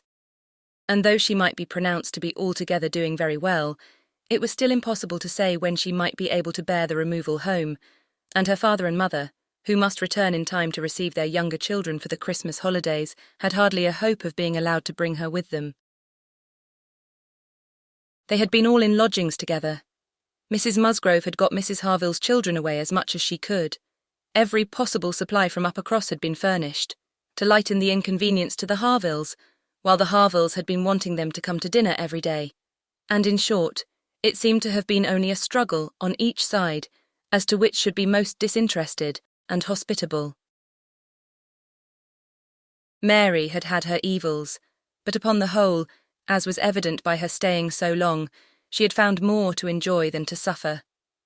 Charles Hayter had been at Lyme oftener than suited her, and when they dined with the Harvilles there had been only a maidservant to wait, and at first Mrs. Harville had always given Mrs. Musgrove precedence, but then she had received so very handsome an apology from her on finding out whose daughter she was, and there had been so much going on every day, there had been so many walks between their lodgings and the Harvilles', and she had got books from the library and changed them so often that the balance had certainly been much in favour of Lyme. She had been taken to Charmouth too, and she had bathed, and she had gone to church, and there were a great many more people to look at in the church at Lyme than at Uppercross. And all this, joined to the sense of being so very useful, had made really an agreeable fortnight. Anne inquired after Captain Benwick. Mary's face was clouded directly. Charles laughed. Oh, Captain Benwick is very well, I believe, but he is a very odd young man. I do not know what he would be at. We asked him to come home with us for a day or two. Charles undertook to give him some shooting, and he seemed quite delighted, and for my part I thought it was all settled. When, behold, on Tuesday night, he made a very awkward sort of excuse. He never shot, and he had been quite misunderstood. And he had promised this, and he had promised that, and the end of it was, I found that he did not mean to come. I suppose he was afraid of finding it dull, but upon my word I should have thought we were lively enough at the cottage for such a heartbroken man as Captain Benwick. Charles laughed again and said, Now, Mary, you know very well how it really was. It was all your doing. Turning to Anne. He fancied that, if he went with us, he should find you close by. He fancied everybody to be living in Uppercross, and when he discovered that Lady Russell lived 3 miles off, his heart failed him, and he had not courage to come. That is the fact, upon my honour. Mary knows it is.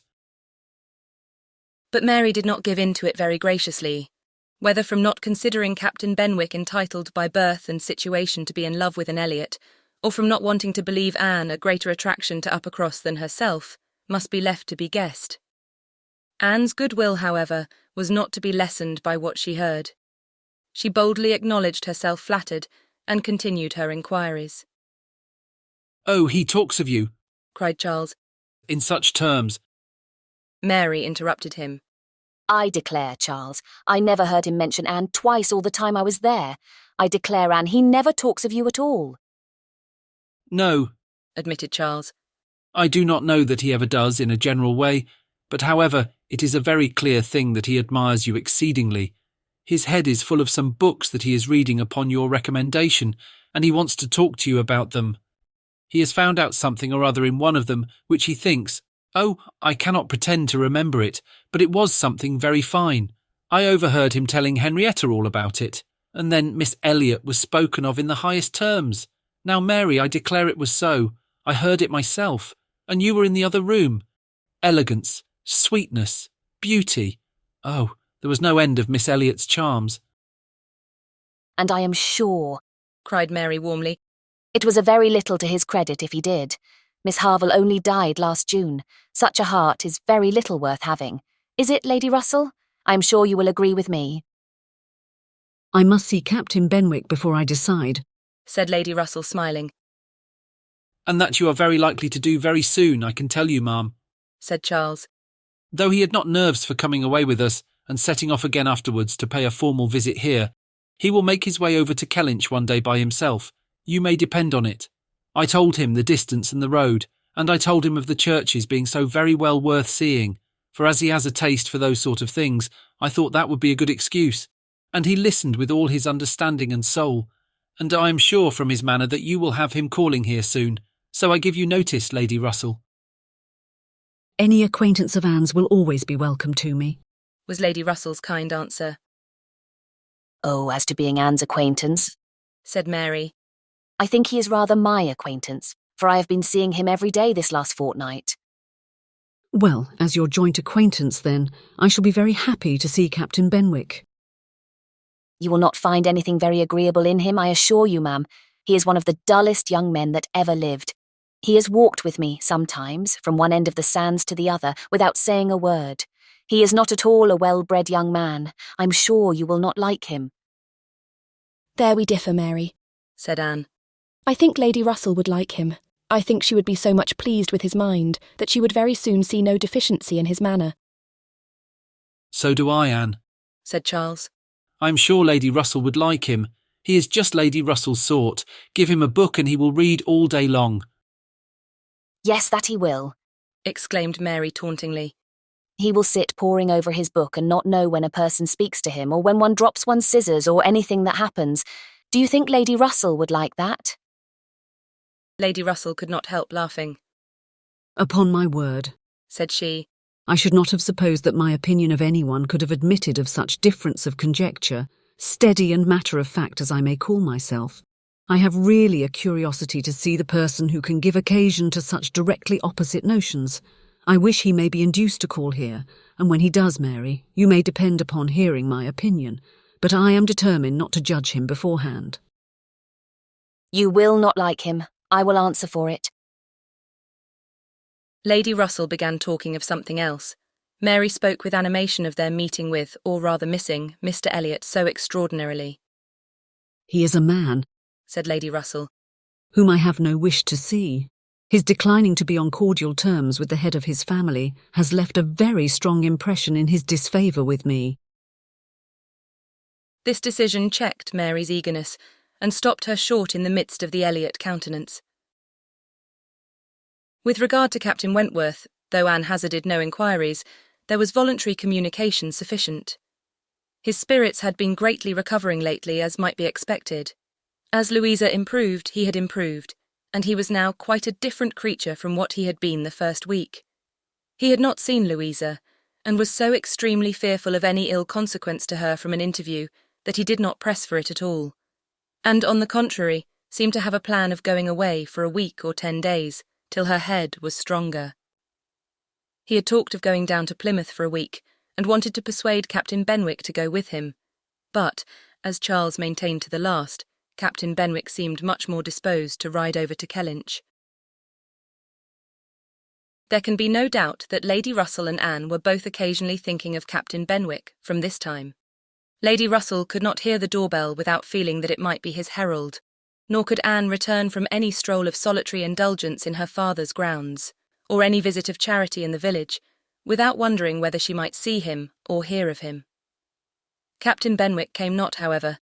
He was either less disposed for it than Charles had imagined, or he was too shy, and after giving him a week's indulgence, Lady Russell determined him to be unworthy of the interest which he had been beginning to excite. The Musgroves came back to receive their happy boys and girls from school, bringing with them Mrs. Harville's little children to improve the noise of Upper Cross and lessen that of Lyme. Henrietta remained with Louisa, but all the rest of the family were again in their usual quarters. Lady Russell and Anne paid their compliments to them once, when Anne could not but feel that Upper Cross was already quite alive again.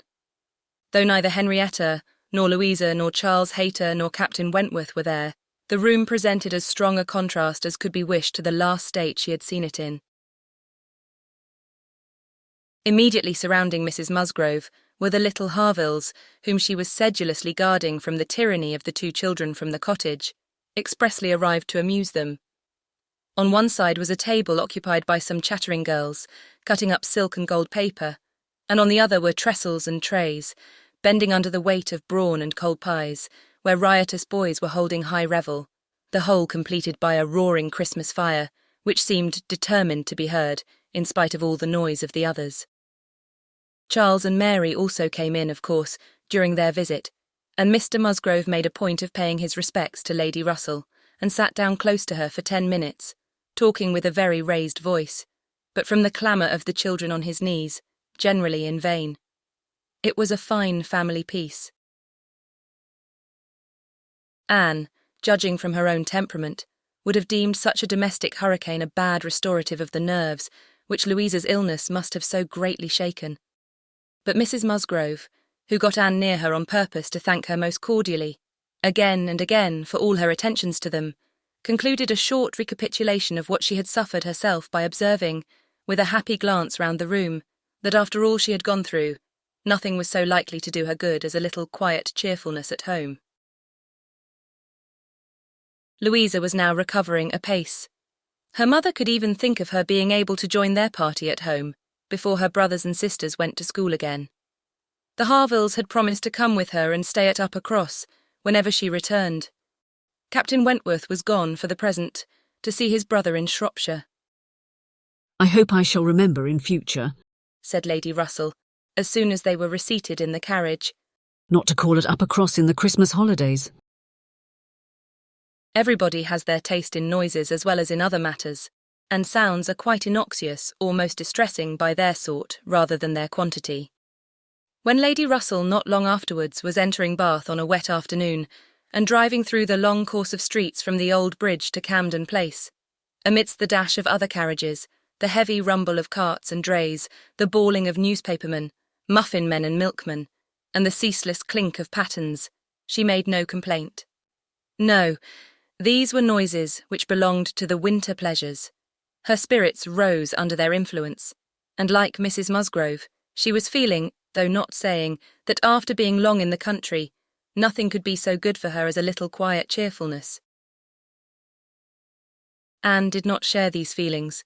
She persisted in a very determined, though very silent disinclination for Bath, caught the first dim view of the extensive buildings, smoking in rain, without any wish of seeing them better, felt their progress through the streets to be, however disagreeable, yet too rapid, for who would be glad to see her when she arrived, and looked back with fond regret to the bustles of Upper Cross and the seclusion of Kellynch.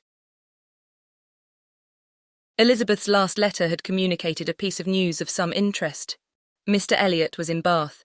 He had called in Camden Place, had called a second time, a third, had been pointedly attentive. If Elizabeth and her father did not deceive themselves, had been taking much pains to seek the acquaintance and proclaim the value of the connection, as he had formerly taken pains to show neglect. This was very wonderful if it were true, and Lady Russell was in a state of very agreeable curiosity and perplexity about Mr. Elliot, already recanting the sentiment she had so lately expressed to Mary, of his being a man whom she had no wish to see. She had a great wish to see him. If he really sought to reconcile himself like a dutiful branch, he must be forgiven for having dismembered himself from the paternal tree. Anne was not animated to an equal pitch by the circumstance, but she felt that she would rather see Mr. Elliot again than not, which was more than she could say for many other persons in Bath. She was put down in Camden Place, and Lady Russell then drove to her own lodgings in Rivers Street. Chapter 15.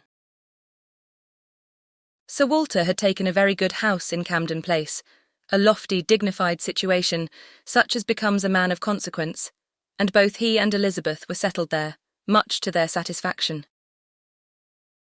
Anne entered it with a sinking heart, anticipating an imprisonment of many months, and anxiously saying to herself, "Oh, when shall I leave you again?" A degree of unexpected cordiality, however, in the welcome she received, did her good. Her father and sister were glad to see her, for the sake of showing her the house and furniture, and met her with kindness. Her making a fourth, when they sat down to dinner, was noticed as an advantage. Mrs. Clay was very pleasant and very smiling, but her courtesies and smiles were more a matter of course. Anne had always felt that she would pretend what was proper on her arrival, but the complaisance of the others was unlooked for. They were evidently in excellent spirits, and she was soon to listen to the causes. They had no inclination to listen to her. After laying out for some compliments of being deeply regretted in their old neighbourhood, which Anne could not pay, they had only a few faint inquiries to make before the talk must be all their own.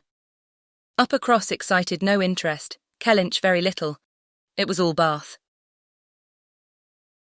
They had the pleasure of assuring her that Bath more than answered their expectations in every respect. Their house was undoubtedly the best in Camden Place. Their drawing-rooms had many decided advantages over all the others which they had either seen or heard of, and the superiority was not less in the style of the fitting up, or the taste of the furniture. Their acquaintance was exceedingly sought after. Everybody was wanting to visit them.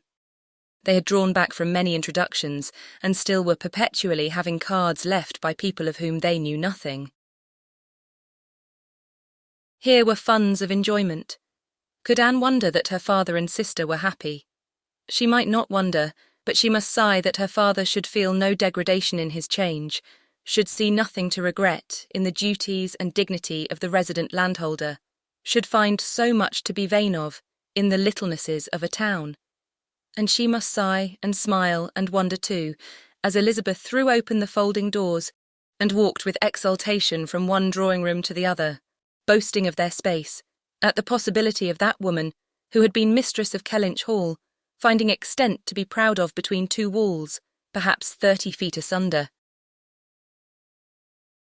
But this was not all which they had to make them happy. They had Mr. Elliot too. Anne had a great deal to hear of Mr. Elliot.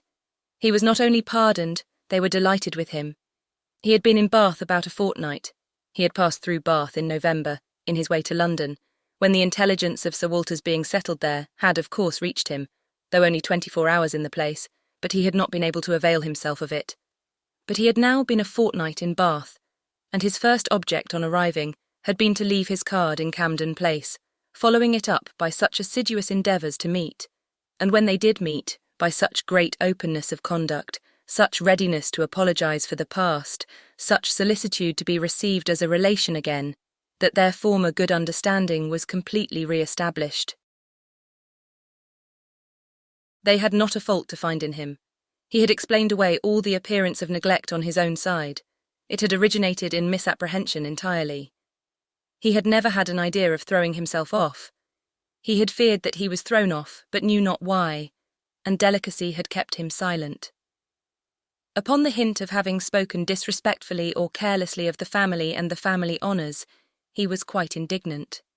He, who had ever boasted of being an Elliot, and whose feelings as to connection were only too strict to suit the unfeudal tone of the present day. He was astonished indeed, but his character and general conduct must refute it. He could refer Sir Walter to all who knew him, and certainly the pains he had been taking on this, the first opportunity of reconciliation, to be restored to the footing of a relation and heir presumptive, was a strong proof of his opinions on the subject. The circumstances of his marriage, too, were found to admit of much extenuation. This was an article not to be entered on by himself, but a very intimate friend of his, a Colonel Wallace, a highly respectable man, perfectly the gentleman, and not an ill-looking man, Sir Walter added, who was living in very good style in Marlborough Buildings, and had, at his own particular request, been admitted to their acquaintance through Mr. Elliot, had mentioned one or two things relative to the marriage, which made a material difference in the discredit of it. Colonel Wallace had known Mr. Elliot long, had been well acquainted also with his wife, had perfectly understood the whole story. She was certainly not a woman of family, but well educated, accomplished, rich, and excessively in love with his friend. There had been the charm. She had sought him. Without that attraction, not all her money would have tempted Elliot, and Sir Walter was, moreover, assured of her having been a very fine woman. Here was a great deal to soften the business. A very fine woman with a large fortune in love with him. Sir Walter seemed to admit it as complete apology, and though Elizabeth could not see the circumstance in quite so favourable a light, she allowed it be a great extenuation.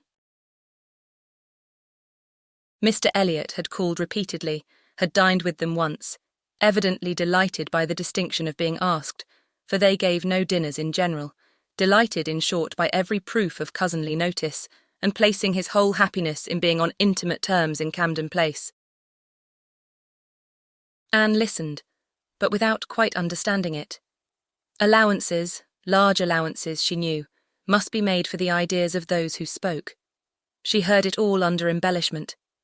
All that sounded extravagant or irrational in the progress of the reconciliation might have no origin but in the language of the relators.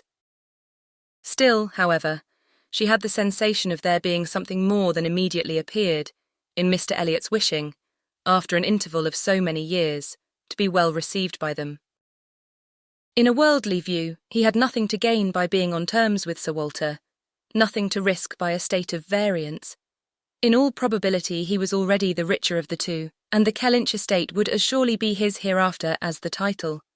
A sensible man, and he had looked like a very sensible man. Why should it be an object to him? She could only offer one solution. It was, perhaps, for Elizabeth's sake.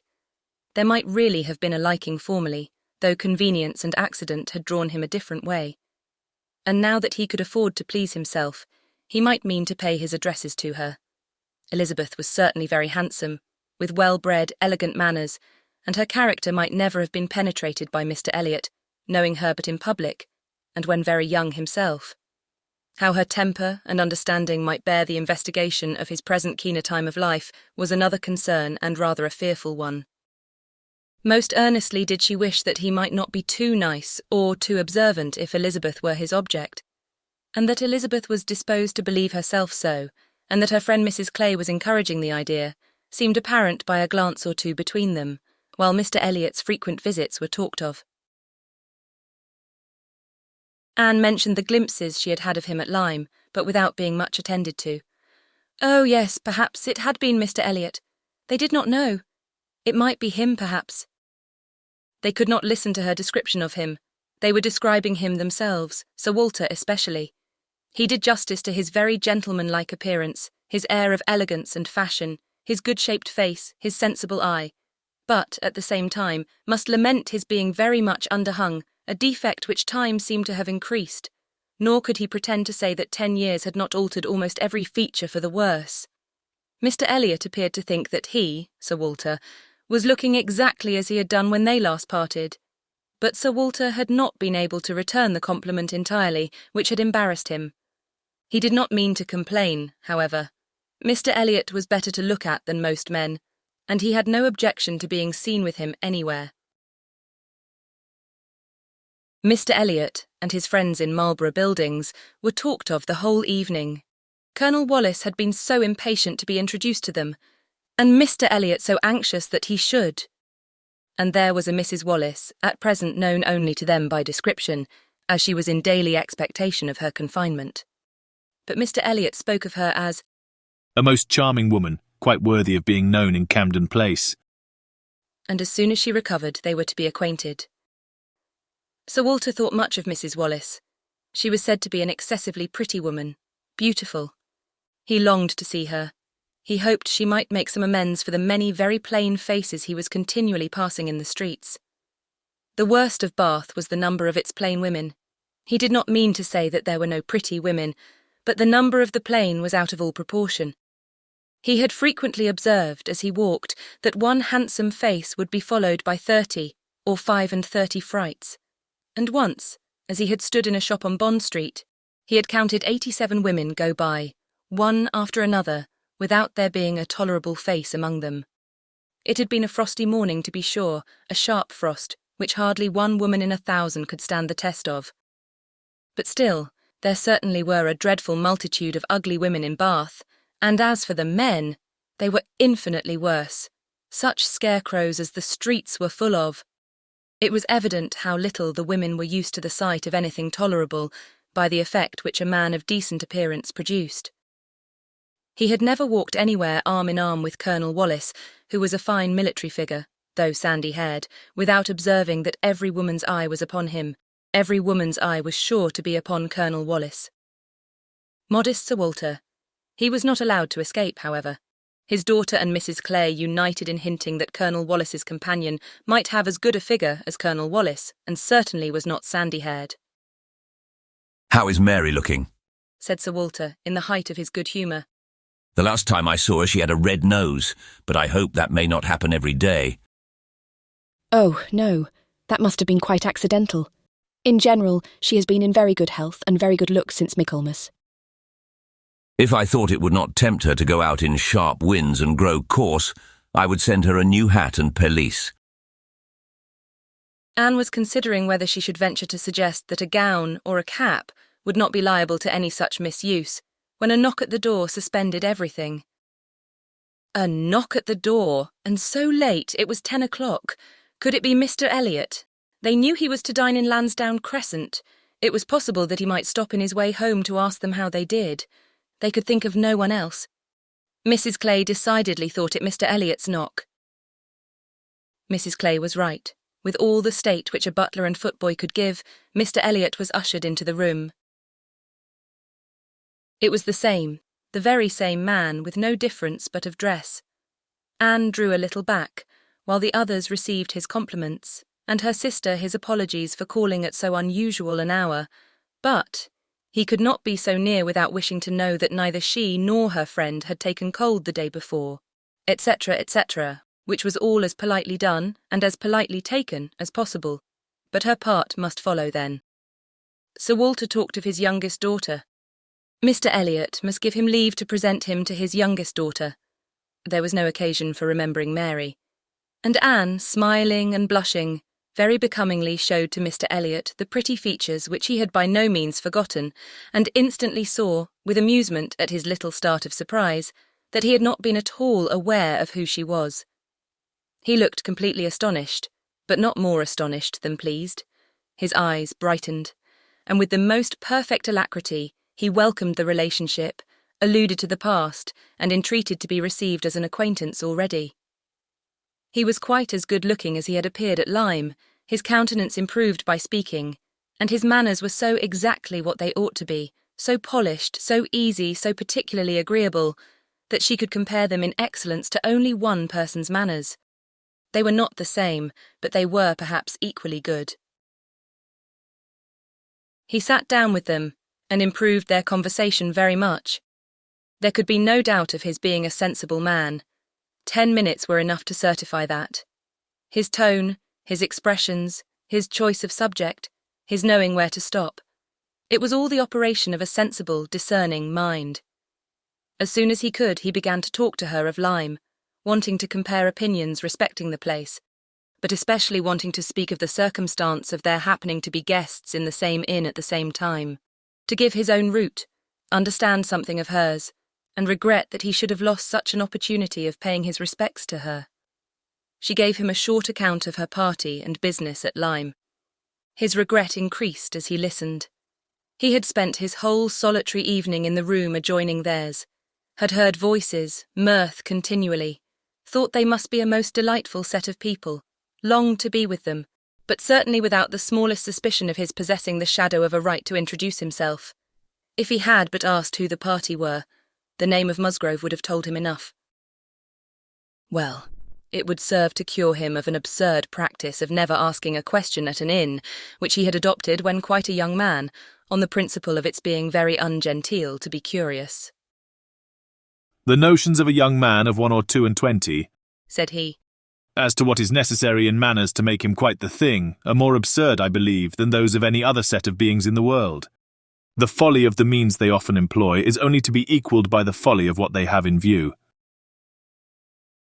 But he must not be addressing his reflections to Anne alone.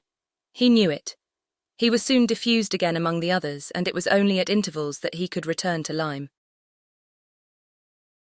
His inquiries, however, produced at length an account of the scene she had been engaged in there, soon after his leaving the place. Having alluded to an accident, he must hear the whole.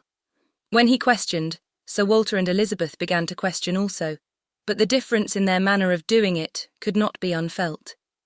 She could only compare Mr. Elliot to Lady Russell, in the wish of really comprehending what had passed, and in the degree of concern for what she must have suffered in witnessing it. He stayed an hour with them. The elegant little clock on the mantelpiece had struck 11 with its silver sounds, and the watchman was beginning to be heard at a distance telling the same tale, before Mr. Elliot or any of them seemed to feel that he had been there long. Anne could not have supposed it possible that her first evening in Camden Place could have passed so well. Chapter 16. There was one point which Anne, on returning to her family, would have been more thankful to ascertain even than Mr. Elliot's being in love with Elizabeth, which was her father's not being in love with Mrs. Clay, and she was very far from easy about it when she had been at home a few hours. On going down to breakfast the next morning, she found there had just been a decent pretence on the lady's side of meaning to leave them. She could imagine Mrs. Clay to have said that, now Miss Anne was come, she could not suppose herself at all wanted. For Elizabeth was replying in a sort of whisper, That must not be any reason indeed. I assure you I feel it none. She is nothing to me compared with you. And she was in full time to hear her father say, My dear madam, this must not be. As yet you have seen nothing of Bath. You have been here only to be useful. You must not run away from us now. You must stay to be acquainted with Mrs. Wallace, the beautiful Mrs. Wallace. To your fine mind, I well know the sight of beauty is a real gratification. He spoke and looked so much in earnest that Anne was not surprised to see Mrs. Clay stealing a glance at Elizabeth and herself. Her countenance perhaps might express some watchfulness, but the praise of the fine mind did not appear to excite a thought in her sister. The lady could not but yield to such joint entreaties, and promised to stay. In the course of the same morning, Anne and her father chancing to be alone together, he began to compliment her on her improved looks. He thought her less thin in her person, in her cheeks, her skin, her complexion greatly improved, clearer, fresher. Had she been using anything in particular? No, nothing. Merely Gowland, he supposed. No, nothing at all. Ha! He was surprised at that, and added, Certainly you cannot do better than to continue as you are. You cannot be better than well, or I should recommend Gowland, the constant use of Gowland during the spring months. Mrs. Clay has been using it at my recommendation, and you see what it has done for her. You see how it has carried away her freckles. If Elizabeth could but have heard this, such personal praise might have struck her, especially as it did not appear to Anne that the freckles were at all lessened. But everything must take its chance. The evil of a marriage would be much diminished if Elizabeth were also to marry. As for herself, she might always command a home with Lady Russell. Lady Russell's composed mind and polite manners were put to some trial on this point, in her intercourse in Camden Place. The sight of Mrs. Clay in such favour, and of Anne so overlooked, was a perpetual provocation to her there, and vexed her as much when she was away as a person in Bath who drinks the water, gets all the new publications, and has a very large acquaintance, has time to be vexed. As Mr. Elliot became known to her, she grew more charitable or more indifferent towards the others. His manners were an immediate recommendation, and on conversing with him she found the solid so fully supporting the superficial that she was at first, as she told Anne, almost ready to exclaim, Can this be Mr. Elliot? And could not seriously picture to herself a more agreeable or estimable man. Everything united in him, good understanding, correct opinions, knowledge of the world, and a warm heart. He had strong feelings of family attachment and family honour, without pride or weakness. He lived with the liberality of a man of fortune, without display. He judged for himself in everything essential, without defying public opinion in any point of worldly decorum.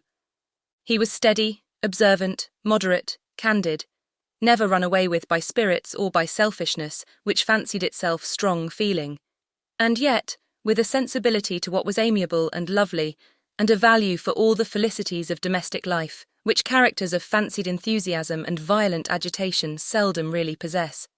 She was sure that he had not been happy in marriage. Colonel Wallis said it, and Lady Russell saw it, but it had been no unhappiness to sour his mind, nor, she began pretty soon to suspect, to prevent his thinking of a second choice. Her satisfaction in Mr. Elliot outweighed all the plague of Mrs. Clay. It was now some years since Anne had begun to learn that she and her excellent friend could sometimes think differently, and it did not surprise her, therefore, that Lady Russell should see nothing suspicious or inconsistent, nothing to require more motives than appeared in Mr. Elliot's great desire of a reconciliation. In Lady Russell's view, it was perfectly natural that Mr. Elliot, at a mature time of life, should feel it a most desirable object, and what would very generally recommend him among all sensible people to be on good terms with the head of his family. The simplest process in the world of time upon a head naturally clear, and only erring in the heyday of youth. Anne presumed, however, still to smile about it, and at last to mention Elizabeth. Lady Russell listened, and looked, and made only this cautious reply. Elizabeth. Very well. Time will explain. It was a reference to the future, which Anne, after a little observation, felt she must submit to. She could determine nothing at present. In that house Elizabeth must be first, and she was in the habit of such general observance as Miss Elliot, that any particularity of attention seemed almost impossible. Mr. Elliot, too, it must be remembered, had not been a widower 7 months. A little delay on his side might be very excusable. In fact, Anne could never see the crape round his hat, without fearing that she was the inexcusable one in attributing to him such imaginations.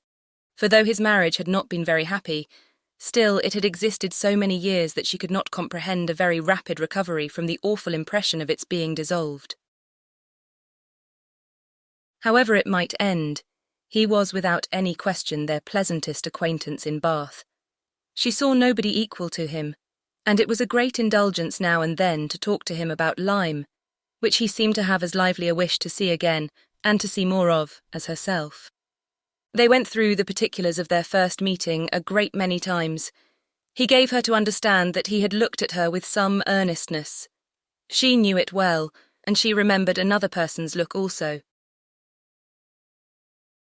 They did not always think alike. His value for rank and connection, she perceived, was greater than hers. It was not merely complacence, it must be a liking to the cause, which made him enter warmly into her father and sister's solicitudes on a subject which she thought unworthy to excite them. The Bath paper one morning announced the arrival of the Dowager Viscountess Dalrymple and her daughter, the Honourable Miss Carteret. And all the comfort of Camden Place was swept away for many days, for the Dalrymples, in Anne's opinion most unfortunately, were cousins of the Elliots, and the agony was how to introduce themselves properly. Anne had never seen her father and sister before in contact with nobility, and she must acknowledge herself disappointed.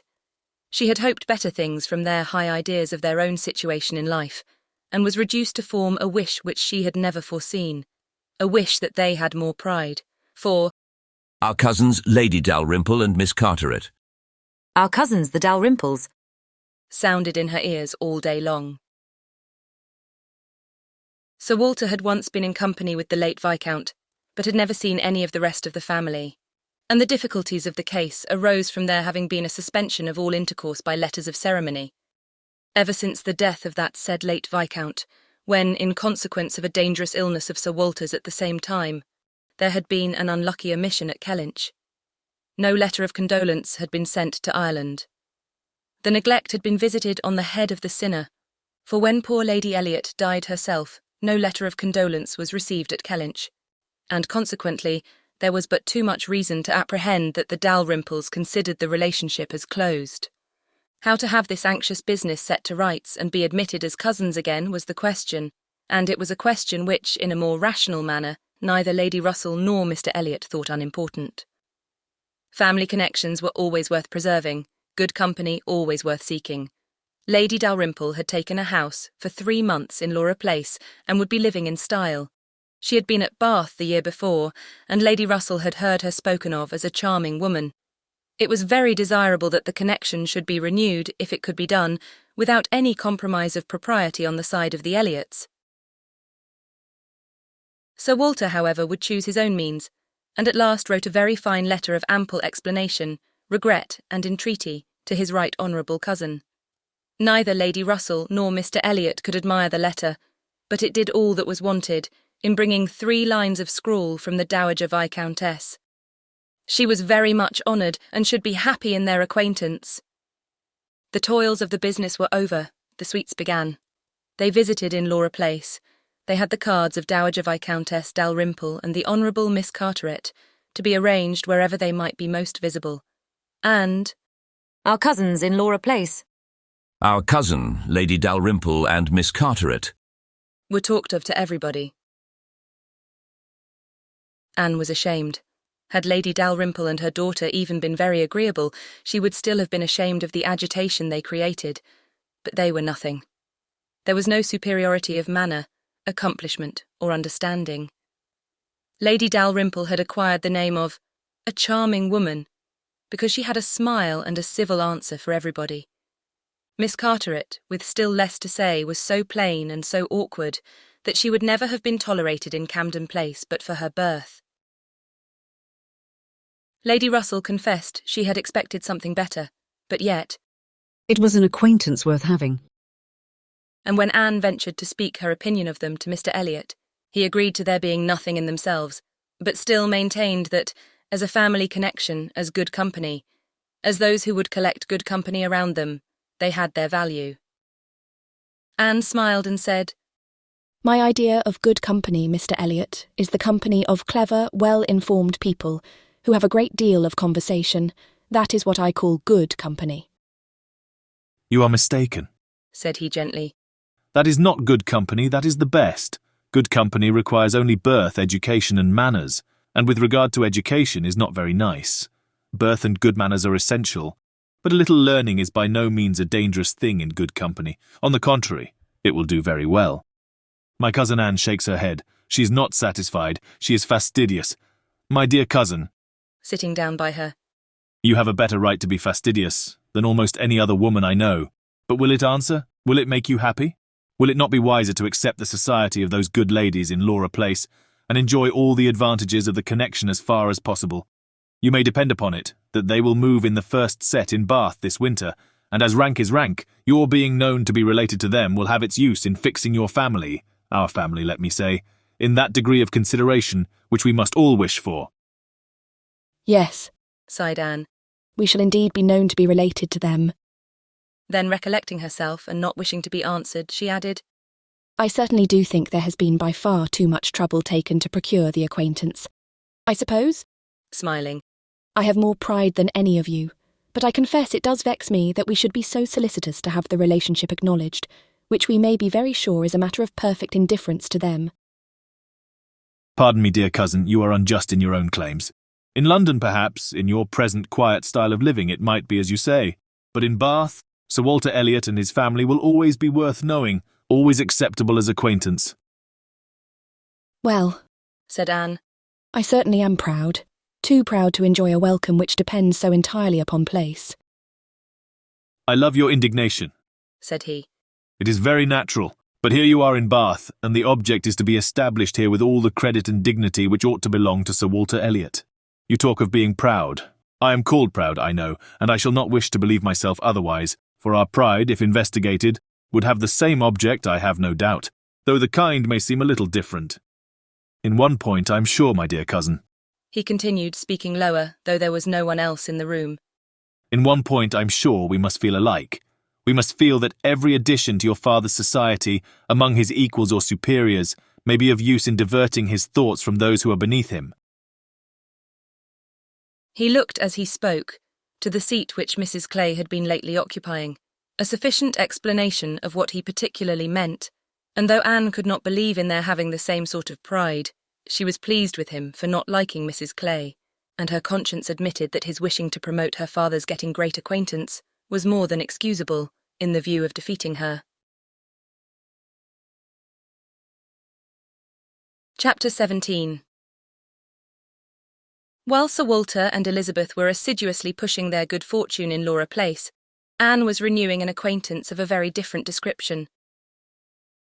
She had called on her former governess, and had heard from her of there being an old schoolfellow in Bath, who had the two strong claims on her attention of past kindness and present suffering.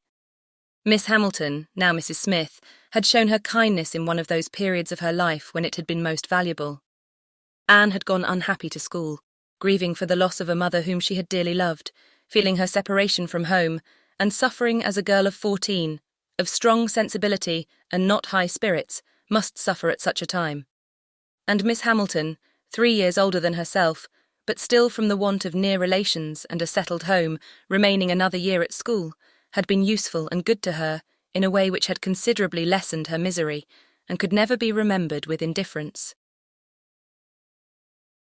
Miss Hamilton had left school, had married not long afterwards, was said to have married a man of fortune, and this was all that Anne had known of her, till now that their governess's account brought her situation forward in a more decided, but very different form.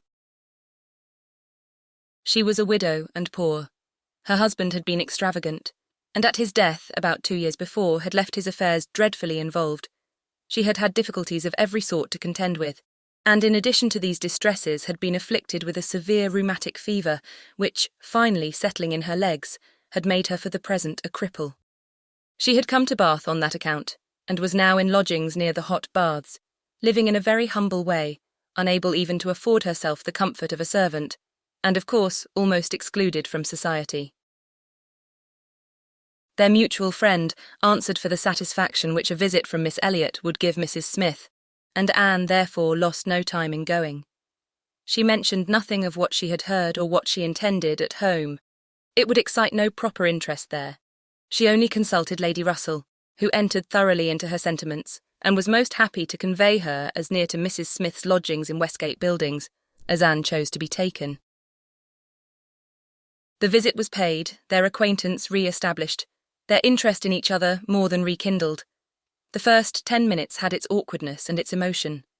12 years were gone since they had parted, and each presented a somewhat different person from what the other had imagined. 12 years had changed Anne from the blooming, silent, unformed girl of 15 to the elegant little woman of 27, with every beauty except bloom, and with manners as consciously right as they were invariably gentle. And 12 years had transformed the fine-looking, well-grown Miss Hamilton, in all the glow of health and confidence of superiority, into a poor, infirm, helpless widow, receiving the visit of her former protégé as a favour. But all that was uncomfortable in the meeting had soon passed away, and left only the interesting charm of remembering former partialities and talking over old times. Anne found in Mrs. Smith the good sense and agreeable manners which she had almost ventured to depend on, and a disposition to converse and be cheerful beyond her expectation. Neither the dissipations of the past, and she had lived very much in the world, nor the restrictions of the present, neither sickness nor sorrow seemed to have closed her heart or ruined her spirits. In the course of a second visit, she talked with great openness, and Anne's astonishment increased. She could scarcely imagine a more cheerless situation in itself than Mrs. Smith's.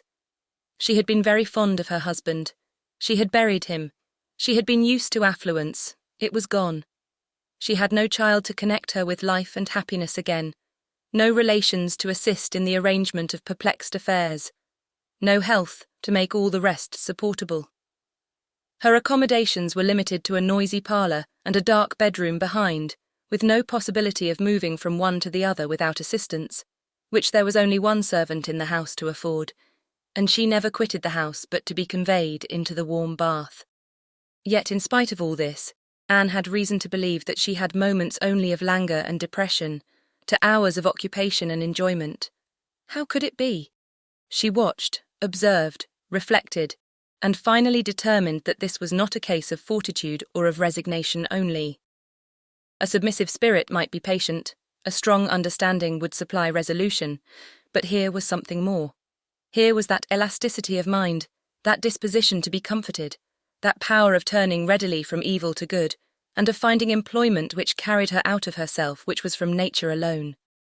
It was the choicest gift of heaven, and Anne viewed her friend as one of those instances in which, by a merciful appointment, it seems designed to counterbalance almost every other want. There had been a time, Mrs. Smith told her, when her spirits had nearly failed. She could not call herself an invalid now, compared with her state on first reaching Bath.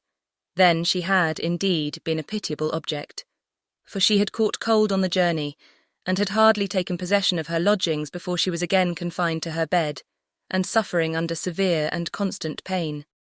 And all this among strangers, with the absolute necessity of having a regular nurse, and finances at that moment particularly unfit to meet any extraordinary expense. She had weathered it, however, and could truly say that it had done her good. It had increased her comforts by making her feel herself to be in good hands.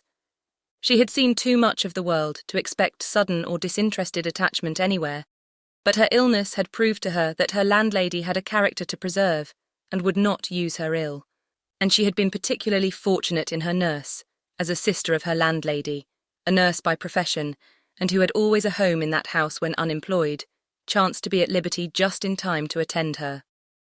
"And she," said Mrs. Smith, "besides nursing me most admirably, has really proved an invaluable acquaintance. As soon as I could use my hands, she taught me to knit, which has been a great amusement, and she put me in the way of making these little thread cases, pin cushions and card racks, which you always find me so busy about, and which supply me with the means of doing a little good to one or two very poor families in this neighbourhood. She had a large acquaintance, of course professionally, among those who can afford to buy, and she disposes of my merchandise. She always takes the right time for applying. Everybody's heart is open, you know, when they have recently escaped from severe pain or are recovering the blessing of health, and Nurse Rook thoroughly understands when to speak. She is a shrewd, intelligent, sensible woman. Hers is a line for seeing human nature, and she has a fund of good sense and observation which, as a companion, make her infinitely superior to thousands of those who, having only received the best education in the world, know nothing worth attending to. Call it gossip if you will, but when Nurse Rook has half an hour's leisure to bestow on me, she is sure to have something to relate that is entertaining and profitable, something that makes one know one's species better. One likes to hear what is going on, to be au fait as to the newest modes of being trifling and silly. To me, who live so much alone, her conversation, I assure you, is a treat.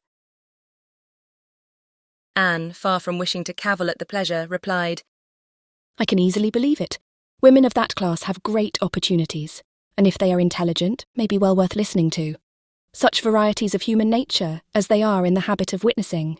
And it is not merely in its follies that they are well read, for they see it occasionally under every circumstance that can be most interesting or affecting.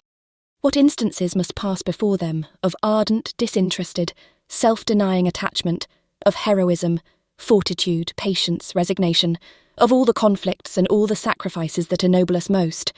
A sick chamber may often furnish the worth of volumes. Yes, said Mrs. Smith more doubtingly.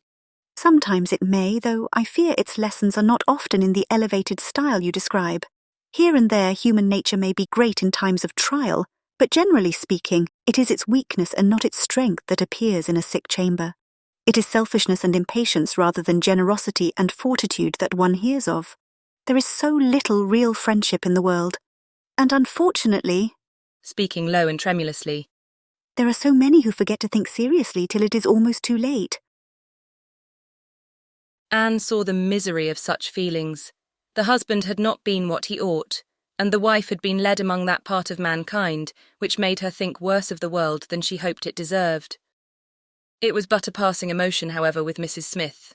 She shook it off, and soon added in a different tone, I do not suppose the situation my friend Mrs. Rook is in at present will furnish much either to interest or edify me. She is only nursing Mrs. Wallace of Marlborough Buildings, a mere pretty, silly, expensive, fashionable woman, I believe, and of course will have nothing to report but of lace and finery. I mean to make my profit of Mrs. Wallace, however. She has plenty of money, and I intend she shall buy all the high-priced things I have in hand now. Anne had called several times on her friend before the existence of such a person was known in Camden Place. At last it became necessary to speak of her. Sir Walter, Elizabeth and Mrs. Clay returned one morning from Laura Place with a sudden invitation from Lady Dalrymple for the same evening, and Anne was already engaged to spend that evening in Westgate Buildings. She was not sorry for the excuse. They were only asked, she was sure, because Lady Dalrymple, being kept at home by a bad cold, was glad to make use of the relationship which had been so pressed on her, and she declined on her own account with great alacrity. She was engaged to spend the evening with an old schoolfellow. They were not much interested in anything relative to Anne, but still there were questions enough asked to make it understood what this old schoolfellow was, and Elizabeth was disdainful, and Sir Walter severe. Westgate Buildings, said he. And who is Miss Anne Elliot to be visiting in Westgate Buildings? A Mrs. Smith, a widow Mrs. Smith, and who was her husband? One of 5,000 Mr. Smiths whose names are to be met with everywhere. And what is her attraction? That she is old and sickly. Upon my word, Miss Anne Elliot, you have the most extraordinary taste. Everything that revolts other people, low company, paltry rooms, foul air, disgusting associations are inviting to you. But surely you may put off this old lady till tomorrow. She is not so near her end, I presume, but that she may hope to see another day. What is her age? 40? No, sir, she is not 31. But I do not think I can put off my engagement, because it is the only evening for some time which will at once suit her and myself. She goes into the warm bath tomorrow, and for the rest of the week, you know, we are engaged. But what does Lady Russell think of this acquaintance? asked Elizabeth. She sees nothing to blame in it, replied Anne. On the contrary, she approves it, and has generally taken me when I have called on Mrs. Smith. Westgate Buildings must have been rather surprised by the appearance of a carriage drawn up near its pavement, observed Sir Walter. Sir Henry Russell's widow indeed has no honours to distinguish her arms, but still it is a handsome equipage, and no doubt is well known to convey a Miss Elliot, a widow Mrs. Smith lodging in Westgate Buildings, a poor widow barely able to live between 30 and 40, a mere Mrs. Smith, an everyday Mrs. Smith of all people and all names in the world, to be the chosen friend of Miss Anne Elliot, and to be preferred by her to her own family connections among the nobility of England and Ireland. Mrs. Smith, such a name. Mrs. Clay, who had been present while all this passed, now thought it advisable to leave the room, and Anne could have said much, and did long to say a little in defence of her friend's not very dissimilar claims to theirs, but her sense of personal respect to her father prevented her. She made no reply. She left it to himself to recollect that Mrs. Smith was not the only widow in Bath between 30 and 40, with little to live on and no surname of dignity. Anne kept her appointment, the others kept theirs, and of course she heard the next morning that they had had a delightful evening. She had been the only one of the set absent, for Sir Walter and Elizabeth had not only been quite at her ladyship's service themselves, but had actually been happy to be employed by her in collecting others, and had been at the trouble of inviting both Lady Russell and Mr. Elliot. And Mr. Elliot had made a point of leaving Colonel Wallis early, and Lady Russell had fresh arranged all her evening engagements in order to wait on her. Anne had the whole history of all that such an evening could supply from Lady Russell. To her, its greatest interest must be in having been very much talked of between her friend and Mr. Elliot, in having been wished for, regretted, and at the same time honoured for staying away in such a cause. Her kind, compassionate visits to this old schoolfellow, sick and reduced, seemed to have quite delighted Mr. Elliot. He thought her a most extraordinary young woman, in her temper, manners, mind, a model of female excellence. He could meet even Lady Russell in a discussion of her merits, and Anne could not be given to understand so much by her friend, could not know herself to be so highly rated by a sensible man, without many of those agreeable sensations which her friend meant to create. Lady Russell was now perfectly decided in her opinion of Mr. Elliot. She was as much convinced of his meaning to gain Anne in time as of his deserving her, and was beginning to calculate the number of weeks which would free him from all the remaining restraints of widowhood, and leave him at liberty to exert his most open powers of pleasing. She would not speak to Anne with half the certainty she felt on the subject. She would venture on little more than hints of what might be hereafter, of a possible attachment on his side, of the desirableness of the alliance, supposing such attachment to be real and returned. Anne heard her and made no violent exclamations. She only smiled, blushed, and gently shook her head. "I'm no matchmaker, as you well know," said Lady Russell, being much too well aware of the uncertainty of all human events and calculations.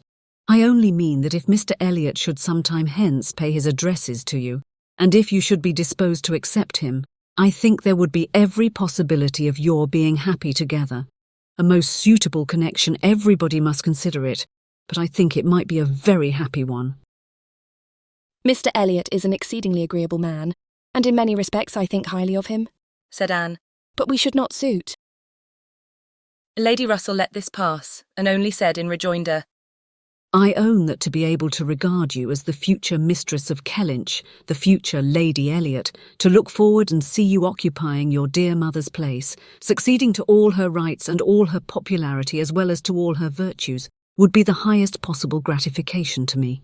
You are your mother's self in countenance and disposition, and if I might be allowed to fancy you such as she was, in situation and name and home, presiding and blessing in the same spot, and only superior to her in being more highly valued. My dearest Anne, it would give me more delight than is often felt at my time of life." Anne was obliged to turn away, to rise, to walk to a distant table, and, leaning there in pretended employment, try to subdue the feelings this picture excited. For a few moments her imagination and her heart were bewitched. The idea of becoming what her mother had been, of having the precious name of Lady Elliot first revived in herself, of being restored to Kellynch, calling it her home again, her home for ever, was a charm which she could not immediately resist. Lady Russell said not another word, willing to leave the matter to its own operation, and believing that, could Mr. Elliot at that moment with propriety have spoken for himself, she believed, in short, what Anne did not believe. The same image of Mr. Elliot speaking for himself brought Anne to composure again. The charm of Kellynch and of Lady Elliot all faded away. She never could accept him, and it was not only that her feelings were still adverse to any man save one, her judgment, on a serious consideration of the possibilities of such a case, was against Mr. Elliot. Though they had now been acquainted a month, she could not be satisfied that she really knew his character, that he was a sensible man, an agreeable man, that he talked well, professed good opinions, seemed to judge properly and as a man of principle. This was all clear enough. He certainly knew what was right, nor could she fix on any one article of moral duty evidently transgressed. But yet she would have been afraid to answer for his conduct. She distrusted the past, if not the present. The names which occasionally dropped of former associates, the allusions to former practices and pursuits, suggested suspicions not favourable of what he had been. She saw that there had been bad habits, that Sunday travelling had been a common thing, that there had been a period of his life, and probably not a short one, when he had been, at least, careless in all serious matters, and though he might now think very differently, who could answer for the true sentiments of a clever, cautious man, grown old enough to appreciate a fair character? How could it ever be ascertained that his mind was truly cleansed? Mr. Elliot was rational, discreet, polished, but he was not open.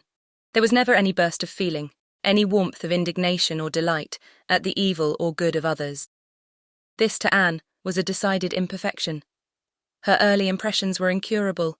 She prized the frank, the open-hearted, the eager character beyond all others. Warmth and enthusiasm did captivate her still. She felt that she could so much more depend upon the sincerity of those who sometimes looked or said a careless or a hasty thing than of those whose presence of mind never varied, whose tongue never slipped. Mr. Elliot was too generally agreeable. Various as were the tempers in her father's house, he pleased them all. He endured too well, stood too well with everybody. He had spoken to her with some degree of openness of Mrs. Clay, had appeared completely to see what Mrs. Clay was about, and to hold her in contempt, and yet Mrs. Clay found him as agreeable as anybody. Lady Russell saw either less or more than her young friend, for she saw nothing to excite distrust. She could not imagine a man more exactly what he ought to be than Mr. Elliot, nor did she ever enjoy a sweeter feeling than the hope of seeing him receive the hand of her beloved Anne in Kellynch Church, in the course of the following autumn. Chapter 18. It was the beginning of February, and Anne, having been a month in Bath, was growing very eager for news from Uppercross and Lyme. She wanted to hear much more than Mary had communicated. It was 3 weeks since she had heard at all. She only knew that Henrietta was at home again, and that Louisa, though considered to be recovering fast, was still in Lyme, and she was thinking of them all very intently one evening, when a thicker letter than usual from Mary was delivered to her, and, to quicken the pleasure and surprise, with Admiral and Mrs. Croft's compliments. The Crofts must be in Bath, a circumstance to interest her. They were people whom her heart turned to very naturally. "What is this?" cried Sir Walter. "The Crofts have arrived in Bath. The Crofts who rent Kellynch, what have they brought you?" A letter from Uppercross Cottage, sir. Oh, those letters are convenient passports. They secure an introduction. I should have visited Admiral Croft, however, at any rate. I know what is due to my tenant. Anne could listen no longer. She could not even have told how the poor Admiral's complexion escaped. Her letter engrossed her. It had been begun several days back. February 1st. My dear Anne, I make no apology for my silence, because I know how little people think of letters in such a place as Bath. You must be a great deal too happy to care for Uppercross, which, as you well know, affords little to write about. We have had a very dull Christmas. Mr. and Mrs. Musgrove have not had one dinner party all the holidays. I do not reckon the haters as anybody. The holidays, however, are over at last. I believe no children ever had such long ones. I'm sure I had not. The house was cleared yesterday except of the little Harvilles, but you will be surprised to hear they have never gone home. Mrs. Harville must be an odd mother to part with them so long. I do not understand it. They are not at all nice children in my opinion, but Mrs. Musgrove seems to like them quite as well, if not better, than her grandchildren. What dreadful weather we have had. It may not be felt in Bath, with your nice pavements, but in the country it is of some consequence.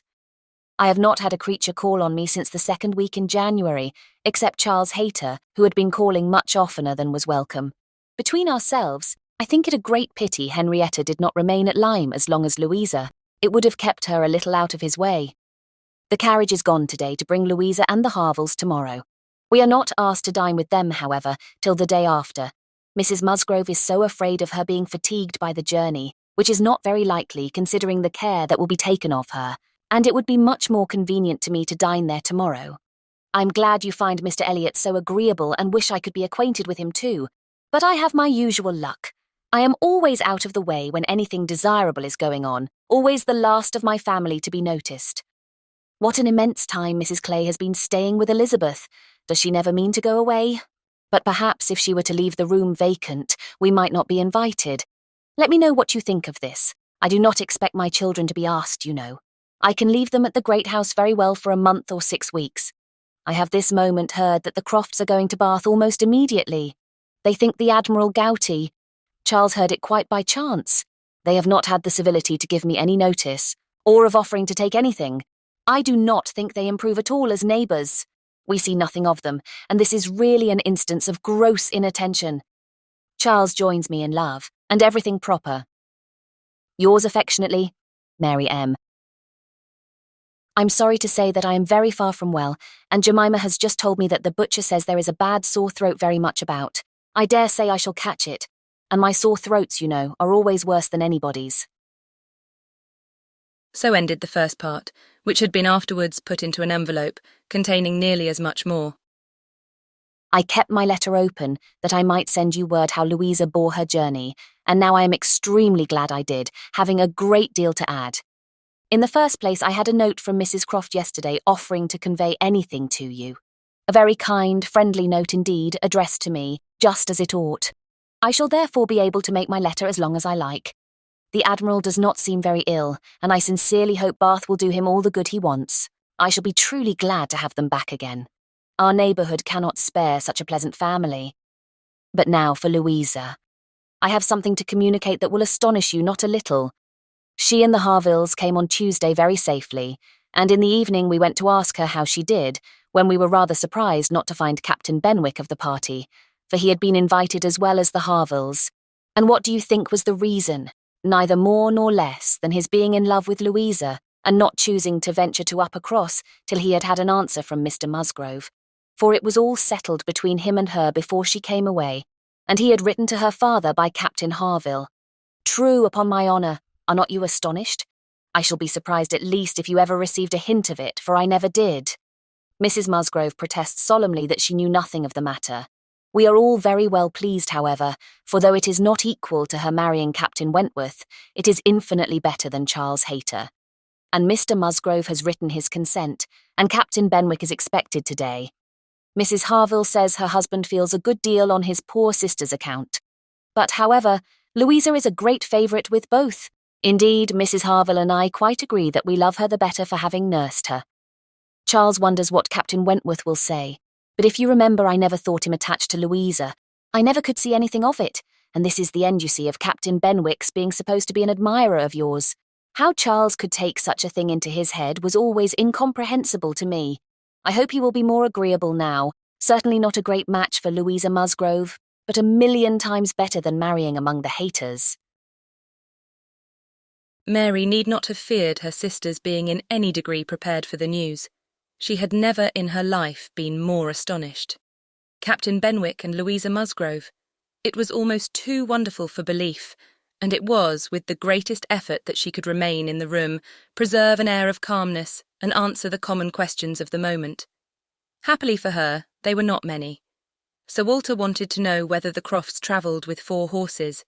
and whether they were likely to be situated in such a part of Bath as it might suit Miss Elliot and himself to visit in, but had little curiosity beyond. "How is Mary?" said Elizabeth, and without waiting for an answer, "And pray what brings the Crofts to Bath?" They come on the Admiral's account. He is thought to be gouty. Gout and decrepitude, said Sir Walter. Poor old gentleman. "Have they any acquaintance here?" asked Elizabeth. I do not know, but I can hardly suppose that at Admiral Croft's time of life, and in his profession, he should not have many acquaintance in such a place as this. I suspect, said Sir Walter coolly, that Admiral Croft will be best known in Bath as the renter of Kellynch Hall. Elizabeth, may we venture to present him and his wife in Laura Place? "Oh no, I think not. Situated as we are with Lady Dalrymple, cousins, we ought to be very careful not to embarrass her with acquaintance she might not approve. If we were not related, it would not signify, but as cousins she would feel scrupulous as to any proposal of ours. We had better leave the Crofts to find their own level. There are several odd-looking men walking about here, who I'm told are sailors. The Crofts will associate with them." This was Sir Walter and Elizabeth's share of interest in the letter. When Mrs. Clay had paid her tribute of more decent attention, in an inquiry after Mrs. Charles Musgrove and her fine little boys, Anne was at liberty. In her own room she tried to comprehend it. Well might Charles wonder how Captain Wentworth would feel. Perhaps he had quitted the field, had given Louisa up, had ceased to love, had found he did not love her. She could not endure the idea of treachery or levity, or anything akin to ill usage between him and his friend. She could not endure that such a friendship as theirs should be severed unfairly. Captain Benwick and Louisa Musgrove, the high-spirited, joyous-talking Louisa Musgrove, and the dejected, thinking, feeling, reading Captain Benwick, seemed each of them everything that would not suit the other. Their minds most dissimilar. Where could have been the attraction? The answer soon presented itself. It had been in situation. They had been thrown together several weeks. They had been living in the same small family party. Since Henrietta's coming away, they must have been depending almost entirely on each other. And Louisa, just recovering from illness, had been in an interesting state, and Captain Benwick was not inconsolable. That was a point which Anne had not been able to avoid suspecting before, and instead of drawing the same conclusion as Mary, from the present course of events, they served only to confirm the idea of his having felt some dawning of tenderness toward herself. She did not mean, however, to derive much more from it to gratify her vanity than Mary might have allowed. She was persuaded that any tolerably pleasing young woman who had listened and seemed to feel for him would have received the same compliment. He had an affectionate heart. He must love somebody. She saw no reason against their being happy. Louisa had fine naval fervour to begin with, and they would soon grow more alike. He would gain cheerfulness, and she would learn to be an enthusiast for Scott and Lord Byron. Nay, that was probably learnt already. Of course they had fallen in love over poetry.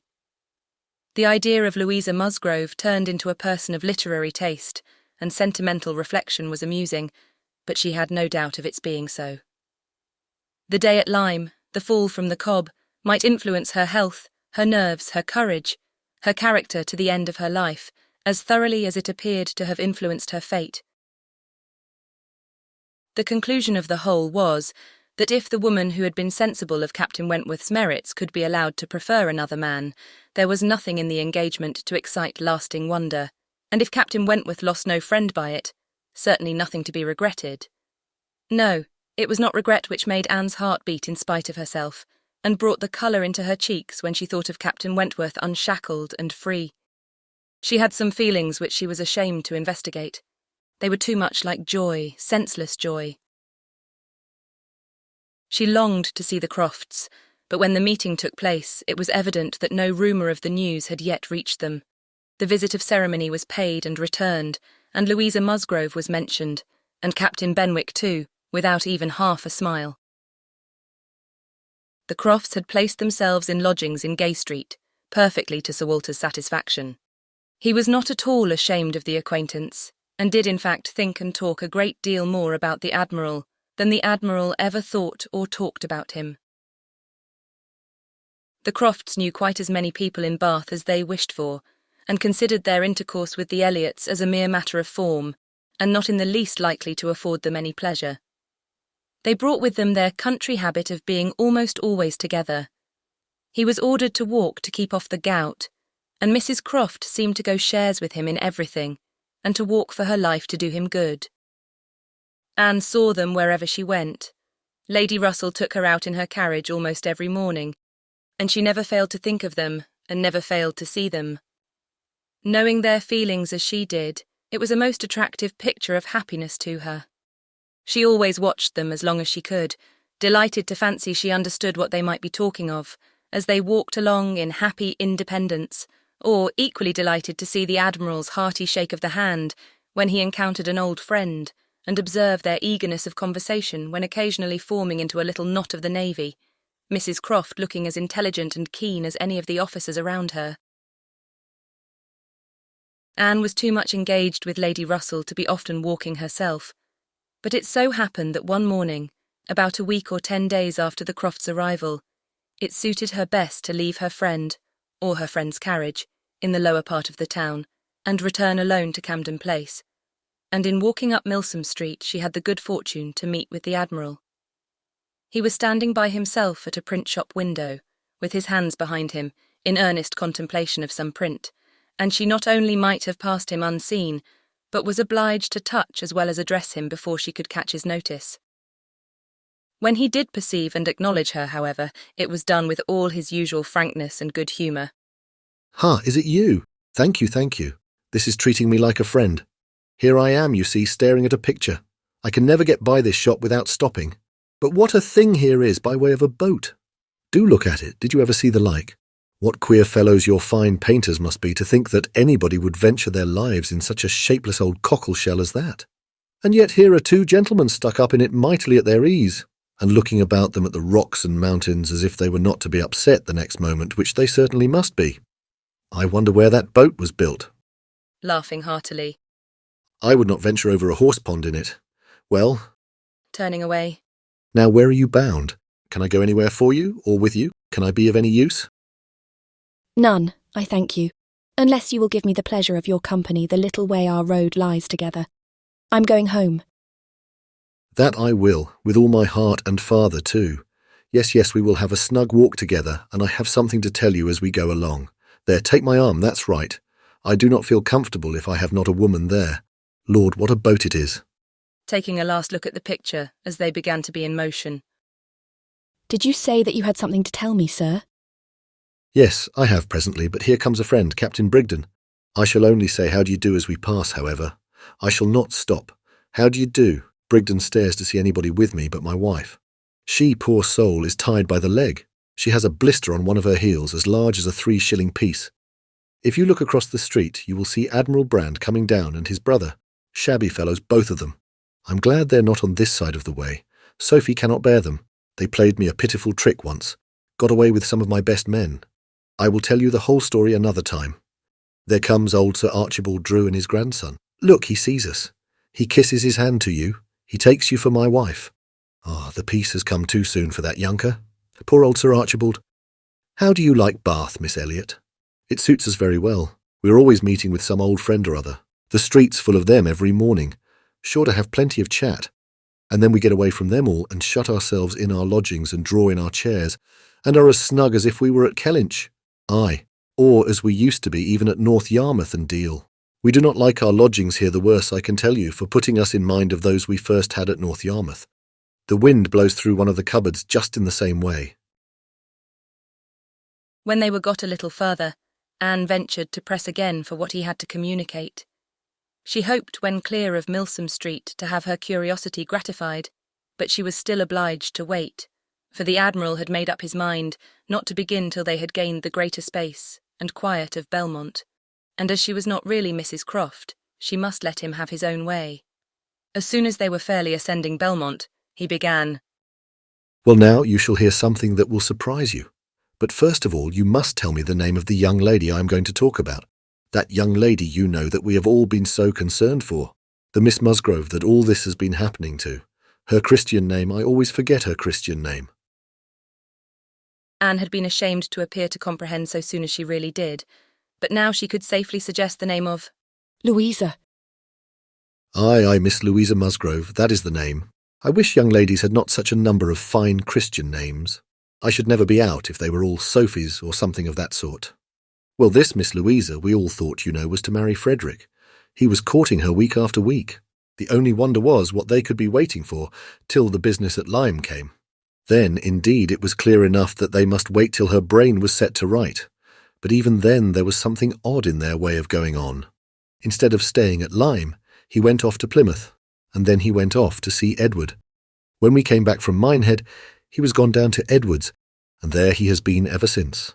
We have seen nothing of him since November. Even Sophie could not understand it. But now the matter has taken the strangest turn of all. For this young lady, the same Miss Musgrove, instead of being to marry Frederick, is to marry James Benwick. You know James Benwick. A little. I'm a little acquainted with Captain Benwick. Well, she is to marry him. Nay, most likely they are married already, for I do not know what they should wait for. I thought Captain Benwick a very pleasing young man, said Anne. And I understand that he bears an excellent character. Oh, yes, there is not a word to be said against James Benwick. He is only a commander, it is true, made last summer, and these are bad times for getting on, but he has not another fault that I know of. An excellent, good-hearted fellow, I assure you, a very active, zealous officer too, which is more than you would think for that soft sort of manner does not do him justice. Indeed, you are mistaken there, sir. I should never augur want of spirit from Captain Benwick's manners. I thought them particularly pleasing, and I will answer for it, they would generally please. Well, ladies are the best judges, but James Benwick is rather too piano for me. And though very likely it is all our partiality, Sophie and I cannot help thinking Frederick's manners better than his. There is something about Frederick more to our taste. Anne was caught. She had only meant to oppose the too common idea of spirit and gentleness being incompatible with each other, not at all to represent Captain Benwick's manners as the very best that could possibly be. And after a little hesitation, she was beginning to say, I was not entering into any comparison of the two friends. But the Admiral interrupted her with, And the thing is certainly true. It is not a mere bit of gossip. We have it from Frederick himself. His sister had a letter from him yesterday in which he tells us of it, and he had just had it in a letter from Harville, written upon the spot from Uppercross.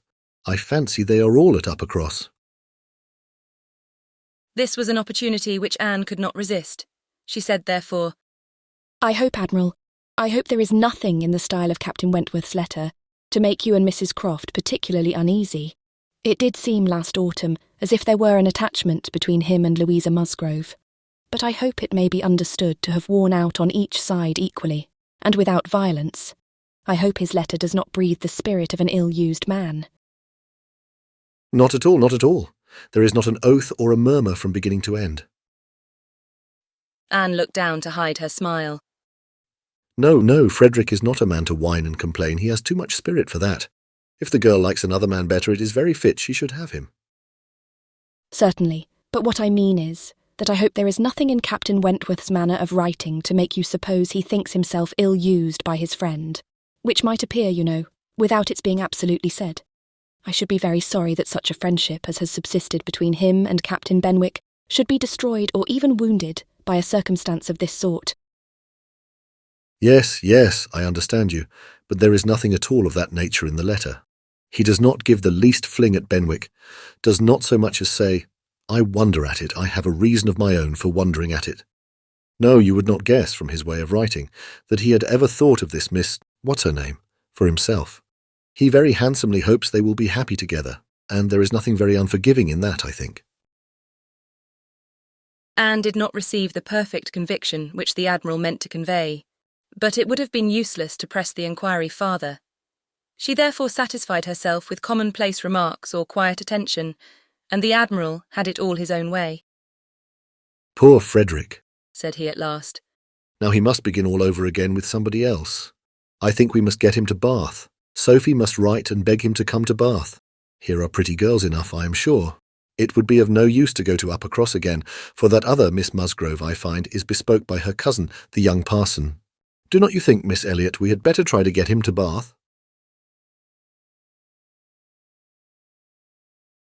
Chapter 19.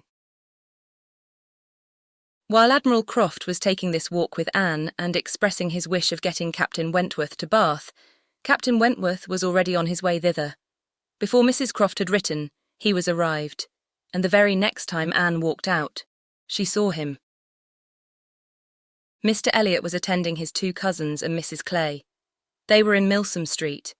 It began to rain, not much, but enough to make shelter desirable for women, and quite enough to make it very desirable for Miss Elliot to have the advantage of being conveyed home in Lady Dalrymple's carriage, which was seen waiting at a little distance.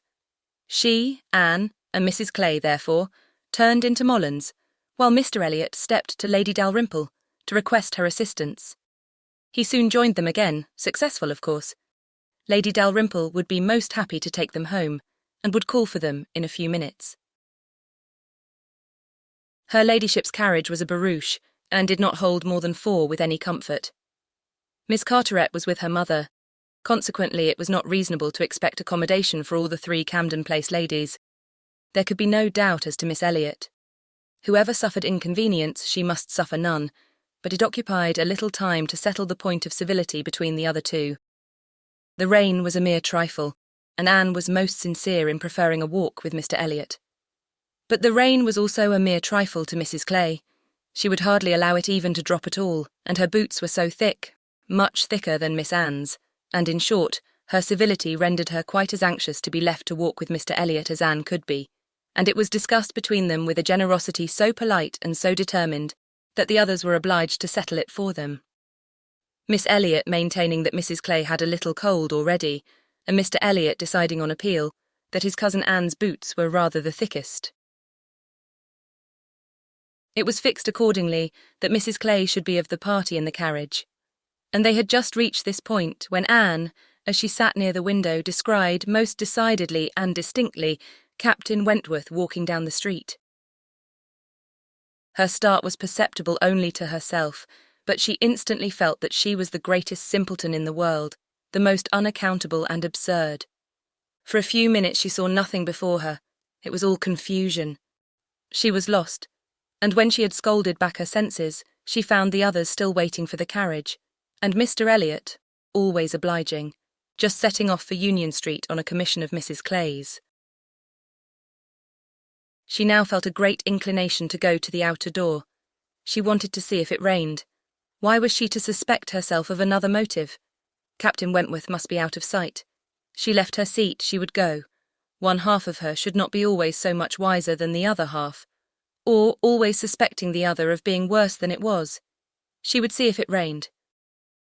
She was sent back, however, in a moment, by the entrance of Captain Wentworth himself, among a party of gentlemen and ladies, evidently his acquaintance, and whom he must have joined a little below Milsom Street. He was more obviously struck and confused by the sight of her than she had ever observed before. He looked quite red. For the first time since their renewed acquaintance, she felt that she was betraying the least sensibility of the 2. She had the advantage of him in the preparation of the last few moments. All the overpowering, blinding, bewildering first effects of strong surprise were over with her. Still, however, she had enough to feel. It was agitation, pain, pleasure, a something between delight and misery. He spoke to her, and then turned away. The character of his manner was embarrassment. She could not have called it either cold or friendly, or anything so certainly as embarrassed. After a short interval, however, he came towards her and spoke again. Mutual inquiries on common subjects passed, neither of them probably much the wiser for what they heard, and Anne continuing fully sensible of his being less at ease than formerly. They had, by dint of being so very much together, got to speak to each other with a considerable portion of apparent indifference and calmness. But he could not do it now. Time had changed him, or Louisa had changed him. There was consciousness of some sort or other. He looked very well, not as if he had been suffering in health or spirits, and he talked of Uppercross, of the Musgroves, nay, even of Louisa, and had even a momentary look of his own arch significance as he named her, but yet it was Captain Wentworth not comfortable, not easy, not able to feign that he was. It did not surprise, but it grieved Anne to observe that Elizabeth would not know him. She saw that he saw Elizabeth, that Elizabeth saw him, that there was complete internal recognition on each side. She was convinced that he was ready to be acknowledged as an acquaintance, expecting it, and she had the pain of seeing her sister turn away with unalterable coldness. Lady Dalrymple's carriage, for which Miss Elliot was growing very impatient, now drew up. The servant came in to announce it. It was beginning to rain again, and altogether there was a delay and a bustle and a talking, which must make all the little crowd in the shop understand that Lady Dalrymple was calling to convey Miss Elliot. At last Miss Elliot and her friend, unattended but by the servant, for there was no cousin returned, were walking off, and Captain Wentworth, watching them, turned again to Anne, and by manner rather than words, was offering his services to her. "I am much obliged to you," was her answer. "but I am not going with them. The carriage would not accommodate so many. I prefer walking." "But it rains." "Oh, very little. Nothing that I regard." After a moment's pause, he said, "Though I came only yesterday, I've equipped myself properly for Bath already, you see," pointing to a new umbrella. "I wish you would make use of it, if you are determined to walk, though I think it would be more prudent to let me get you a chair." She was very much obliged to him, but declined it all, repeating her conviction that the rain would come to nothing at present, and adding, "I am only waiting for Mr. Elliot. He will be here in a moment, I am sure." She had hardly spoken the words when Mr. Elliot walked in. Captain Wentworth recollected him perfectly. There was no difference between him and the man who had stood on the steps at Lyme, admiring Anne as she passed, except in the air and look and manner of the privileged relation and friend. He came in with eagerness, appeared to see and think only of her, apologised for his stay, was grieved to have kept her waiting, and anxious to get her away without further loss of time, and before the rain increased. And in another moment they walked off together, her arm under his, a gentle and embarrassed glance and a "Good morning to you," being all that she had time for as she passed away. As soon as they were out of sight, the ladies of Captain Wentworth's party began talking of them. "Mr. Elliot does not dislike his cousin, I fancy." "Oh no, that is clear enough. One can guess what will happen there. He is always with them, half lives in the family, I believe. What a very good-looking man." "Yes, and Miss Atkinson, who dined with him once at the Wallaces, says he is the most agreeable man she ever was in company with." "She is pretty, I think. Anne Elliot. Very pretty when one comes to look at her. It is not the fashion to say so, but I confess I admire her more than her sister." "Oh, so do I." "And so do I, no comparison, but the men are all wild after Miss Elliot. Anne is too delicate for them." Anne would have been particularly obliged to her cousin if he would have walked by her side all the way to Camden Place without saying a word. She had never found it so difficult to listen to him, though nothing could exceed his solicitude and care, and though his subjects were principally such as were wont to be always interesting: praise, warm, just and discriminating of Lady Russell, and insinuations highly rational against Mrs. Clay. But just now she could think only of Captain Wentworth. She could not understand his present feelings, whether he were really suffering much from disappointment or not. Until that point were settled, she could not be quite herself. She hoped to be wise and reasonable in time, but alas, alas, she must confess to herself that she was not wise yet. Another circumstance very essential for her to know was how long he meant to be in Bath. He had not mentioned it, or she could not recollect it. He might be only passing through, but it was more probable that he should be come to stay. In that case, so liable as everybody was to meet everybody in Bath, Lady Russell would in all likelihood see him somewhere. Would she recollect him? How would it all be? She had already been obliged to tell Lady Russell that Louisa Musgrove was to marry Captain Benwick. It had cost her something to encounter Lady Russell's surprise, and now, if she were by any chance to be thrown into company with Captain Wentworth, her imperfect knowledge of the matter might add another shade of prejudice against him. The following morning, Anne was out with her friend, and for the first hour, in an incessant and fearful sort of watch for him in vain.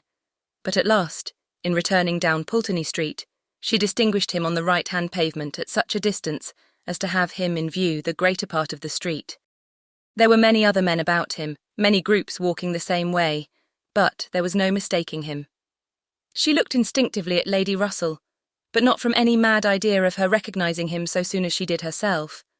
No, it was not to be supposed that Lady Russell would perceive him till they were nearly opposite. She looked at her, however, from time to time, anxiously, and when the moment approached which must point him out, though not daring to look again, for her own countenance she knew was unfit to be seen, she was yet perfectly conscious of Lady Russell's eyes being turned exactly in the direction for him, of her being, in short, intently observing him. She could thoroughly comprehend the sort of fascination he must possess over Lady Russell's mind, the difficulty it must be for her to withdraw her eyes, the astonishment she must be feeling that 8 or 9 years should have passed over him, and in foreign climes, and in active service too, without robbing him of one personal grace. At last Lady Russell drew back her head. Now how would she speak of him? "You will wonder," said she, "what has been fixing my eye so long, but I was looking after some window curtains which Lady Alicia and Mrs. Frankland were telling me of last night. They described the drawing-room window curtains of one of the houses on this side of the way, and this part of the street, as being the handsomest and best hung of any in Bath, but could not recollect the exact number, and I have been trying to find out which it could be, but I confess I can see no curtains hereabouts that answer their description." Anne sighed and blushed and smiled, in pity and disdain, either at her friend or herself. The part which provoked her most was that in all this waste of foresight and caution, she should have lost the right moment for seeing whether he saw them. A day or two passed without producing anything. The theatre or the rooms where he was most likely to be were not fashionable enough for the Elliots, whose evening amusements were solely in the elegant stupidity of private parties, in which they were getting more and more engaged. And Anne, wearied of such a state of stagnation, sick of knowing nothing, and fancying herself stronger because her strength was not tried, was quite impatient for the concert evening. It was a concert for the benefit of a person patronised by Lady Dalrymple. Of course they must attend. It was really expected to be a good one, and Captain Wentworth was very fond of music. If she could only have a few minutes' conversation with him again, she fancied she should be satisfied, and as to the power of addressing him, she felt all over courage if the opportunity occurred. Elizabeth had turned from him, Lady Russell overlooked him. Her nerves were strengthened by these circumstances. She felt that she owed him attention. She had once partly promised Mrs. Smith to spend the evening with her, but in a short, hurried call, she excused herself and put it off, with the more decided promise of a longer visit on the morrow. Mrs. Smith gave a most good-humoured acquiescence. "By all means," said she. "Only tell me all about it when you do come. Who is your party?" Anne named them all. Mrs. Smith made no reply, but when she was leaving her said, and with an expression half serious, half arch, "Well, I heartily wish your concert may answer, and do not fail me tomorrow if you can come, for I begin to have a foreboding that I may not have many more visits from you." Anne was startled and confused, but after standing in a moment's suspense, was obliged, and not sorry to be obliged, to hurry away. Chapter 20. Sir Walter, his 2 daughters, and Mrs. Clay were the earliest of all their party at the rooms in the evening, and as Lady Dalrymple must be waited for, they took their station by one of the fires in the octagon room. But hardly were they so settled, when the door opened again, and Captain Wentworth walked in alone. Anne was the nearest to him, and making yet a little advance, she instantly spoke. He was preparing only to bow and pass on, but her gentle "How do you do?" brought him out of the straight line to stand near her, and make inquiries in return, in spite of the formidable father and sister in the background. Their being in the background was a support to Anne. She knew nothing of their looks, and felt equal to everything which she believed right to be done. While they were speaking, a whispering between her father and Elizabeth caught her ear. She could not distinguish, but she must guess the subject, and on Captain Wentworth's making a distant bow, she comprehended that her father had judged so well as to give him that simple acknowledgment of acquaintance, and she was just in time by a side glance to see a slight curtsy from Elizabeth herself. This, though late and reluctant and ungracious, was yet better than nothing, and her spirits improved. After talking, however, of the weather and Bath and the concert, their conversation began to flag, and so little was said at last that she was expecting him to go every moment, but he did not. He seemed in no hurry to leave her, and presently, with renewed spirit, with a little smile, a little glow, he said, "I have hardly seen you since our day at Lyme. I'm afraid you must have suffered from the shock, and the more from its not overpowering you at the time." She assured him that she had not. "It was a frightful hour," said he, "a frightful day." and he passed his hand across his eyes, as if the remembrance were still too painful, but in a moment, half smiling again, added, "The day has produced some effects, however, has had some consequences which must be considered as the very reverse of frightful. When you had the presence of mind to suggest that Benwick would be the properest person to fetch a surgeon, you could have little idea of his being eventually one of those most concerned in her recovery." Certainly I could have none, but it appears, I should hope it would be a very happy match. There are on both sides good principles and good temper. "Yes," said he, looking not exactly forward. "but there I think ends the resemblance. With all my soul I wish them happy and rejoice over every circumstance in favour of it. They have no difficulties to contend with at home, no opposition, no caprice, no delays. The Musgroves are behaving like themselves, most honourably and kindly, only anxious with true parental hearts to promote their daughter's comfort. All this is much, very much in favour of their happiness, more than perhaps—" He stopped. A sudden recollection seemed to occur, and to give him some taste of that emotion which was reddening Anne's cheeks and fixing her eyes on the ground. After clearing his throat, however, he proceeded thus. "I confess that I do think there is a disparity, too great a disparity, and in a point no less essential than mind. I regard Louisa Musgrove as a very amiable, sweet-tempered girl, and not deficient in understanding. But Benwick is something more. He is a clever man, a reading man, and I confess that I do consider his attaching himself to her with some surprise. Had it been the effect of gratitude, had he learnt to love her, because he believed her to be preferring him, it would have been another thing. But I have no reason to suppose it so. It seems, on the contrary, to have been a perfectly spontaneous, untaught feeling on his side, and this surprises me. A man like him, in his situation, with a heart pierced, wounded, almost broken. Fanny Harville was a very superior creature, and his attachment to her was indeed attachment. A man does not recover from such a devotion of the heart to such a woman. He ought not, he does not." Either from the consciousness, however, that his friend had recovered or from other consciousness, he went no farther, and Anne, who, in spite of the agitated voice in which the latter part had been uttered, and in spite of all the various noises of the room, the almost ceaseless slam of the door and ceaseless buzz of persons walking through, had distinguished every word, was struck, gratified, confused, and beginning to breathe very quick, and feel 100 things in a moment.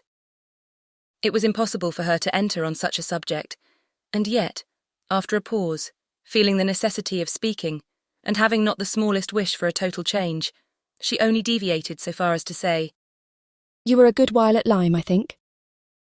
"About a fortnight. I could not leave it till Louisa's doing well was quite ascertained. I had been too deeply concerned in the mischief to be soon at peace. It had been my doing, solely mine. She would not have been obstinate if I had not been weak. The country round Lyme is very fine. I walked and rode a great deal, and the more I saw, the more I found to admire." "I should very much like to see Lyme again," said Anne. "Indeed, I should not have supposed that you could have found anything in Lyme to inspire such a feeling. The horror and distress you were involved in, the stretch of mind, the wear of spirits. I should have thought your last impressions of Lyme must have been strong disgust." "The last hours were certainly very painful," replied Anne. "But when pain is over, the remembrance of it often becomes a pleasure. One does not love a place the less for having suffered in it, unless it has been all suffering, nothing but suffering, which was by no means the case at Lyme. We were only in anxiety and distress during the last 2 hours, and previously there had been a great deal of enjoyment, so much novelty and beauty. I have travelled so little that every fresh place would be interesting to me, but there is real beauty at Lyme, and in short," with a faint blush at some recollections, "altogether my impressions of the place are very agreeable." As she ceased, the entrance door opened again, and the very party appeared for whom they were waiting. "Lady Dalrymple, Lady Dalrymple," was the rejoicing sound, and with all the eagerness compatible with anxious elegance, Sir Walter and his two ladies stepped forward to meet her. Lady Dalrymple and Miss Carteret, escorted by Mr. Elliot and Colonel Wallis, who had happened to arrive nearly at the same instant, advanced into the room. The others joined them, and it was a group in which Anne found herself also necessarily included. She was divided from Captain Wentworth. Their interesting, almost too interesting conversation must be broken up for a time, but slight was the penance compared with the happiness which brought it on. She had learnt in the last 10 minutes more of his feelings towards Louisa, more of all his feelings than she dared to think of, and she gave herself up to the demands of the party, to the needful civilities of the moment, with exquisite, though agitated sensations. She was in good humour with all. She had received ideas which disposed her to be courteous and kind to all, and to pity everyone, as being less happy than herself. The delightful emotions were a little subdued, when on stepping back from the group to be joined again by Captain Wentworth, she saw that he was gone. She was just in time to see him turn into the concert room. He was gone. He had disappeared. She felt a moment's regret. But they should meet again. He would look for her. He would find her out before the evening were over, and at present perhaps it was as well to be asunder. She was in need of a little interval for recollection. Upon Lady Russell's appearance soon afterwards, the whole party was collected, and all that remained was to marshal themselves and proceed into the concert room, and be of all the consequence in their power, draw as many eyes, excite as many whispers, and disturb as many people as they could. Very, very happy were both Elizabeth and Anne Elliot as they walked in. Elizabeth arm in arm with Miss Carteret, and looking on the broad back of the Dowager Viscountess Dalrymple before her, had nothing to wish for which did not seem within her reach. And Anne, but it would be an insult to the nature of Anne's felicity to draw any comparison between it and her sisters, the origin of one all selfish vanity, of the other all generous attachment. Anne saw nothing, thought nothing of the brilliancy of the room. Her happiness was from within. Her eyes were bright and her cheeks glowed, but she knew nothing about it. She was thinking only of the last half hour, and as they passed to their seats, her mind took a hasty range over it. His choice of subjects, his expressions, and still more his manner and look, had been such as she could see in only one light. His opinion of Louisa Musgrove's inferiority, an opinion which he had seemed solicitous to give, his wonder at Captain Benwick, his feelings as to a first, strong attachment, sentences begun which he could not finish, his half-averted eyes and more than half-expressive glance, all declared that he had a heart returning to her at least, that anger, resentment, avoidance were no more, and that they were succeeded not merely by friendship and regard, but by the tenderness of the past. Yes, some share of the tenderness of the past. She could not contemplate the change as implying less. He must love her. These were thoughts, with their attendant visions, which occupied and flurried her too much to leave her any power of observation, and she passed along the room without having a glimpse of him, without even trying to discern him. When their places were determined on, and they were all properly arranged, she looked round to see if he should happen to be in the same part of the room, but he was not. Her eye could not reach him, and the concert being just opening, she must consent for a time to be happy in a humbler way. The party was divided and disposed of on two contiguous benches. Anne was among those on the foremost, and Mr. Elliot had manoeuvred so well with the assistance of his friend Colonel Wallis as to have a seat by her. Miss Elliot, surrounded by her cousins and the principal object of Colonel Wallis's gallantry, was quite contented. Anne's mind was in a most favourable state for the entertainment of the evening. It was just occupation enough. She had feelings for the tender, spirits for the gay, attention for the scientific, and patience for the wearisome, and had never liked a concert better, at least during the first act. Towards the close of it, in the interval succeeding an Italian song, she explained the words of the song to Mr. Elliot. They had a concert bill between them. "This," said she, "is nearly the sense, or rather the meaning of the words, for certainly the sense of an Italian love song must not be talked of, but it is as nearly the meaning as I can give, for I do not pretend to understand the language, I am a very poor Italian scholar. Yes, I see you are. I see you know nothing of the matter. You have only knowledge enough of the language to translate at sight these inverted, transposed, curtailed Italian lines into clear, comprehensible, elegant English. You need not say anything more of your ignorance. Here is complete proof. I will not oppose such kind politeness, but I should be sorry to be examined by a real proficient. I have not had the pleasure of visiting in Camden Place so long, replied he, without knowing something of Miss Anne Elliot, and I do regard her as one who is too modest for the world in general to be aware of half her accomplishments, and too highly accomplished for modesty to be natural in any other woman. For shame, for shame. This is too much flattery. I forget what we are to have next. Turning to the bill. Perhaps, said Mr. Elliot, speaking low. I have had a longer acquaintance with your character than you are aware of. Indeed? How so? You can have been acquainted with it only since I came to Bath, excepting as you might hear me previously spoken of in my own family. I knew you by report long before you came to Bath. I had heard you described by those who knew you intimately. I have been acquainted with you by character many years. Your person, your disposition, accomplishments, manner, they were all present to me. Mr. Elliot was not disappointed in the interest he hoped to raise. No one can withstand the charm of such a mystery. To have been described long ago to a recent acquaintance by nameless people is irresistible, and Anne was all curiosity. She wondered and questioned him eagerly, but in vain. He delighted in being asked, but he would not tell. No, sometime or other perhaps, but not now. He would mention no names now, but such, he could assure her, had been the fact. He had many years ago received such a description of Miss Anne Elliot as had inspired him with the highest idea of her merit, and excited the warmest curiosity to know her. Anne could think of no one so likely to have spoken with partiality of her many years ago as the Mr. Wentworth of Monkford, Captain Wentworth's brother. He might have been in Mr. Elliot's company, but she had not courage to ask the question. The name of Anne Elliot, said he, has long had an interesting sound to me. Very long has it possessed a charm over my fancy, and if I dared, I would breathe my wishes that the name might never change. Such, she believed, were his words. But scarcely had she received their sound than her attention was caught by other sounds immediately behind her, which rendered everything else trivial. Her father and Lady Dalrymple were speaking. A well-looking man, said Sir Walter. A very well-looking man. A very fine young man indeed, said Lady Dalrymple. More air than one often sees in Bath. Irish, I dare say. No, I just know his name. A bowing acquaintance, Wentworth, Captain Wentworth of the Navy. His sister married my tenant in Somersetshire, the Croft, who rents Kellynch.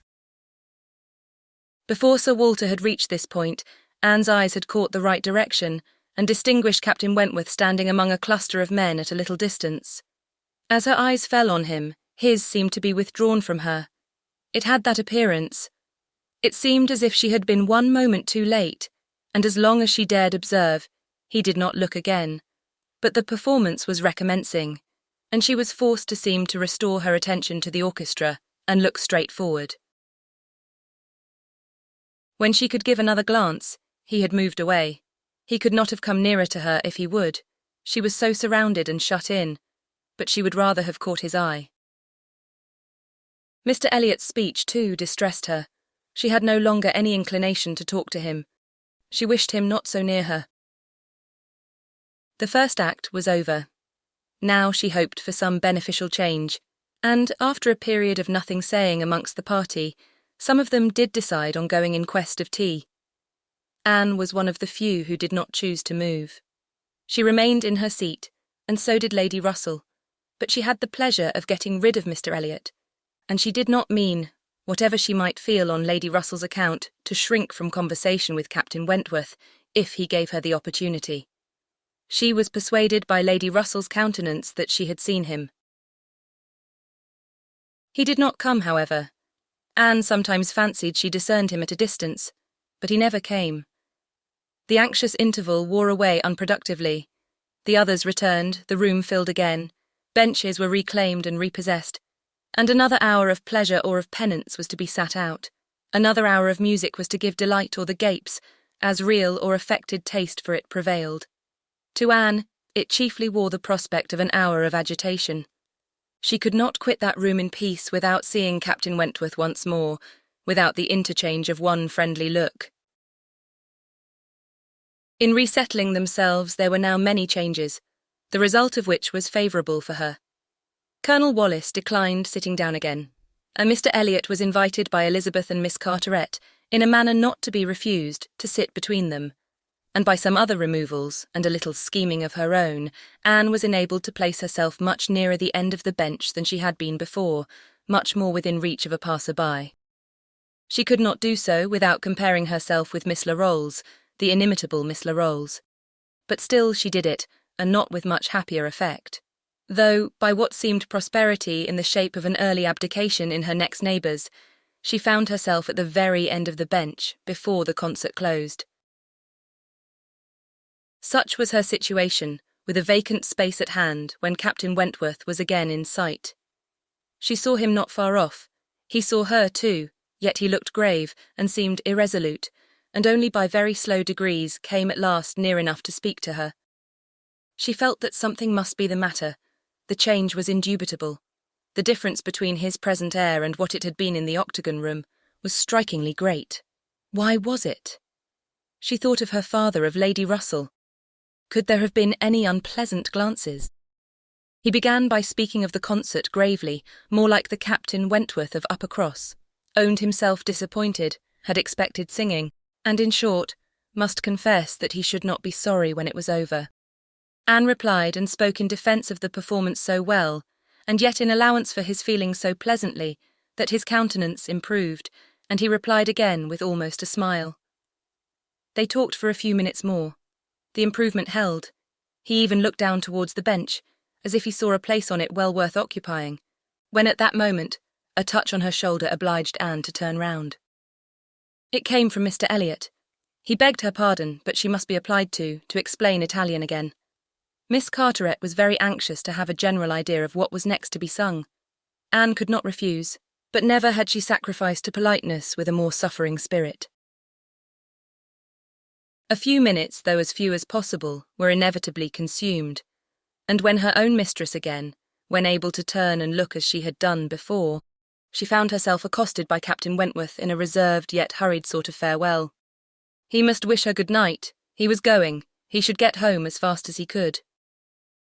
"Is not this song worth staying for?" said Anne, suddenly struck by an idea which made her yet more anxious to be encouraging. No, he replied impressively. There is nothing worth my staying for. And he was gone directly. Jealousy of Mr. Elliot.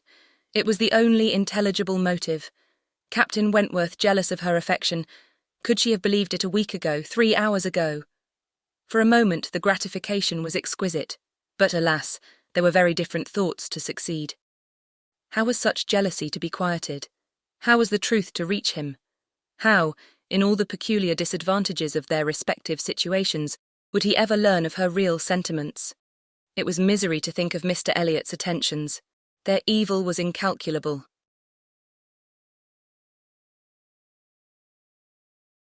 Chapter 21.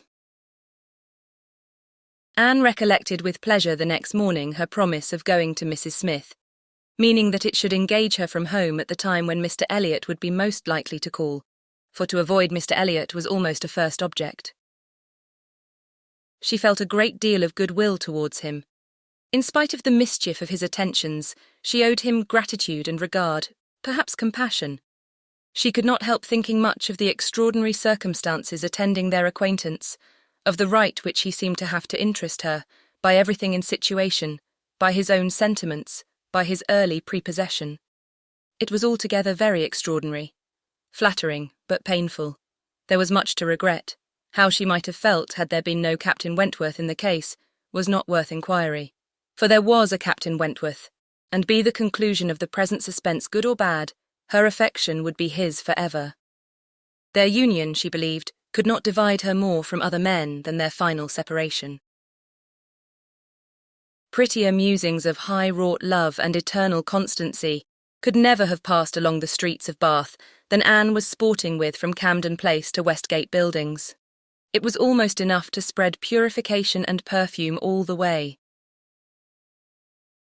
She was sure of a pleasant reception, and her friend seemed this morning particularly obliged to her for coming, seemed hardly to have expected her, though it had been an appointment. An account of the concert was immediately claimed, and Anne's recollections of the concert were quite happy enough to animate her features and make her rejoice to talk of it. All that she could tell she told most gladly, but the all was little for one who had been there, and unsatisfactory for such an inquirer as Mrs. Smith, who had already heard through the short cut of a laundress and a waiter rather more of the general success and produce of the evening than Anne could relate, and who now asked in vain for several particulars of the company. Everybody of any consequence or notoriety in Bath was well known by name to Mrs. Smith. The little Durands were there, I conclude, said she, with their mouths open to catch the music, like unfledged sparrows ready to be fed. They never miss a concert. Yes, I did not see them myself, but I heard Mr. Elliot say they were in the room. The Ibbotsons, were they there? And the two new beauties with the tall Irish officer who is talked of for one of them. I do not know, I do not think they were. Old Lady Mary Maclean, I need not ask after her. She never misses, I know, and you must have seen her. She must have been in your own circle, for as you went with Lady Dalrymple you were in the seats of grandeur, round the orchestra, of course. No, that was what I dreaded. It would have been very unpleasant to me in every respect. But, happily, Lady Dalrymple always chooses to be farther off, and we were exceedingly well placed, that is, for hearing. I must not say for seeing, because I appear to have seen very little. Oh, you saw enough for your own amusement. I can understand. There is a sort of domestic enjoyment to be known even in a crowd, and this you had. You were a large party in yourselves, and you wanted nothing beyond.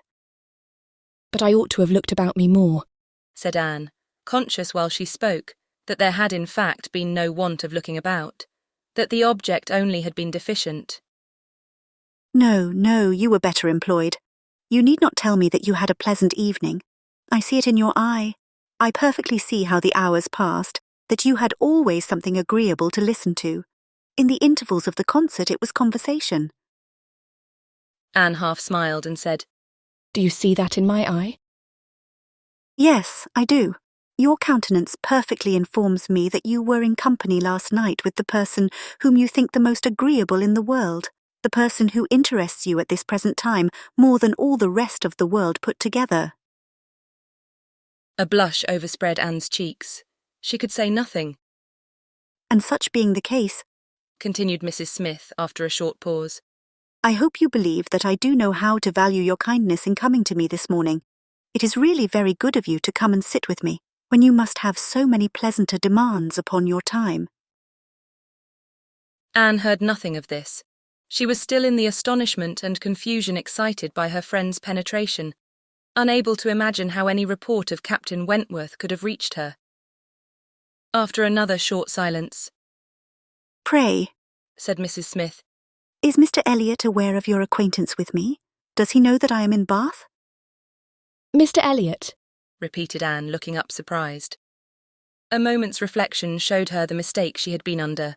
She caught it instantaneously, and recovering her courage with the feeling of safety, soon added more composedly, Are you acquainted with Mr. Elliot? I have been a good deal acquainted with him, replied Mrs. Smith gravely. But it seems worn out now. It is a great while since we met. I was not at all aware of this. You never mentioned it before. Had I known it, I would have had the pleasure of talking to him about you.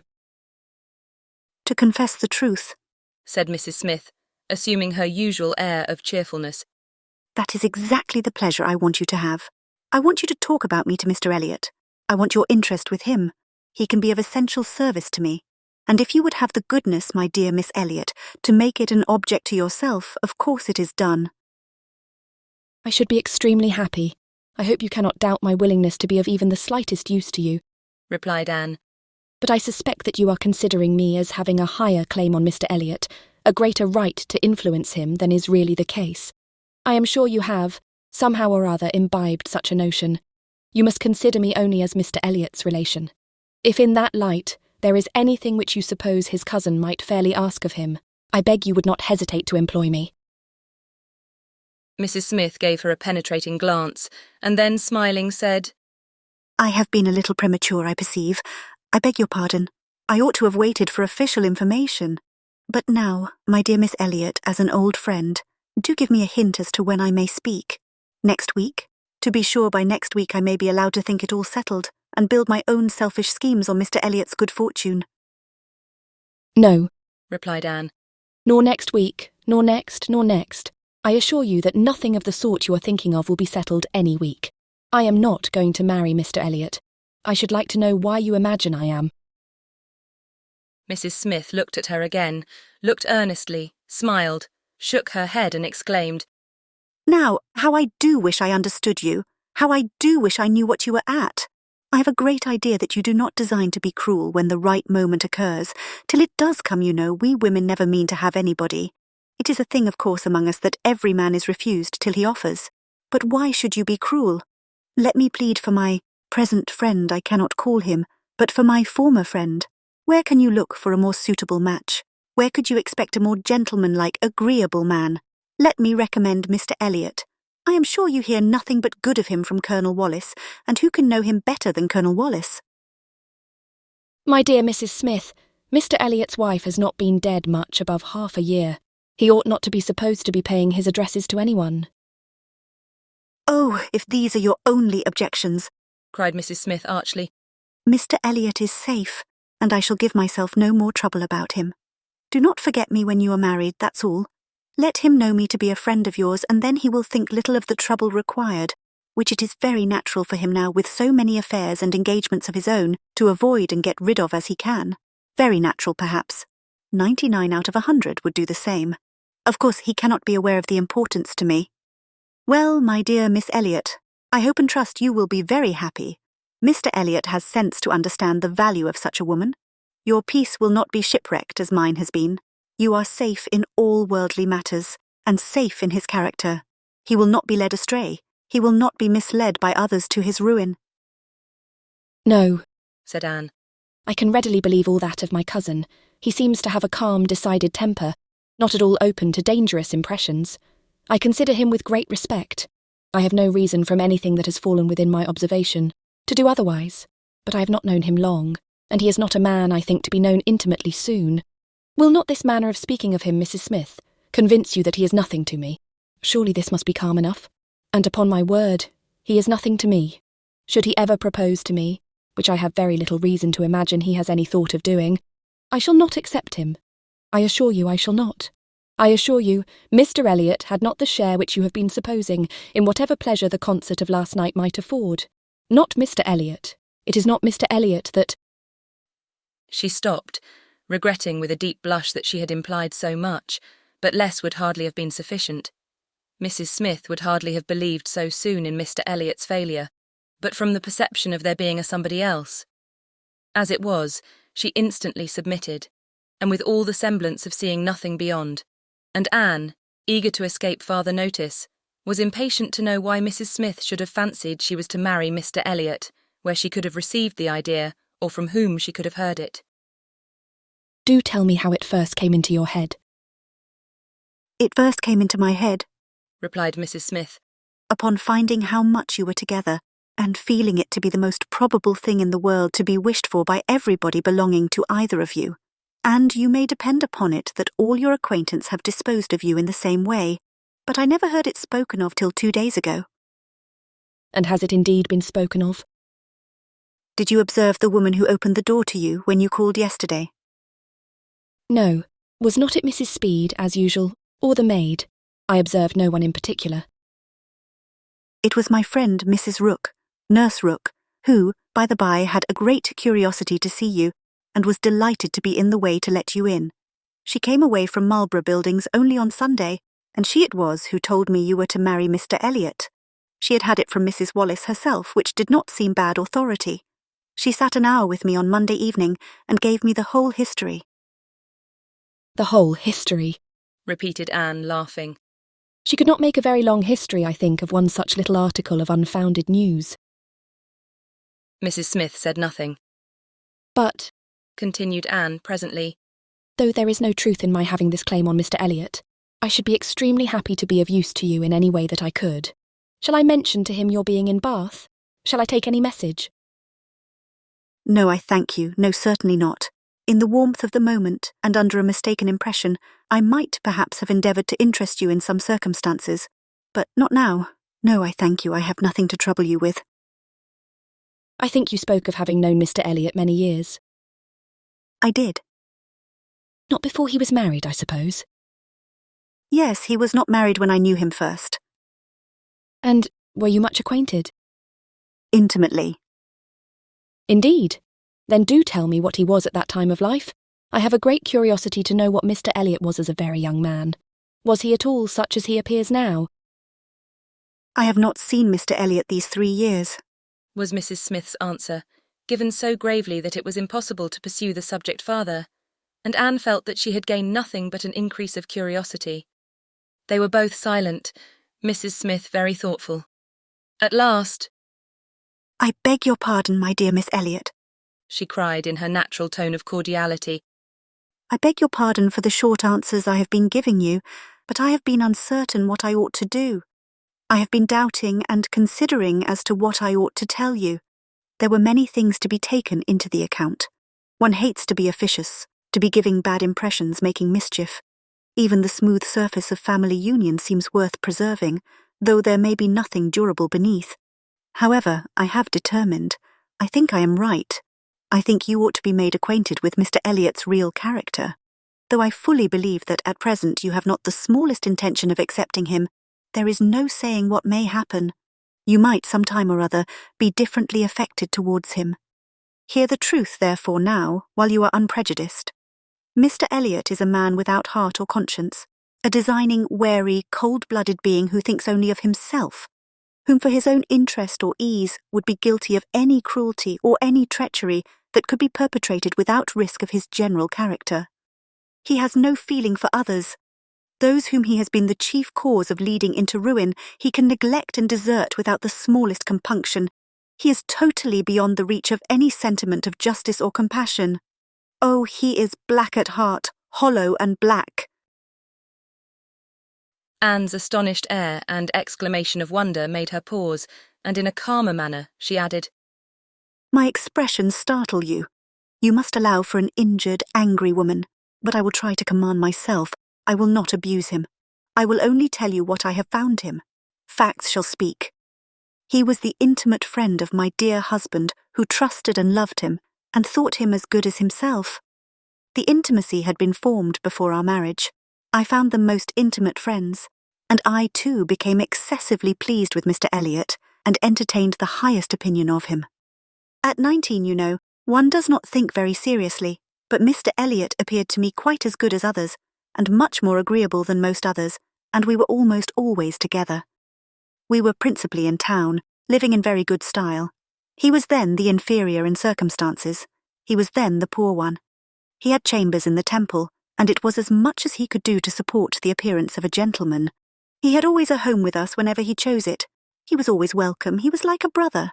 My poor Charles, who had the finest, most generous spirit in the world, would have divided his last farthing with him, and I know that his purse was open to him. I know that he often assisted him. This must have been about that very period of Mr. Elliot's life, said Anne, which has always excited my particular curiosity. It must have been about the same time that he became known to my father and sister. I never knew him myself, I only heard of him, but there was a something in his conduct then, with regard to my father and sister, and afterwards in the circumstances of his marriage, which I never could quite reconcile with present times. It seemed to announce a different sort of man. I know it all, I know it all, cried Mrs. Smith. He had been introduced to Sir Walter and your sister before I was acquainted with him, but I heard him speak of them forever. I know he was invited and encouraged, and I know he did not choose to go. I can satisfy you perhaps on points which you would little expect, and as to his marriage, I knew all about it at the time. I was privy to all the fors and againsts. I was the friend to whom he confided his hopes and plans, and though I did not know his wife previously, her inferior situation in society indeed rendered that impossible. Yet I knew her all her life afterwards, or at least till within the last 2 years of her life, and can answer any question you may wish to put. Nay, said Anne, I have no particular inquiry to make about her. I have always understood they were not a happy couple, but I should like to know why, at that time of his life, he should slight my father's acquaintance as he did. My father was certainly disposed to take very kind and proper notice of him. Why did Mr. Elliot draw back? Mr. Elliot, replied Mrs. Smith, at that period of his life had one object in view, to make his fortune, and by a rather quicker process than the law. He was determined to make it by marriage. He was determined, at least, not to mar it by an imprudent marriage. And I know it was his belief, whether justly or not, of course I cannot decide, that your father and sister in their civilities and invitations were designing a match between the heir and the young lady, and it was impossible that such a match should have answered his ideas of wealth and independence. That was his motive for drawing back, I can assure you. He told me the whole story. He had no concealments with me. It was curious that, having just left you behind me in Bath, my first and principal acquaintance on marrying should be your cousin, and that through him I should be continually hearing of your father and sister. He described one, Miss Elliot, and I thought very affectionately of the other. Perhaps, cried Anne, struck by a sudden idea, you sometimes spoke of me to Mr. Elliot. To be sure I did, very often. I used to boast of my own Anne Elliot, and vouch for your being a very different creature from— She checked herself just in time. This accounts for something which Mr. Elliot said last night, cried Anne. This explains it. I found he had been used to hear of me. I could not comprehend how. What wild imaginations one forms where dear self is concerned. How sure to be mistaken. But I beg your pardon, I have interrupted you. Mr. Elliot married then completely for money. The circumstances, probably, which first opened your eyes to his character. Mrs. Smith hesitated a little here. Oh, those things are too common. When one lives in the world, a man or woman's marrying for money is too common to strike one as it ought. I was very young and associated only with the young, and we were a thoughtless, gay set, without any strict rules of conduct. We lived for enjoyment. I think differently now. Time and sickness and sorrow have given me other notions, but at that period I must own I saw nothing reprehensible in what Mr. Elliot was doing. To do the best for himself passed as a duty. But was not she a very low woman? Yes, which I objected to, but he would not regard. Money was all that he wanted. Her father was a grazier, her grandfather had been a butcher, but that was all nothing. She was a fine woman, had had a decent education, was brought forward by some cousins, thrown by chance into Mr. Elliot's company, and fell in love with him, and not a difficulty or a scruple was there on his side with respect to her birth. All his caution was spent in being secured of the real amount of her fortune before he committed himself. Depend upon it, whatever esteem Mr. Elliot may have for his own situation in life now, as a young man, he had not the smallest value for it. His chance for the Kellynch estate was something, but all the honour of the family he held as cheap as dirt. I have often heard him declare that if baronetcies were saleable, anybody should have his for £50, arms and motto, name and livery included. But I will not pretend to repeat half that I used to hear him say on that subject. It would not be fair. And yet you ought to have proof, for what is all this but assertion, and you shall have proof. Indeed, my dear Mrs. Smith, I want none, cried Anne. You have asserted nothing contradictory to what Mr. Elliot appeared to be some years ago. This is all in confirmation, rather, of what we used to hear and believe. I am more curious to know why he should be so different now. But for my satisfaction, if you will have the goodness to ring for Mary, stay. I am sure you will have the still greater goodness of going yourself into my bedroom and bringing me the small inlaid box, which you will find on the upper shelf of the closet. Anne, seeing her friend to be earnestly bent on it, did as she was desired. The box was brought and placed before her, and Mrs. Smith, sighing over it as she unlocked it, said, This is full of papers belonging to him, to my husband, a small portion only of what I had to look over when I lost him. The letter I am looking for was one written by Mr. Elliot to him before our marriage, and happened to be saved.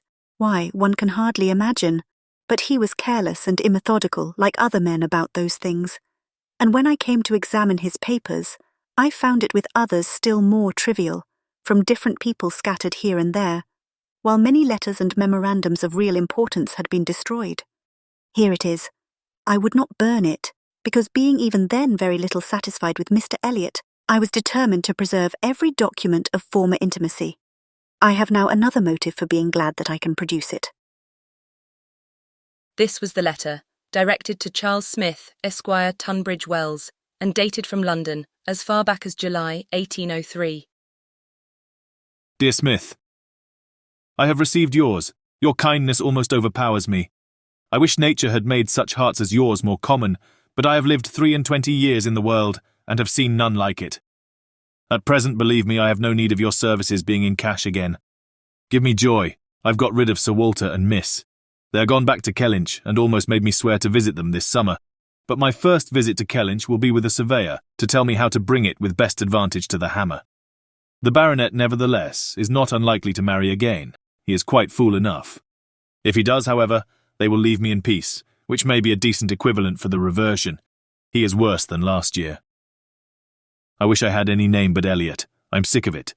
The name of Walter I can drop, thank God, and I desire you will never insult me with my second W again, meaning for the rest of my life to be only yours truly, W.M. Elliot.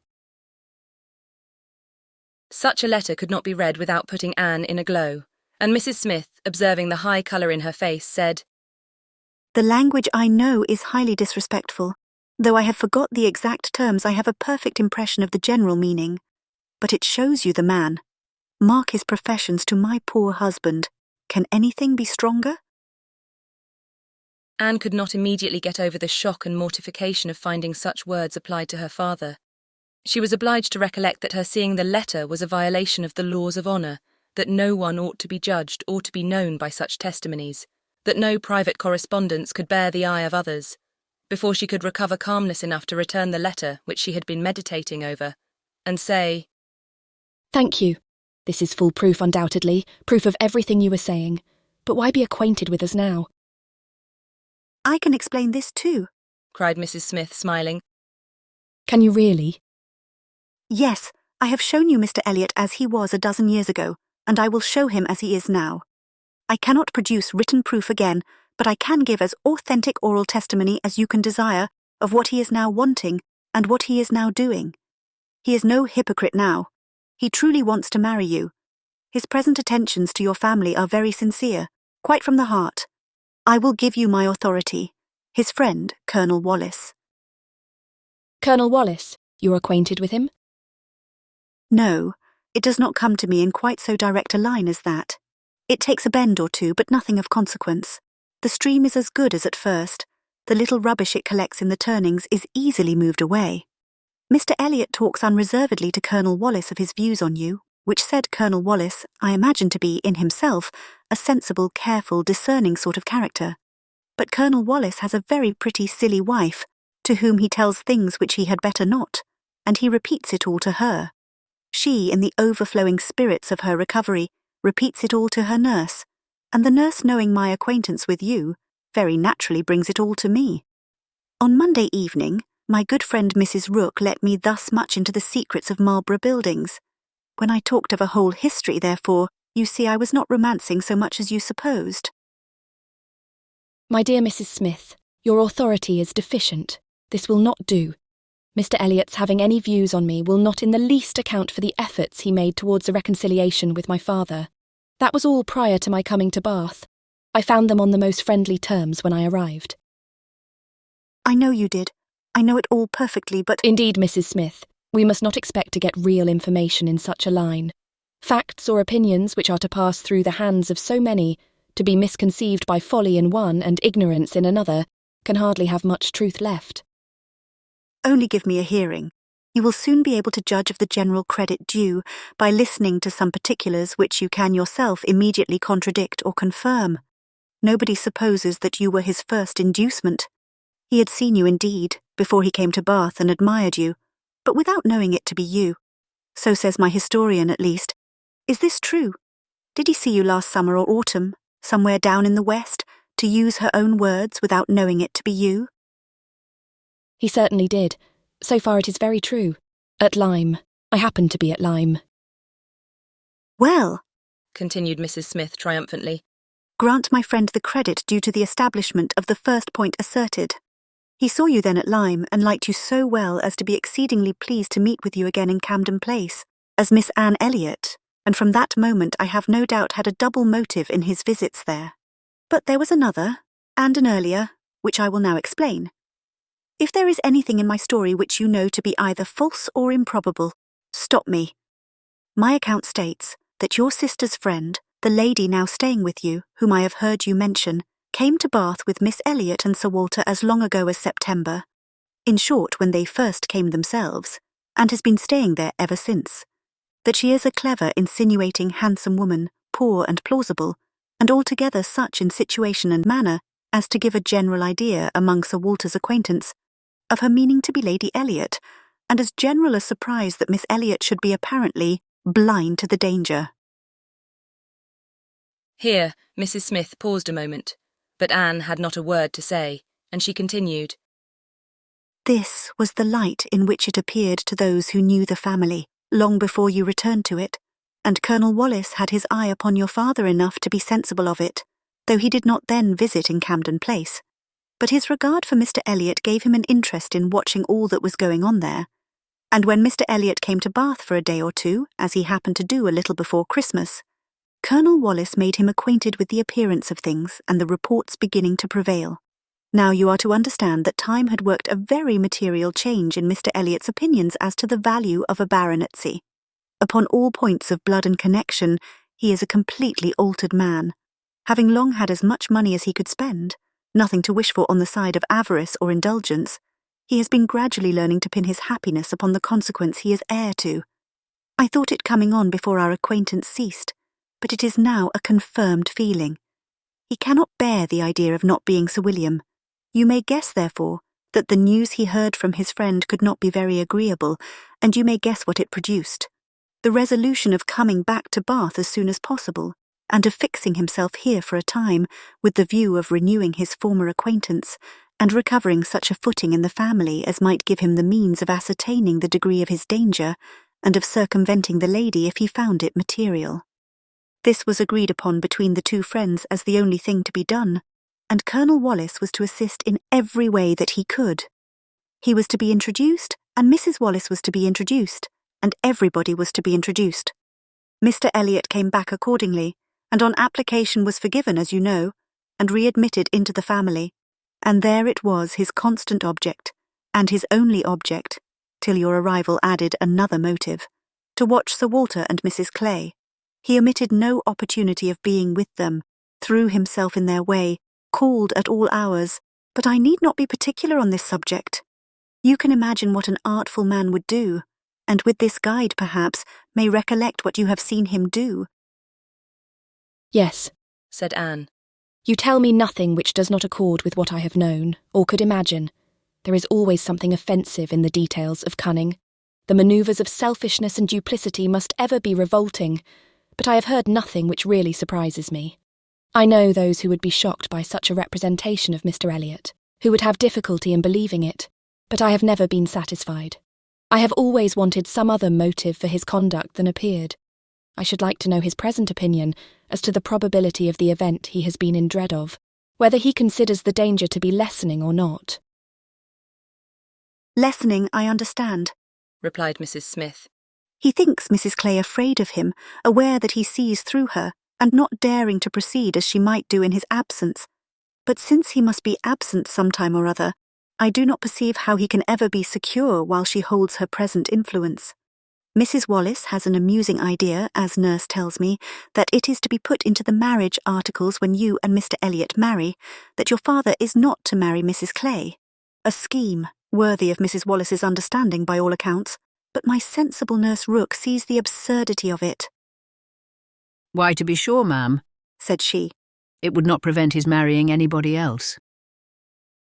And indeed, to own the truth, I do not think nurse in her heart is a very strenuous opposer of Sir Walter's making a second match. She must be allowed to be a favourer of matrimony, you know.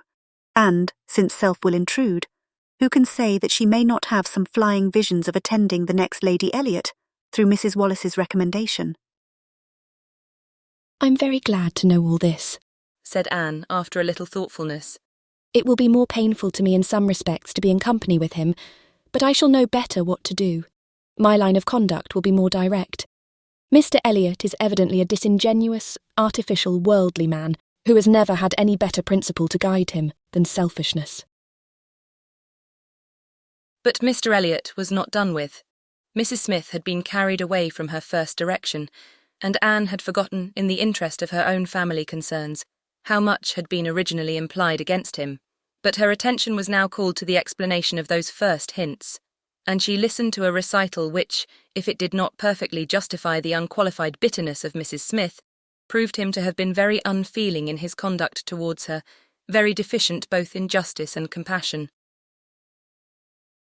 She learned that, the intimacy between them continuing unimpaired by Mr. Elliot's marriage, they had been as before always together, and Mr. Elliot had led his friend into expenses much beyond his fortune. Mrs. Smith did not want to take blame to herself, and was most tender of throwing any on her husband, but Anne could collect that their income had never been equal to their style of living, and that from the first there had been a great deal of general and joint extravagance.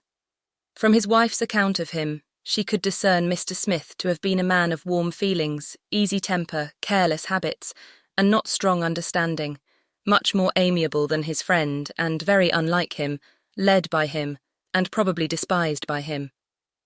Mr. Elliot, raised by his marriage to great affluence, and disposed to every gratification of pleasure and vanity which could be commanded without involving himself, for with all his self-indulgence he had become a prudent man, and beginning to be rich, just as his friend ought to have found himself to be poor, seemed to have had no concern at all for that friend's probable finances, but, on the contrary, had been prompting and encouraging expenses which could end only in ruin, and the Smiths accordingly had been ruined. The husband had died just in time to be spared the full knowledge of it. They had previously known embarrassments enough to try the friendship of their friends, and to prove that Mr. Elliot's had better not be tried, but it was not till his death that the wretched state of his affairs was fully known. With a confidence in Mr. Elliot's regard, more creditable to his feelings than his judgment, Mr. Smith had appointed him the executor of his will, but Mr. Elliot would not act, and the difficulties and distress which this refusal had heaped on her, in addition to the inevitable sufferings of her situation, had been such as could not be related without anguish of spirit, or listened to without corresponding indignation. Anne was shown some letters of his on the occasion, answers to urgent applications from Mrs. Smith, which all breathed the same stern resolution of not engaging in a fruitless trouble, and, under a cold civility, the same hard-hearted indifference to any of the evils it might bring on her. It was a dreadful picture of ingratitude and inhumanity, and Anne felt at some moments that no flagrant open crime could have been worse. She had a great deal to listen to, all the particulars of past sad scenes, all the minutiae of distress upon distress, which in former conversations had been merely hinted at, were dwelt on now with a natural indulgence. Anne could perfectly comprehend the exquisite relief, and was only the more inclined to wonder at the composure of her friend's usual state of mind.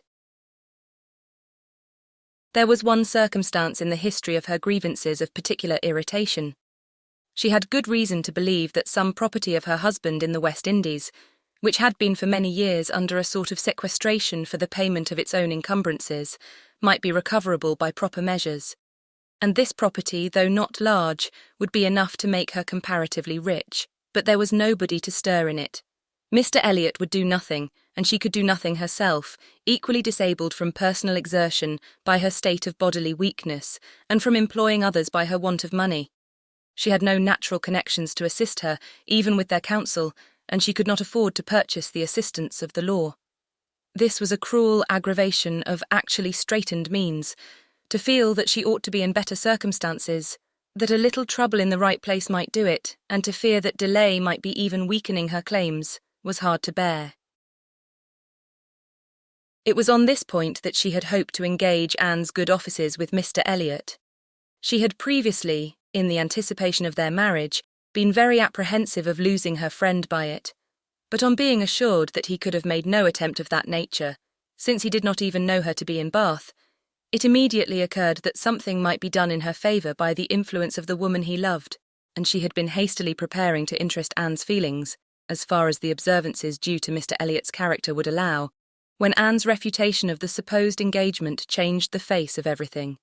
and while it took from her the new-formed hope of succeeding in the object of her first anxiety, left her at least the comfort of telling the whole story her own way. After listening to this full description of Mr. Elliot, Anne could not but express some surprise at Mrs. Smith's having spoken of him so favourably in the beginning of their conversation. She had seemed to recommend and praise him. "My dear," was Mrs. Smith's reply, "there was nothing else to be done. I considered your marrying him as certain, though he might not yet have made the offer, and I could no more speak the truth of him than if he had been your husband.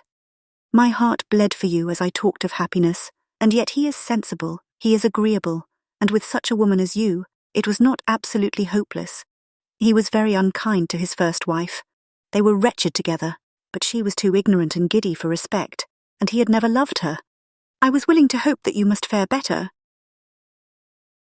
Anne could just acknowledge within herself such a possibility of having been induced to marry him, as made her shudder at the idea of the misery which must have followed.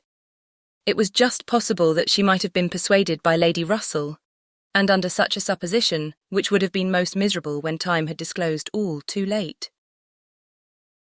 It was very desirable that Lady Russell should be no longer deceived, and one of the concluding arrangements of this important conference, which carried them through the greater part of the morning, was that Anne had full liberty to communicate to her friend everything relative to Mrs. Smith, in which his conduct was involved. Chapter 22. Anne went home to think over all that she had heard. In one point, her feelings were relieved by this knowledge of Mr. Elliot. There was no longer anything of tenderness due to him.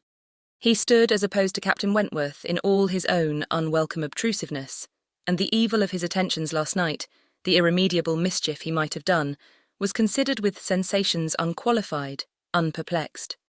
Pity for him was all over. But this was the only point of relief. In every other respect, in looking around her or penetrating forward, she saw more to distrust and to apprehend. She was concerned for the disappointment and pain Lady Russell would be feeling, for the mortifications which must be hanging over her father and sister, and had all the distress of foreseeing many evils without knowing how to avert any one of them. She was most thankful for her own knowledge of him. She had never considered herself as entitled to reward for not slighting an old friend like Mrs. Smith, but here was a reward indeed springing from it. Mrs. Smith had been able to tell her what no one else could have done. Could the knowledge have been extended through her family? But this was a vain idea. She must talk to Lady Russell, tell her, consult with her, and having done her best, wait the event with as much composure as possible. And after all, her greatest want of composure would be in that quarter of the mind which could not be opened to Lady Russell, in that flow of anxieties and fears which must be all to herself. She found, on reaching home, that she had, as she intended, escaped seeing Mr. Elliot, that he had called and paid them a long morning visit, but hardly had she congratulated herself, and felt safe, when she heard that he was coming again in the evening. "I had not the smallest intention of asking him," said Elizabeth, with affected carelessness. "But he gave so many hints, so Mrs. Clay says at least." "Indeed, I do say it. I never saw anybody in my life spell harder for an invitation. Poor man. I was really in pain for him, for your hard-hearted sister, Miss Anne, seems bent on cruelty." "Oh," cried Elizabeth. "I have been rather too much used to the game to be soon overcome by a gentleman's hints. However, when I found how excessively he was regretting that he should miss my father this morning, I gave way immediately, for I would never really omit an opportunity of bringing him and Sir Walter together. They appear to so much advantage in company with each other, each behaving so pleasantly, Mr. Elliot looking up with so much respect." "Quite delightful," cried Mrs. Clay, not daring, however, to turn her eyes towards Anne. "Exactly like father and son. Dear Miss Elliot, may I not say father and son?" "Oh, I lay no embargo on anybody's words, if you will have such ideas. But upon my word, I am scarcely sensible of his attentions being beyond those of other men." "My dear Miss Elliot," exclaimed Mrs. Clay, lifting her hands and eyes and sinking all the rest of her astonishment in a convenient silence. "Well, my dear Penelope, you need not be so alarmed about him. I did invite him, you know. I sent him away with smiles. When I found he was really going to his friends at Thornbury Park for the whole day tomorrow, I had compassion on him. Anne admired the good acting of the friend in being able to show such pleasure as she did, in the expectation and in the actual arrival of the very person whose presence must really be interfering with her prime object.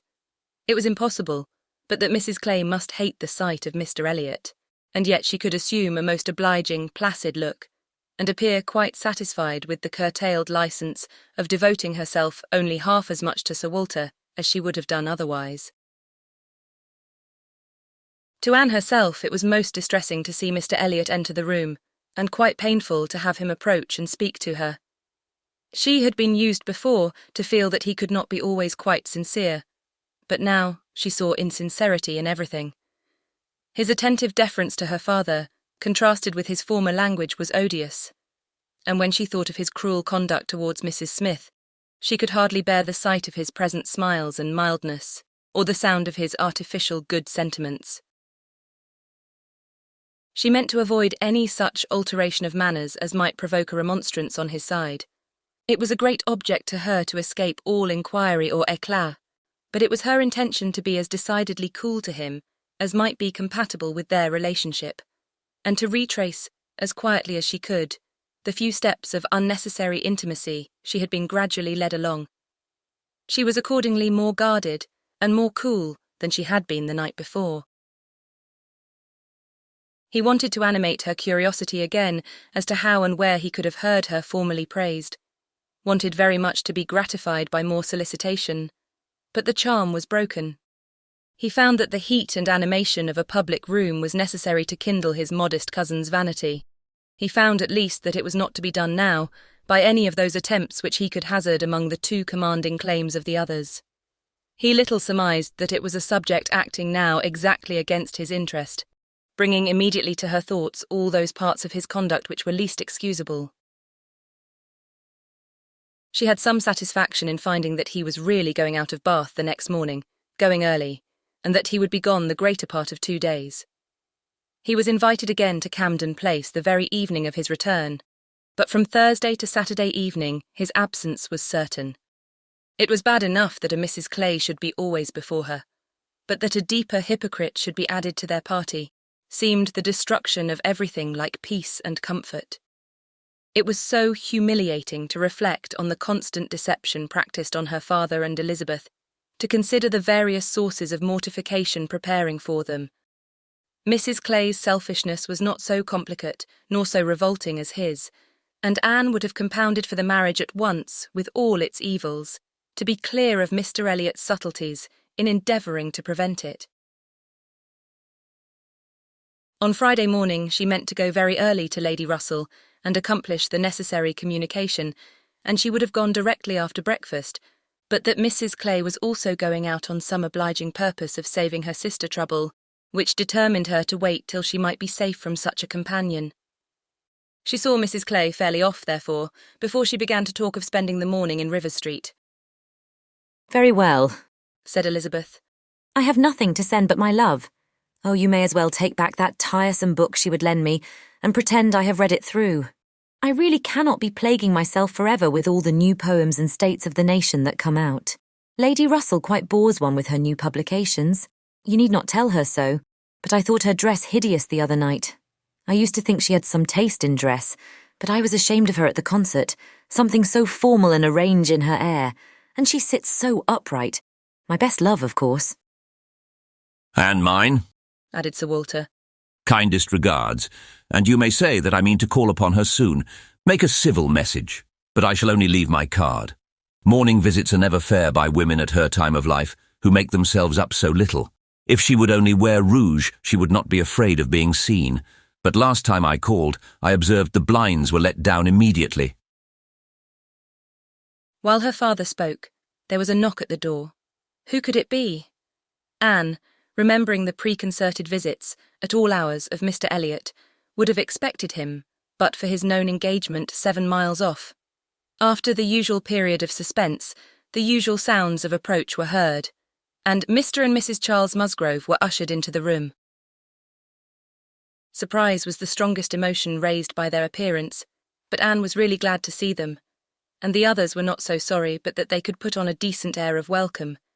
and as soon as it became clear that these, their nearest relations, were not arrived with any views of accommodation in that house, Sir Walter and Elizabeth were able to rise in cordiality and do the honours of it very well.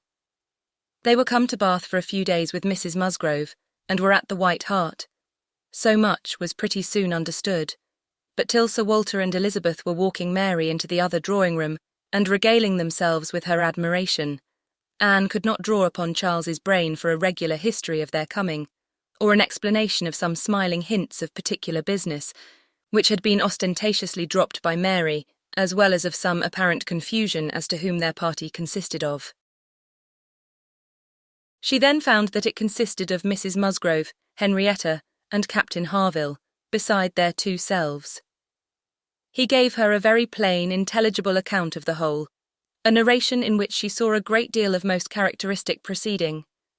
The scheme had received its first impulse by Captain Harville's wanting to come to Bath on business. He had begun to talk of it a week ago, and by way of doing something, as shooting was over, Charles had proposed coming with him, and Mrs. Harville had seemed to like the idea of it very much, as an advantage to her husband. But Mary could not bear to be left, and had made herself so unhappy about it, that for a day or two everything seemed to be in suspense, or at an end. But then it had been taken up by his father and mother.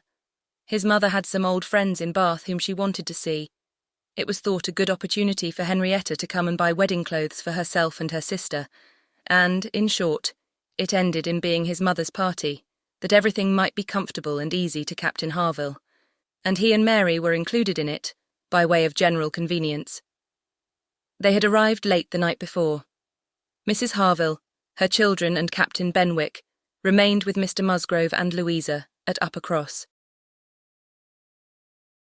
Anne's only surprise was that affairs should be in forwardness enough for Henrietta's wedding clothes to be talked of. She had imagined such difficulties of fortune to exist there as must prevent the marriage from being near at hand. But she learned from Charles that, very recently, since Mary's last letter to herself, Charles Hayter had been applied to by a friend to hold a living for a youth who could not possibly claim it under many years, and that on the strength of his present income, with almost a certainty of something more permanent long before the term in question, the two families had consented to the young people's wishes, and that their marriage was likely to take place in a few months, quite as soon as Louisa's. And a very good living it was, Charles added. Only 25 miles from Uppercross, and in a very fine country, fine part of Dorsetshire, in the centre of some of the best preserves in the kingdom, surrounded by 3 great proprietors, each more careful and jealous than the other, and to 2 of the 3 at least, Charles Hayter might get a special recommendation. Not that he will value it as he ought, he observed. Charles is too cool about sporting, that's the worst of him. I am extremely glad indeed, cried Anne. Particularly glad that this should happen, and that of 2 sisters who both deserve equally well and who have always been such good friends. The pleasant prospect of one should not be dimming those of the other, that they should be so equal in their prosperity and comfort. I hope your father and mother are quite happy with regard to both. Oh yes, my father would be well pleased if the gentleman were richer, but he has no other fault to find. Money, you know, coming down with money, 2 daughters at once, it cannot be a very agreeable operation, and it straightens him as to many things. However, I do not mean to say they have not a right to it. It is very fit they should have daughters' shares, and I'm sure he has always been a very kind, liberal father to me. Mary does not above half like Henrietta's match. She never did, you know. But she does not do him justice. I cannot make her attend to the value of the property. It is a very fair match as times go, and I've liked Charles Hayter all my life, and I shall not leave off now. Such excellent parents as Mr. and Mrs. Musgrove, exclaimed Anne, should be happy in their children's marriages. They do everything to confer happiness, I'm sure. What a blessing to young people to be in such hands. Your father and mother seem so totally free from all those ambitious feelings which have led to so much misconduct and misery, both in young and old. I hope you think Louisa perfectly recovered now. He answered rather hesitatingly. Yes, I believe I do. Very much recovered. But she is altered. There is no running or jumping about, no laughing or dancing. It is quite different. If one happens only to shut the door a little hard, she starts and wriggles like a young dab-chick in the water, and Benwick sits at her elbow reading verses or whispering to her all day long. Anne could not help laughing. That cannot be much to your taste, I know, said she. But I do believe him to be an excellent young man. To be sure he is. Nobody doubts it. And I hope you do not think I am so illiberal as to want every man to have the same objects and pleasures as myself. I have a great value for Benwick, and when one can but get him to talk, he has plenty to say. His reading has done him no harm, for he has fought as well as read. He is a brave fellow. I got more acquainted with him last Monday than ever I did before. We had a famous set-to at rat hunting all the morning in my father's great barns, and he played his part so well that I have liked him the better ever since. Here they were interrupted by the absolute necessity of Charles's following the others to admire mirrors and china. But Anne had heard enough to understand the present state of Uppercross, and rejoice in its happiness, and though she sighed as she rejoiced, her sigh had none of the ill will of envy in it. She would certainly have risen to their blessings if she could, but she did not want to lessen theirs. The visit passed off altogether in high good humour.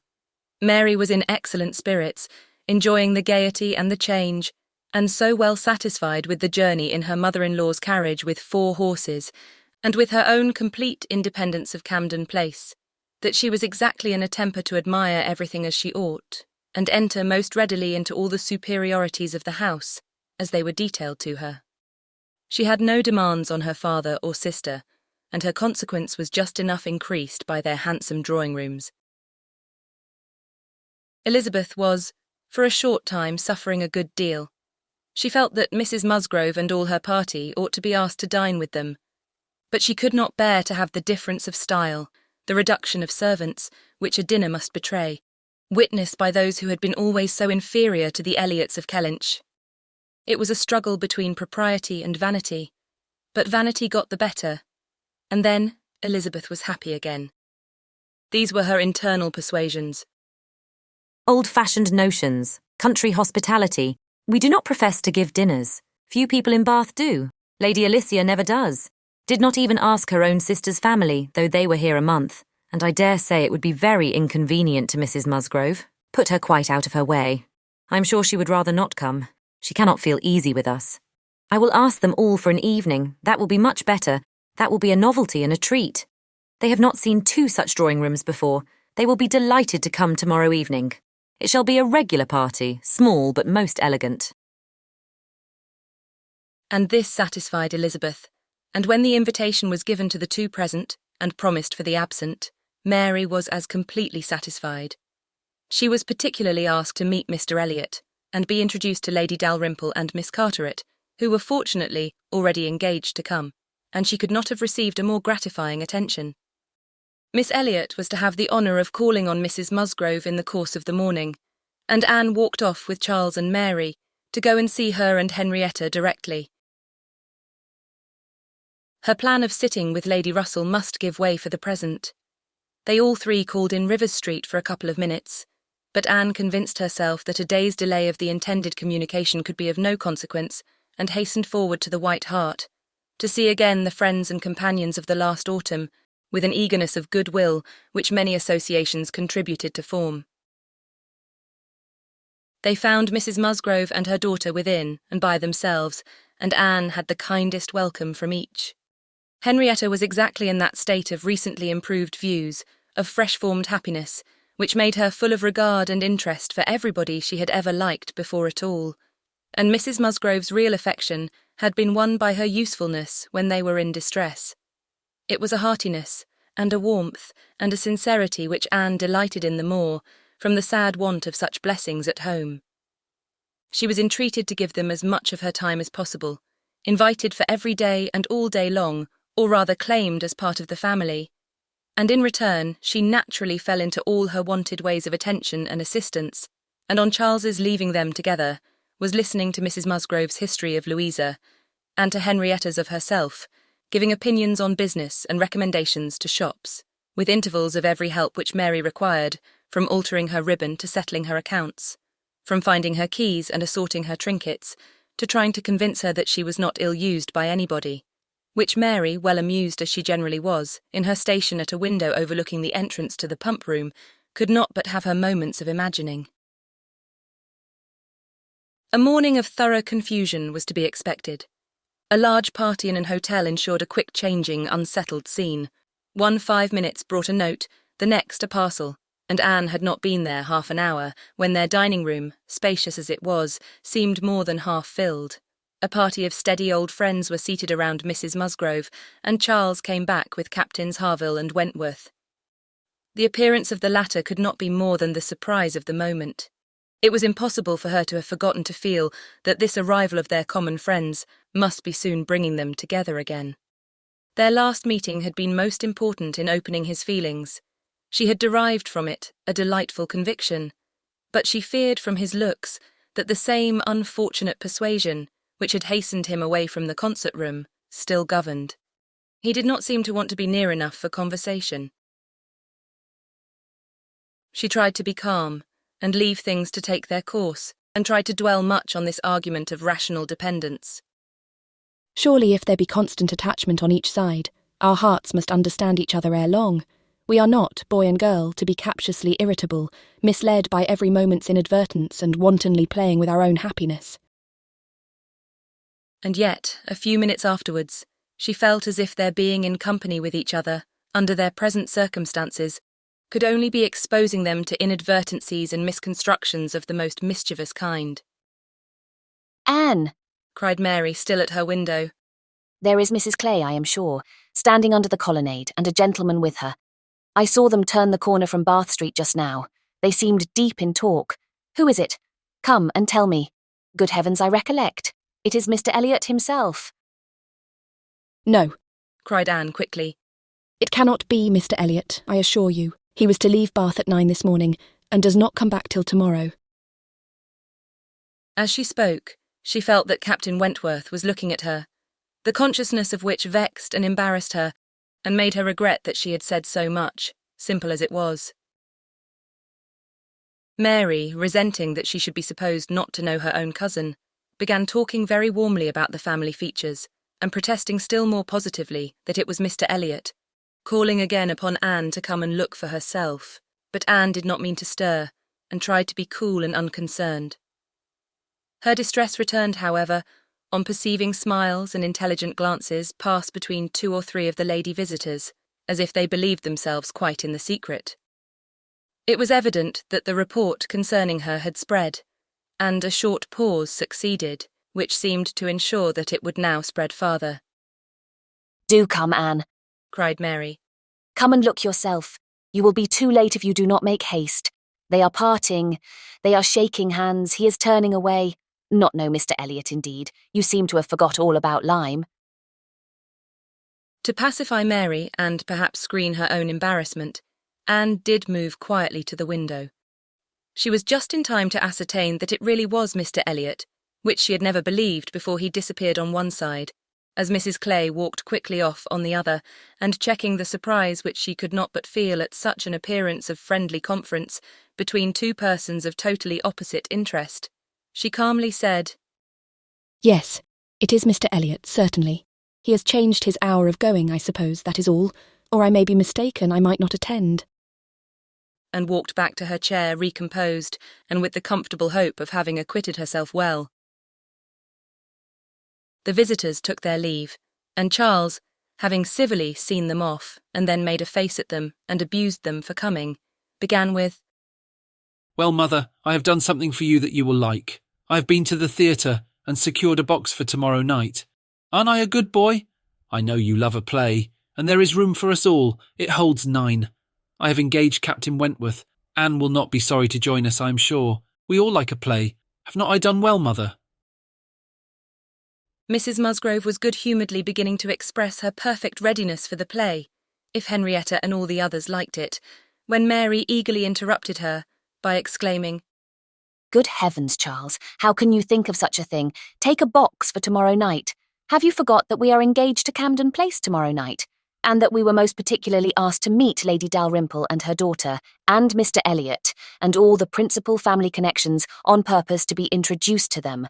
How can you be so forgetful?" Phoo, replied Charles. "What's an evening party? Never worth remembering. Your father might have asked us to dinner, I think, if he had wanted to see us. You may do as you like, but I shall go to the play. Oh, Charles, I declare it will be too abominable if you do when you promised to go. No, I did not promise. I only smirked and bowed and said the word happy. There was no promise. But you must go, Charles. It would be unpardonable to fail. We were asked on purpose to be introduced. There was always such a great connection between the Dalrymples and ourselves. Nothing ever happened on either side that was not announced immediately. We are quite near relations, you know. And Mr. Elliot too, whom you ought so particularly to be acquainted with. Every attention is due to Mr. Elliot. Consider my father's heir, the future representative of the family. Don't talk to me about heirs and representatives, cried Charles. I am not one of those who neglect the reigning power to bow to the rising sun. If I would not go for the sake of your father, I should think it scandalous to go for the sake of his heir. What is Mr. Elliot to me? The careless expression was life to Anne, who saw that Captain Wentworth was all attention, looking and listening with his whole soul, and that the last words brought his inquiring eyes from Charles to herself.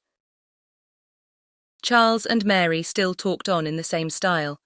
He, half serious and half jesting, maintaining the scheme for the play, and she, invariably serious, most warmly opposing it, and not omitting to make it known that, however determined to go to Camden Place herself, she should not think herself very well used if they went to the play without her. Mrs. Musgrove interposed. We had better put it off. Charles, you had much better go back and change the box for Tuesday. It would be a pity to be divided, and we should be losing Miss Anne too if there is a party at her father's, and I am sure neither Henrietta nor I should care at all for the play if Miss Anne could not be with us. Anne felt truly obliged to her for such kindness, and quite as much so for the opportunity it gave her of decidedly saying, If it depended only on my inclination, ma'am, the party at home, excepting on Mary's account, would not be the smallest impediment. I have no pleasure in the sort of meeting, and should be too happy to change it for a play, and with you, but it had better not be attempted, perhaps. She had spoken it, but she trembled when it was done, conscious that her words were listened to, and daring not even to try to observe their effect. It was soon generally agreed that Tuesday should be the day, Charles only reserving the advantage of still teasing his wife by persisting that he would go to the play tomorrow if nobody else would. Captain Wentworth left his seat and walked to the fireplace, probably for the sake of walking away from it soon afterwards, and taking a station, with less bare-faced design, by Anne. You have not been long enough in Bath, said he, to enjoy the evening parties of the place. Oh no, the usual character of them has nothing for me. I am no card player. You were not formerly, I know. You did not used to like cards, but time makes many changes. I am not yet so much changed, cried Anne, and stopped, fearing she hardly knew what misconstruction. After waiting a few moments, he said, and as if it were the result of immediate feeling, It is a period indeed. 8 years and a half is a period. Whether he would have proceeded farther was left to Anne's imagination to ponder over in a calmer hour, for while still hearing the sounds he had uttered, she was startled to other subjects by Henrietta, eager to make use of the present leisure for getting out, and calling on her companions to lose no time, lest somebody else should come in. They were obliged to move. Anne talked of being perfectly ready and tried to look it, but she felt that could Henrietta have known the regret and reluctance of her heart in quitting that chair, in preparing to quit the room, she would have found, in all her own sensations for her cousin, in the very security of his affection, wherewith to pity her. Their preparations, however, were stopped short. Alarming sounds were heard, other visitors approached, and the door was thrown open for Sir Walter and Miss Elliot, whose entrance seemed to give a general chill. Anne felt an instant oppression, and wherever she looked saw symptoms of the same. The comfort, the freedom, the gaiety of the room was over, hushed into cold composure, determined silence, or insipid talk, to meet the heartless elegance of her father and sister. How mortifying to feel that it was so. Her jealous eye was satisfied in one particular. Captain Wentworth was acknowledged again by each, by Elizabeth more graciously than before. She even addressed him once, and looked at him more than once, Elizabeth was, in fact, revolving a great measure. The sequel explained it. After the waste of a few minutes in saying the proper nothings, she began to give the invitation which was to comprise all the remaining dues of the Musgroves. Tomorrow evening to meet a few friends. No formal party. It was all said very gracefully, and the cards with which she had provided herself, the Miss Elliot at home, were laid on the table, with a courteous, comprehensive smile to all, and one smile and one card more decidedly for Captain Wentworth. The truth was that Elizabeth had been long enough in Bath to understand the importance of a man of such an air and appearance as his. The past was nothing. The present was that Captain Wentworth would move about well in her drawing-room. The card was pointedly given, and Sir Walter and Elizabeth arose and disappeared. The interruption had been short, though severe, and ease and animation returned to most of those they left as the door shut them out, but not to Anne. She could think only of the invitation she had with such astonishment witnessed, and of the manner in which it had been received, a manner of doubtful meaning, of surprise rather than gratification, of polite acknowledgement rather than acceptance. She knew him, she saw disdain in his eye, and could not venture to believe that he had determined to accept such an offering as an atonement for all the insolence of the past. Her spirits sank. He held the card in his hand after they were gone, as if deeply considering it. "Only think of Elizabeth's including everybody," whispered Mary very audibly. "I do not wonder Captain Wentworth is delighted. You see, he cannot put the card out of his hand." Anne caught his eye, saw his cheeks glow and his mouth form itself into a momentary expression of contempt, and turned away, that she might neither see nor hear more to vex her. The party separated. The gentlemen had their own pursuits, the ladies proceeded on their own business, and they met no more while Anne belonged to them. She was earnestly begged to return and dine, and give them all the rest of the day. But her spirits had been so long exerted that at present she felt unequal to more, and fit only for home, where she might be sure of being as silent as she chose. Promising to be with them the whole of the following morning, therefore, she closed the fatigues of the present by a toilsome walk to Camden Place, there to spend the evening chiefly in listening to the busy arrangements of Elizabeth and Mrs. Clay for the morrow's party, the frequent enumeration of the persons invited, and the continually improving detail of all the embellishments which were to make it the most completely elegant of its kind in Bath, while harassing herself with the never-ending question of whether Captain Wentworth would come or not.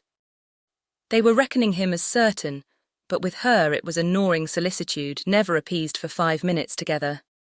She generally thought he would come, because she generally thought he ought, but it was a case which she could not so shape into any positive act of duty or discretion as inevitably to defy the suggestions of very opposite feelings.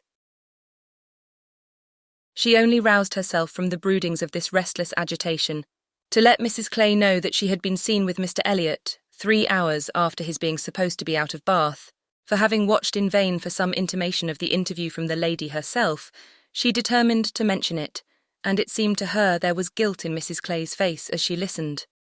It was transient, cleared away in an instant, but Anne could imagine she read there the consciousness of having, by some complication of mutual trick, or some overbearing authority of his, been obliged to attend, perhaps for half an hour, to his lectures and restrictions on her designs on Sir Walter. She exclaimed, however, with a very tolerable imitation of nature, "Oh dear, very true. Only think, Miss Elliot, to my great surprise I met with Mr. Elliot in Bath Street. I was never more astonished. He turned back and walked with me to the pump yard. He had been prevented setting off for Thornbury, but I really forget by what, for I was in a hurry and could not much attend, and I can only answer for his being determined not to be delayed in his return. He wanted to know how early he might be admitted tomorrow. He was full of tomorrow, and it is very evident that I have been full of it too, ever since I entered the house, and learnt the extension of your plan and all that had happened, or my seeing him could never have gone so entirely out of my head."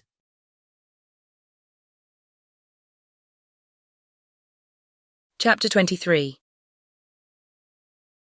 One day only had passed since Anne's conversation with Mrs. Smith, but a keener interest had succeeded, and she was now so little touched by Mr. Elliot's conduct, except by its effects in one quarter, that it became a matter of course the next morning, still to defer her explanatory visit in River Street. She had promised to be with the Musgroves from breakfast to dinner. Her faith was plighted, and Mr. Elliot's character, like the Sultaness Scheherazada's head, must live another day. She could not keep her appointment punctually, however. The weather was unfavourable, and she had grieved over the rain on her friend's account, and felt it very much on her own before she was able to attempt the walk. When she reached the White Hart and made her way to the proper apartment, she found herself neither arriving quite in time, nor the first to arrive. The party before her were Mrs. Musgrove, talking to Mrs. Croft, and Captain Harville to Captain Wentworth, and she immediately heard that Mary and Henrietta, too impatient to wait, had gone out the moment it had cleared, but would be back again soon, and that the strictest injunctions had been left with Mrs. Musgrove to keep her there till they returned. She had only to submit, sit down, be outwardly composed, and feel herself plunged at once in all the agitations which she had merely laid her account of tasting a little before the morning closed. There was no delay, no waste of time. She was deep in the happiness of such misery, or the misery of such happiness, instantly. 2 minutes after her entering the room, Captain Wentworth said, "We will write the letter we were talking of, Harville. Now, if you will give me materials." Materials were at hand, on a separate table. He went to it, and nearly turning his back to them all, was engrossed by writing. Mrs. Musgrove was giving Mrs. Croft the history of her eldest daughter's engagement, and just in that inconvenient tone of voice which was perfectly audible while it pretended to be a whisper. Anne felt that she did not belong to the conversation, and yet, as Captain Harville seemed thoughtful and not disposed to talk, she could not avoid hearing many undesirable particulars, such as how Mr. Musgrove and my brother Hayter had met again and again to talk it over, what my brother Hayter had said one day and what Mr. Musgrove had proposed the next, and what had occurred to my sister Hayter, and what the young people had wished, and what I said at first I never could consent to, but was afterwards persuaded to think might do very well. And a great deal in the same style of open-hearted communication. Minutiae, which, even with every advantage of taste and delicacy, which good Mrs. Musgrove could not give, could be properly interesting only to the principals. Mrs. Croft was attending with great good humour, and whenever she spoke at all, it was very sensibly. Anne hoped the gentlemen might each be too much self-occupied to hear. "And so, ma'am, all these things considered," said Mrs. Musgrove in her powerful whisper, "though we could have wished it different, yet altogether we did not think it fair to stand out any longer, for Charles Hayter was quite wild about it, and Henrietta was pretty near as bad, and so we thought they had better marry at once and make the best of it, as many others have done before them. At any rate," said I, "it will be better than a long engagement." "That is precisely what I was going to observe," cried Mrs. Croft. "I would rather have young people settle on a small income at once, and have to struggle with a few difficulties together, than be involved in a long engagement. I always think that no mutual—" "Oh, dear Mrs. Croft," cried Mrs. Musgrove, unable to let her finish her speech.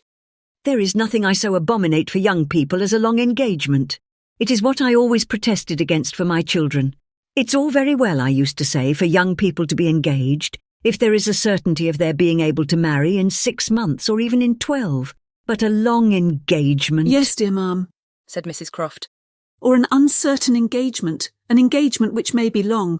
To begin without knowing that at such a time there will be the means of marrying, I hold to be very unsafe and unwise, and what I think all parents should prevent as far as they can." Anne found an unexpected interest here. She felt its application to herself, felt it in a nervous thrill all over her, and at the same moment that her eyes instinctively glanced towards the distant table, Captain Wentworth's pen ceased to move. His head was raised, pausing, listening, and he turned round the next instant to give a look, one quick, conscious look at her. The two ladies continued to talk, to re-urge the same admitted truths, and enforce them with such examples of the ill effect of a contrary practice as had fallen within their observation. But Anne heard nothing distinctly.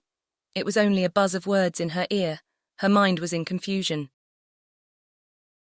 Captain Harville, who had in truth been hearing none of it, now left his seat and moved to a window, and Anne, seeming to watch him, though it was from thorough absence of mind, became gradually sensible that he was inviting her to join him where he stood.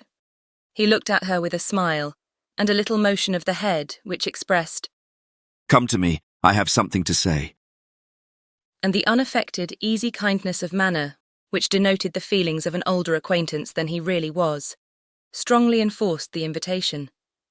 She roused herself and went to him.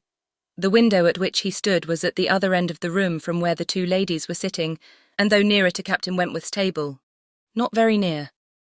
As she joined him, Captain Harville's countenance reassumed the serious, thoughtful expression which seemed its natural character. "Look here," said he, unfolding a parcel in his hand and displaying a small miniature painting. "Do you know who that is?" Certainly, Captain Benwick. "Yes, and you may guess who it is for. But," in a deep tone, "it was not done for her. Miss Elliot, do you remember our walking together at Lyme and grieving for him? I little thought then, but no matter. This was drawn at the Cape. He met with a clever young German artist at the Cape, and in compliance with a promise to my poor sister, sat to him, and was bringing it home for her. And I have now the charge of getting it properly set for another. It was a commission to me, but who else was there to employ? I hope I can allow for him. I'm not sorry indeed to make it over to another. He undertakes it." looking towards Captain Wentworth. "He is writing about it now." And with a quivering lip he wound up the whole by adding, "Poor Fanny, she would not have forgotten him so soon." No, replied Anne in a low, feeling voice. That I can easily believe. It was not in her nature. She doted on him. It would not be the nature of any woman who truly loved. Captain Harville smiled, as much as to say, "Do you claim that for your sex?" And she answered the question, smiling also. Yes, we certainly do not forget you as soon as you forget us. It is perhaps our fate rather than our merit. We cannot help ourselves. We live at home, quiet, confined, and our feelings prey upon us. You are forced on exertion. You have always a profession, pursuits, business of some sort or other, to take you back into the world immediately, and continual occupation and change soon weaken impressions. Granting your assertion that the world does all this so soon for men, which, however, I do not think I shall grant, it does not apply to Benwick. He has not been forced upon any exertion.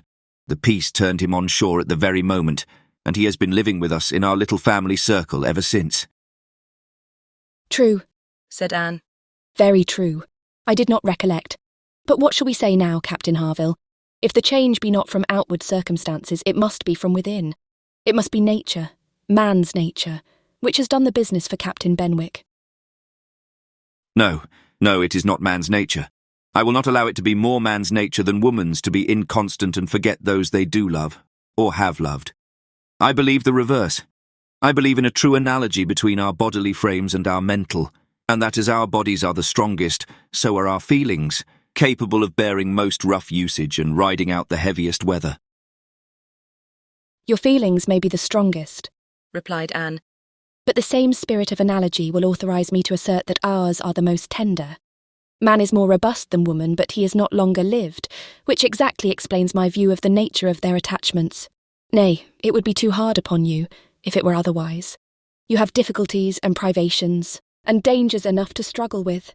You are always labouring and toiling, exposed to every risk and hardship. Your home, country, friends, all quitted.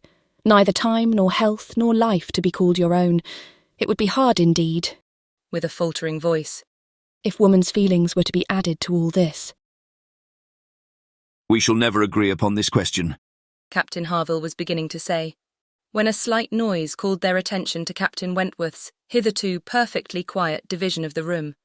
It was nothing more than that his pen had fallen down, but Anne was startled at finding him nearer than she had supposed, and half inclined to suspect that the pen had only fallen because he had been occupied by them, striving to catch sounds, which yet she did not think he could have caught.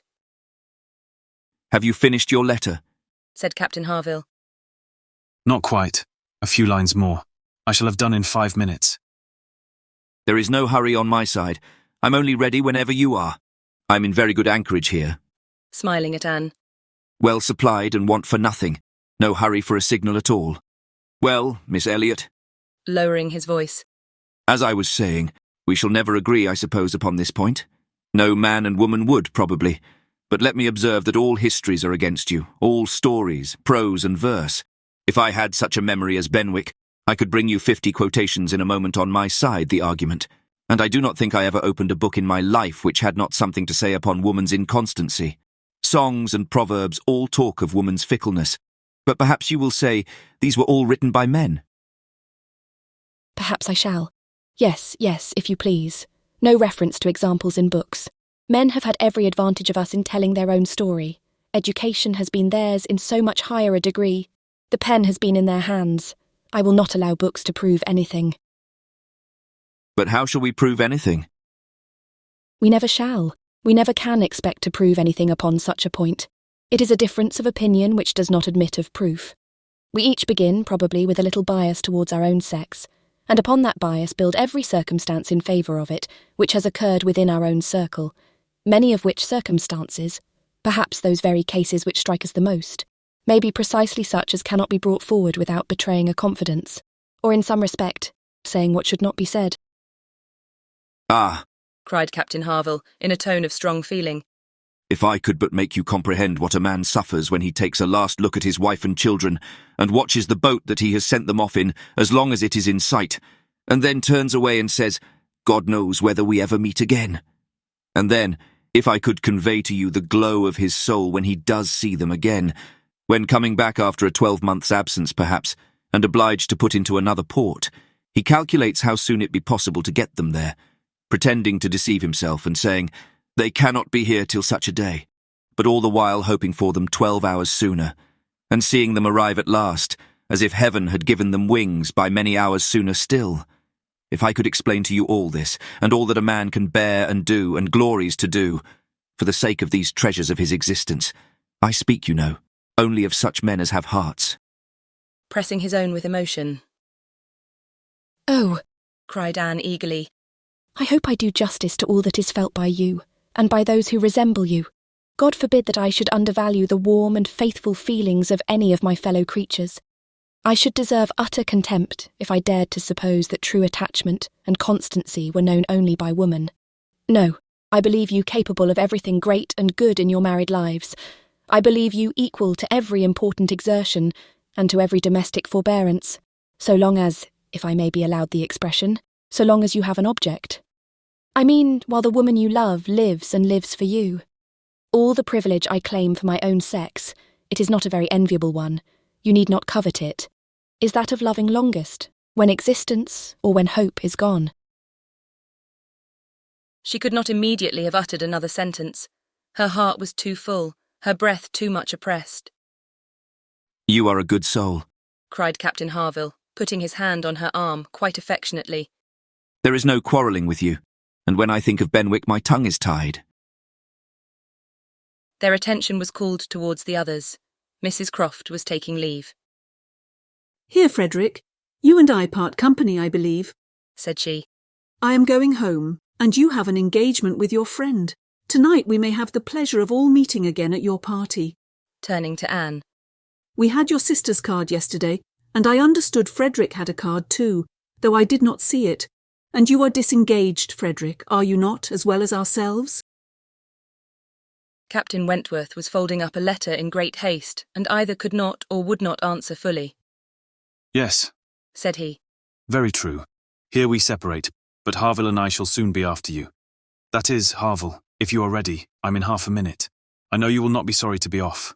I shall be at your service in half a minute.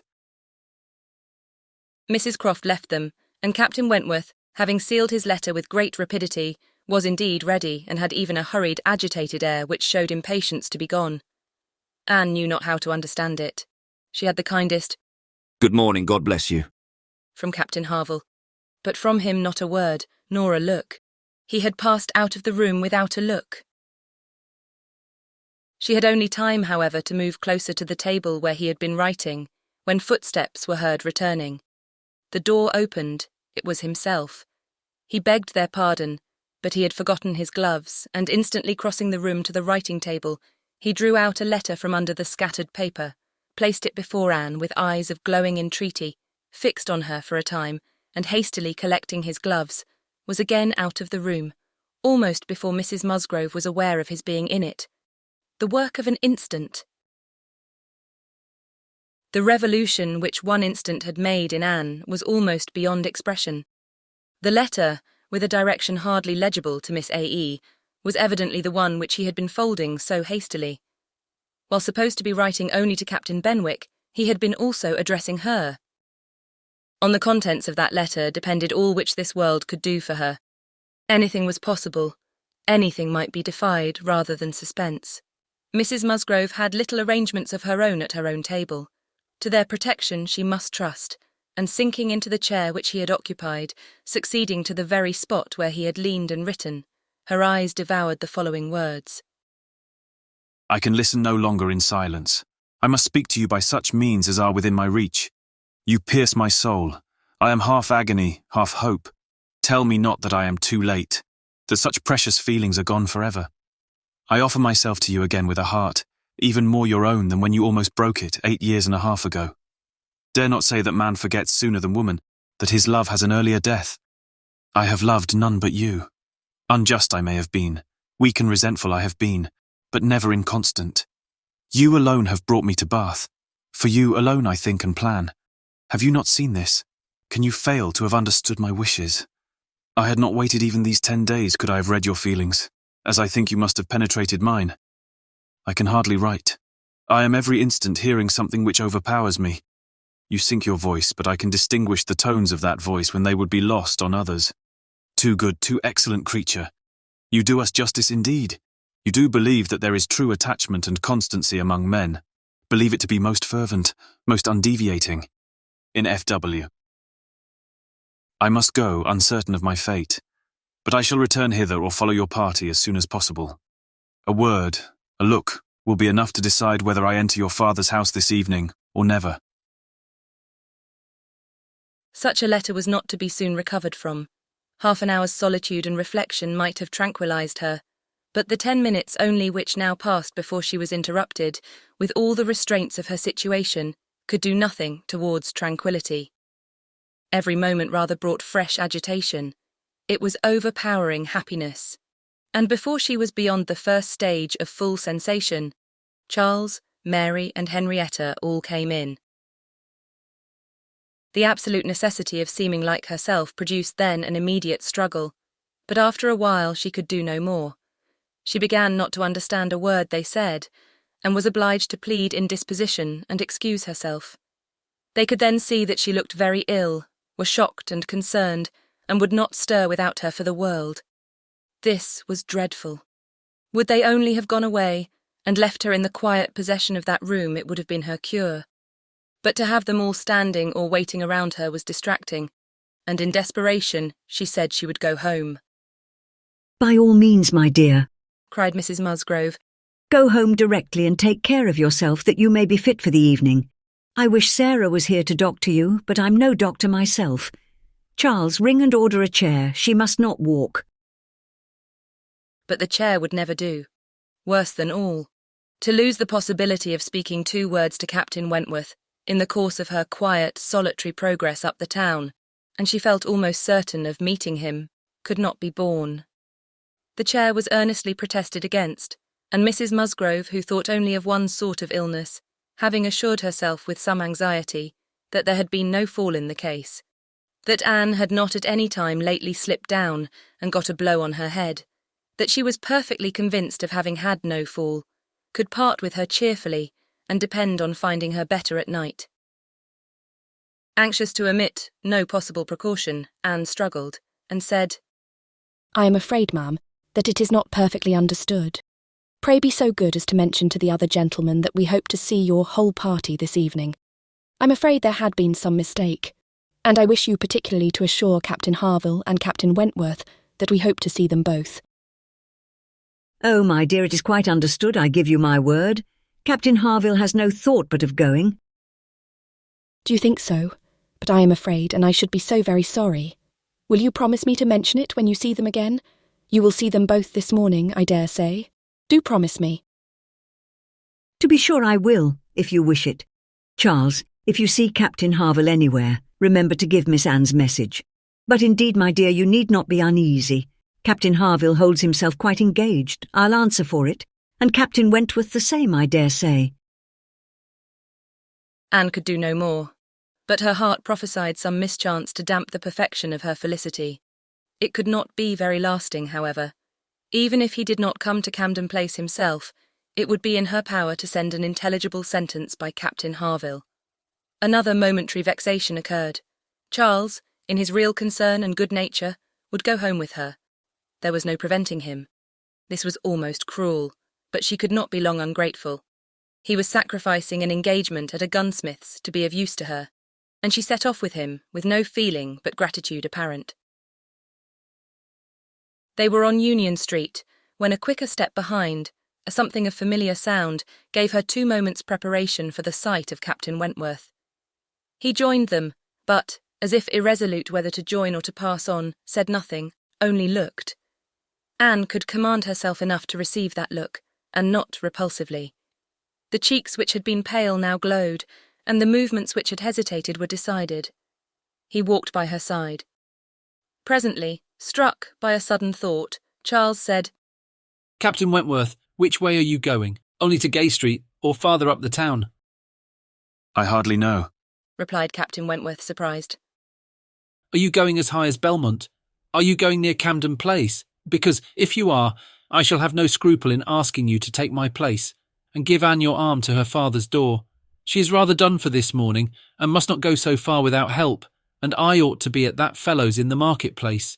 He promised me the sight of a capital gun he is just going to send off, said he would keep it unpacked to the last possible moment, that I might see it, and if I do not turn back now, I have no chance. By his description, a good deal like the second-size double barrel of mine, which you shot with one day round Winthrop." There could not be an objection. There could be only the most proper alacrity, a most obliging compliance for public view, and smiles reigned in and spirits dancing in private rapture. In half a minute Charles was at the bottom of Union Street again, and the other two proceeding together, and soon words enough had passed between them to decide their direction towards the comparatively quiet and retired gravel walk, where the power of conversation would make the present hour a blessing indeed, and prepare it for all the immortality which the happiest recollections of their own future lives could bestow. There they exchanged again those feelings and those promises which had once before seemed to secure everything, but which had been followed by so many, many years of division and estrangement. There they returned again into the past, more exquisitely happy, perhaps, in their reunion than when it had been first projected, more tender, more tried, more fixed in a knowledge of each other's character, truth and attachment, more equal to act, more justified in acting. And there, as they slowly paced the gradual ascent, heedless of every group around them, seeing neither sauntering politicians, bustling housekeepers, flirting girls, nor nursery maids and children, they could indulge in those retrospections and acknowledgments, and especially in those explanations of what had directly preceded the present moment, which were so poignant and so ceaseless in interest. All the little variations of the last week were gone through, and of yesterday and today there could scarcely be an end. She had not mistaken him. Jealousy of Mr. Elliot had been the retarding weight, the doubt, the torment, that had begun to operate in the very hour of first meeting her in Bath, that had returned after a short suspension to ruin the concert, and that had influenced him in everything he had said and done, or omitted to say and do, in the last 24 hours. It had been gradually yielding to the better hopes which her looks, or words, or actions occasionally encouraged. It had been vanquished at last by those sentiments and those tones which had reached him while she talked with Captain Harville, and under the irresistible governance of which he had seized a sheet of paper and poured out his feelings. Of what he had then written, nothing was to be retracted or qualified. He persisted in having loved none but her. She had never been supplanted.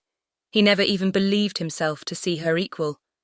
Thus much, indeed, he was obliged to acknowledge, that he had been constant unconsciously, nay, unintentionally, that he had meant to forget her and believed it to be done. He had imagined himself indifferent when he had only been angry, and he had been unjust to her merits because he had been a sufferer from them. Her character was now fixed on his mind as perfection itself, maintaining the loveliest medium of fortitude and gentleness. But he was obliged to acknowledge that only at Uppercross had he learnt to do her justice, and only at Lyme had he begun to understand himself.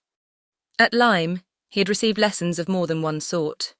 The passing admiration of Mr. Elliot had at least roused him, and the scenes on the Cobb and at Captain Harville's had fixed her superiority. In his preceding attempts to attach himself to Louisa Musgrove, the attempts of angry pride, he protested that he had forever felt it to be impossible, that he had not cared, could not care, for Louisa. Though till that day, till the leisure for reflection which followed it, he had not understood the perfect excellence of the mind with which Louisa's could so ill bear a comparison, or the perfect unrivalled hold it possessed over his own. There he had learnt to distinguish between the steadiness of principle and the obstinacy of self-will, between the darings of heedlessness and the resolution of a collected mind. There he had seen everything to exalt in his estimation the woman he had lost, and there begun to deplore the pride, the folly, the madness of resentment, which had kept him from trying to regain her when thrown in his way. From that period his penance had become severe. He had no sooner been free from the horror and remorse attending the first few days of Louisa's accident, no sooner begun to feel himself alive again, than he had begun to feel himself, though alive, not at liberty. I found, said he, that I was considered by Harville an engaged man, that neither Harville nor his wife entertained a doubt of our mutual attachment. I was startled and shocked. To a degree I could contradict this instantly, but when I began to reflect that others might have felt the same, her own family, nay, perhaps herself, I was no longer at my own disposal. I was hers in honour if she wished it. I had been unguarded. I had not thought seriously on this subject before. I had not considered that my excessive intimacy must have its danger of ill consequence in many ways, and that I had no right to be trying whether I could attach myself to either of the girls, at the risk of raising even an unpleasant report. Were there no other ill effects? I had been grossly wrong, and must abide the consequences. He found too late, in short, that he had entangled himself, and that precisely as he became fully satisfied of his not caring for Louisa at all, he must regard himself as bound to her, if her sentiments for him were what the Harvilles supposed. It determined him to leave Lyme, and await her complete recovery elsewhere. He would gladly weaken, by any fair means, whatever feelings or speculations concerning him might exist, and he went, therefore, to his brother's, meaning after a while to return to Kellynch, and act as circumstances might require. I was 6 weeks with Edward, said he, and saw him happy. I could have no other pleasure. I deserved none. He inquired after you very particularly, asked even if you were personally altered, little suspecting that to my eye you could never alter. Anne smiled and let it pass. It was too pleasing a blunder for a reproach. It is something for a woman to be assured in her 28th year that she has not lost one charm of earlier youth, but the value of such homage was inexpressibly increased to Anne by comparing it with former words, and feeling it to be the result, not the cause of a revival of his warm attachment. He had remained in Shropshire, lamenting the blindness of his own pride, and the blunders of his own calculations, till at once released from Louisa by the astonishing and felicitous intelligence of her engagement with Benwick. Here, said he, ended the worst of my state. For now I could at least put myself in the way of happiness. I could exert myself, I could do something. But to be waiting so long in inaction, and waiting only for evil, had been dreadful. Within the first 5 minutes I said, I will be at Bath on Wednesday, and I was. Was it unpardonable to think it worth my while to come, and to arrive with some degree of hope? You were single. It was possible that you might retain the feelings of the past, as I did, and one encouragement happened to be mine. I could never doubt that you would be loved and sought by others, but I knew to a certainty that you had refused one man at least, of better pretensions than myself, and I could not help often saying, was this for me? Their first meeting in Milsom Street afforded much to be said, but the concert still more. That evening seemed to be made up of exquisite moments. The moment of her stepping forward in the octagon room to speak to him, the moment of Mr. Elliot's appearing and tearing her away, and 1 or 2 subsequent moments, marked by returning hope or increasing despondency, were dwelt on with energy. To see you, cried he, in the midst of those who could not be my well-wishers, to see your cousin close by you, conversing and smiling, and feel all the horrible eligibilities and proprieties of the match, to consider it as the certain wish of every being who could hope to influence you, even if your own feelings were reluctant or indifferent, to consider what powerful supports would be his. Was it not enough to make the fool of me which I appeared? How could I look on without agony? Was not the very sight of the friend who sat behind you, was not the recollection of what had been, the knowledge of her influence, the indelible, immovable impression of what Persuasion had once done, was it not all against me? You should have distinguished, replied Anne. You should not have suspected me now. The case is so different. My age is so different. If I was wrong in yielding to Persuasion once, remember that it was to Persuasion exerted on the side of safety, not of risk. When I yielded, I thought it was to duty, but no duty could be called in aid here. In marrying a man indifferent to me, all risk would have been incurred, and all duty violated. Perhaps I ought to have reasoned thus, he replied. But I could not. I could not derive benefit from the late knowledge I had acquired of your character. I could not bring it into play. It was overwhelmed, buried, lost in those earlier feelings which I had been smarting under year after year. I could think of you only as one who had yielded, who had given me up, who had been influenced by anyone rather than by me. I saw you with the very person who had guided you in that year of misery. I had no reason to believe her of less authority now. The force of habit was to be added. I should have thought, said Anne, that my manner to yourself might have spared you much, or all of this. No. Your manner might be only the ease which your engagement to another man would give. I left you in this belief, and yet I was determined to see you again. My spirits rallied with the morning, and I felt that I had still a motive for remaining here. At last Anne was at home again, and happier than anyone in that house could have conceived. All the surprise and suspense, and every other painful part of the morning dissipated by this conversation, she re-entered the house so happy as to be obliged to find an alloy in some momentary apprehensions of its being impossible to last. An interval of meditation, serious and grateful, was the best corrective of everything dangerous in such high-wrought felicity, and she went to her room and grew steadfast and fearless in the thankfulness of her enjoyment. The evening came. The drawing-rooms were lighted up, the company assembled. It was but a card party. It was but a mixture of those who had never met before, and those who met too often, a commonplace business, too numerous for intimacy, too small for variety. But Anne had never found an evening shorter.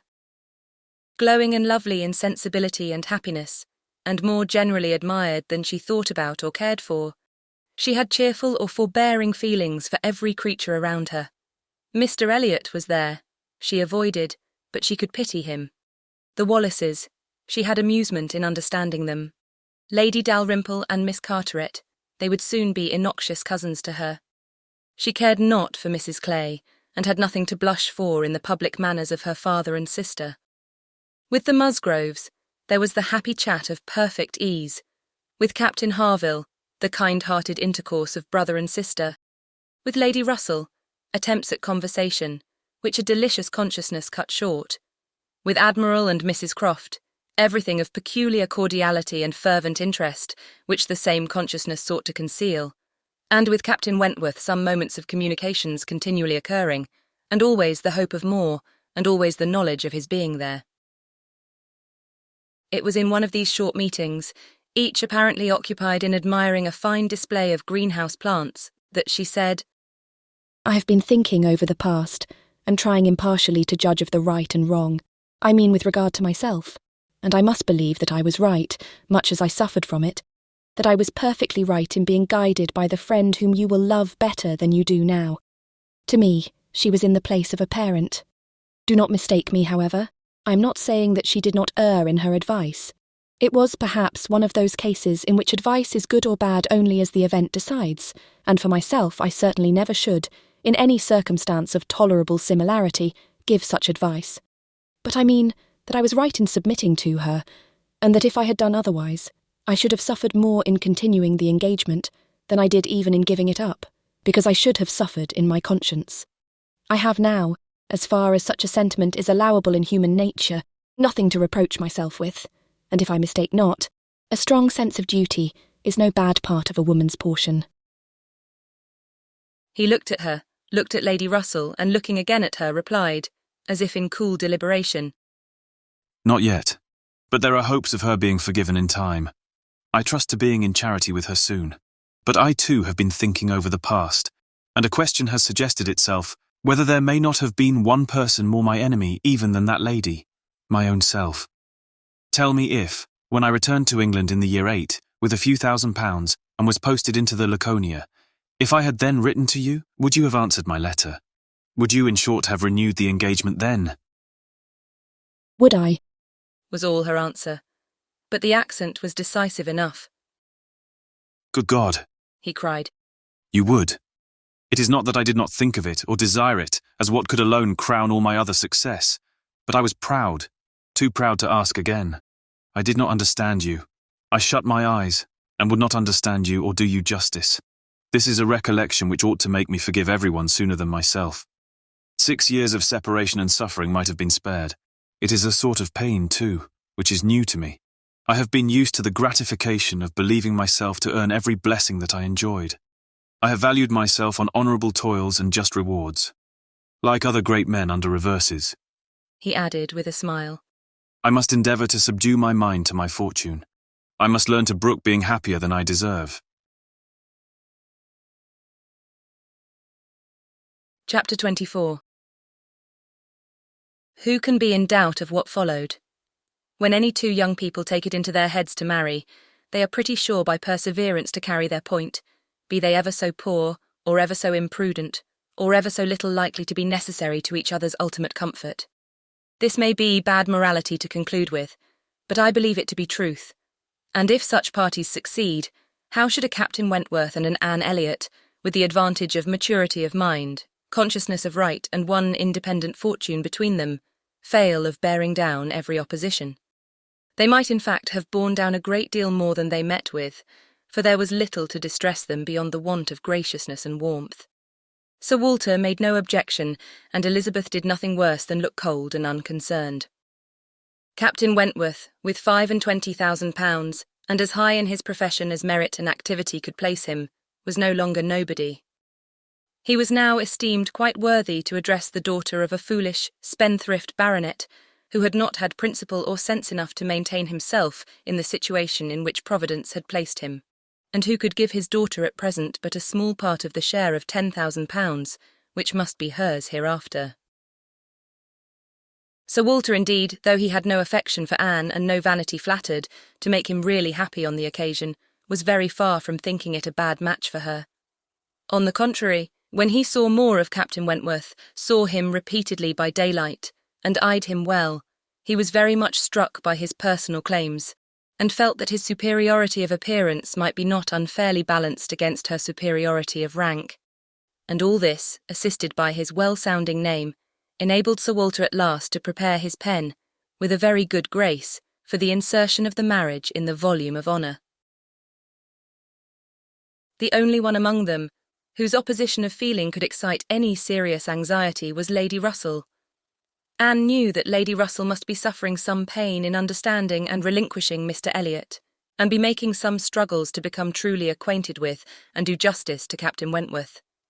This, however, was what Lady Russell had now to do.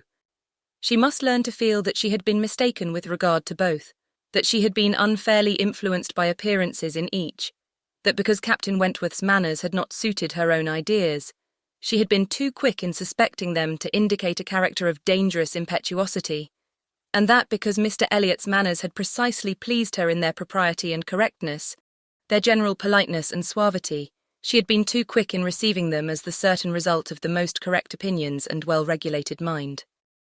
There was nothing less for Lady Russell to do than to admit that she had been pretty completely wrong, and to take up a new set of opinions and of hopes. There is a quickness of perception in some, a nicety in the discernment of character, a natural penetration, in short, which no experience in others can equal, and Lady Russell had been less gifted in this part of understanding than her young friend. But she was a very good woman, and if her second object was to be sensible and well-judging, her first was to see Anne happy. She loved Anne better than she loved her own abilities, and when the awkwardness of the beginning was over, found little hardship in attaching herself as a mother to the man who was securing the happiness of her other child. Of all the family, Mary was probably the one most immediately gratified by the circumstance. It was creditable to have a sister married, and she might flatter herself with having been greatly instrumental to the connection by keeping Anne with her in the autumn. And as her own sister must be better than her husband's sisters, it was very agreeable that Captain Wentworth should be a richer man than either Captain Benwick or Charles Hayter. She had something to suffer, perhaps, when they came into contact again, in seeing Anne restored to the rights of seniority and the mistress of a very pretty landaulet. But she had a future to look forward to, of powerful consolation. Anne had no Uppercross Hall before her, no landed estate, no headship of a family, and if they could but keep Captain Wentworth from being made a baronet, she would not change situations with Anne. It would be well for the eldest sister if she were equally satisfied with her situation, for a change is not very probable there. She had soon the mortification of seeing Mr. Elliot withdraw, and no one of proper condition has since presented himself to raise even the unfounded hopes which sunk with him. The news of his cousin Anne's engagement burst on Mr. Elliot most unexpectedly. It deranged his best plan of domestic happiness, his best hope of keeping Sir Walter single by the watchfulness which a son-in-law's rights would have given. But though discomfited and disappointed, he could still do something for his own interest and his own enjoyment. He soon quitted Bath, and on Mrs. Clay's quitting it soon afterwards, and being next heard of as established under his protection in London, it was evident how double a game he had been playing, and how determined he was to save himself from being cut out by one artful woman at least. Mrs. Clay's affections had overpowered her interest, and she had sacrificed, for the young man's sake, the possibility of scheming longer for Sir Walter. She has abilities, however, as well as affections, and it is now a doubtful point whether his cunning or hers may finally carry the day. Whether after preventing her from being the wife of Sir Walter, he may not be wheedled and caressed at last into making her the wife of Sir William. It cannot be doubted that Sir Walter and Elizabeth were shocked and mortified by the loss of their companion and the discovery of their deception in her. They had their great cousins, to be sure, to resort to for comfort, but they must long feel that to flatter and follow others, without being flattered and followed in turn, is but a state of half-enjoyment. Anne, satisfied at a very early period of Lady Russell's meaning to love Captain Wentworth as she ought, had no other alloy to the happiness of her prospects than what arose from the consciousness of having no relations to bestow on him which a man of sense could value. There she felt her own inferiority very keenly. The disproportion in their fortune was nothing. It did not give her a moment's regret, but to have no family to receive and estimate him properly, nothing of respectability, of harmony, of goodwill to offer, in return for all the worth and all the prompt welcome which met her in his brothers and sisters, was a source of as lively pain as her mind could well be sensible of under circumstances of otherwise strong felicity. She had but two friends in the world to add to his list, Lady Russell and Mrs. Smith. To those, however, he was very well disposed to attach himself. Lady Russell, in spite of all her former transgressions, he could now value from his heart. While he was not obliged to say that he believed her to have been right in originally dividing them, he was ready to say almost everything else in her favour, and as for Mrs. Smith, she had claims of various kinds to recommend her quickly and permanently. Her recent good offices by Anne had been enough in themselves, and their marriage, instead of depriving her of one friend, secured her two. She was their earliest visitor in their settled life, and Captain Wentworth, by putting her in the way of recovering her husband's property in the West Indies, by writing for her, acting for her, and seeing her through all the petty difficulties of the case with the activity and exertion of a fearless man and a determined friend, fully requited the services which she had rendered, or ever meant to render, to his wife. Mrs. Smith's enjoyments were not spoiled by this improvement of income, with some improvement of health, and the acquisition of such friends to be often with, for her cheerfulness and mental alacrity did not fail her, and while these prime supplies of good remained, she might have bid defiance even to greater accessions of worldly prosperity. She might have been absolutely rich and perfectly healthy, and yet be happy. Her spring of felicity was in the glow of her spirits, as her friend Anne's was in the warmth of her heart. Anne was tenderness itself, and she had the full worth of it in Captain Wentworth's affection. His profession was all that could ever make her friends wish that tenderness less, the dread of a future war all that could dim her sunshine. She gloried in being a sailor's wife, but she must pay the tax of quick alarm for belonging to that profession which is, if possible, more distinguished in its domestic virtues than in its national importance. The end. This concludes this reading of Persuasion by Jane Austen. If you enjoyed it, please like and subscribe. To request our next book or shop our store, visit aireadtome.com. Thanks for listening.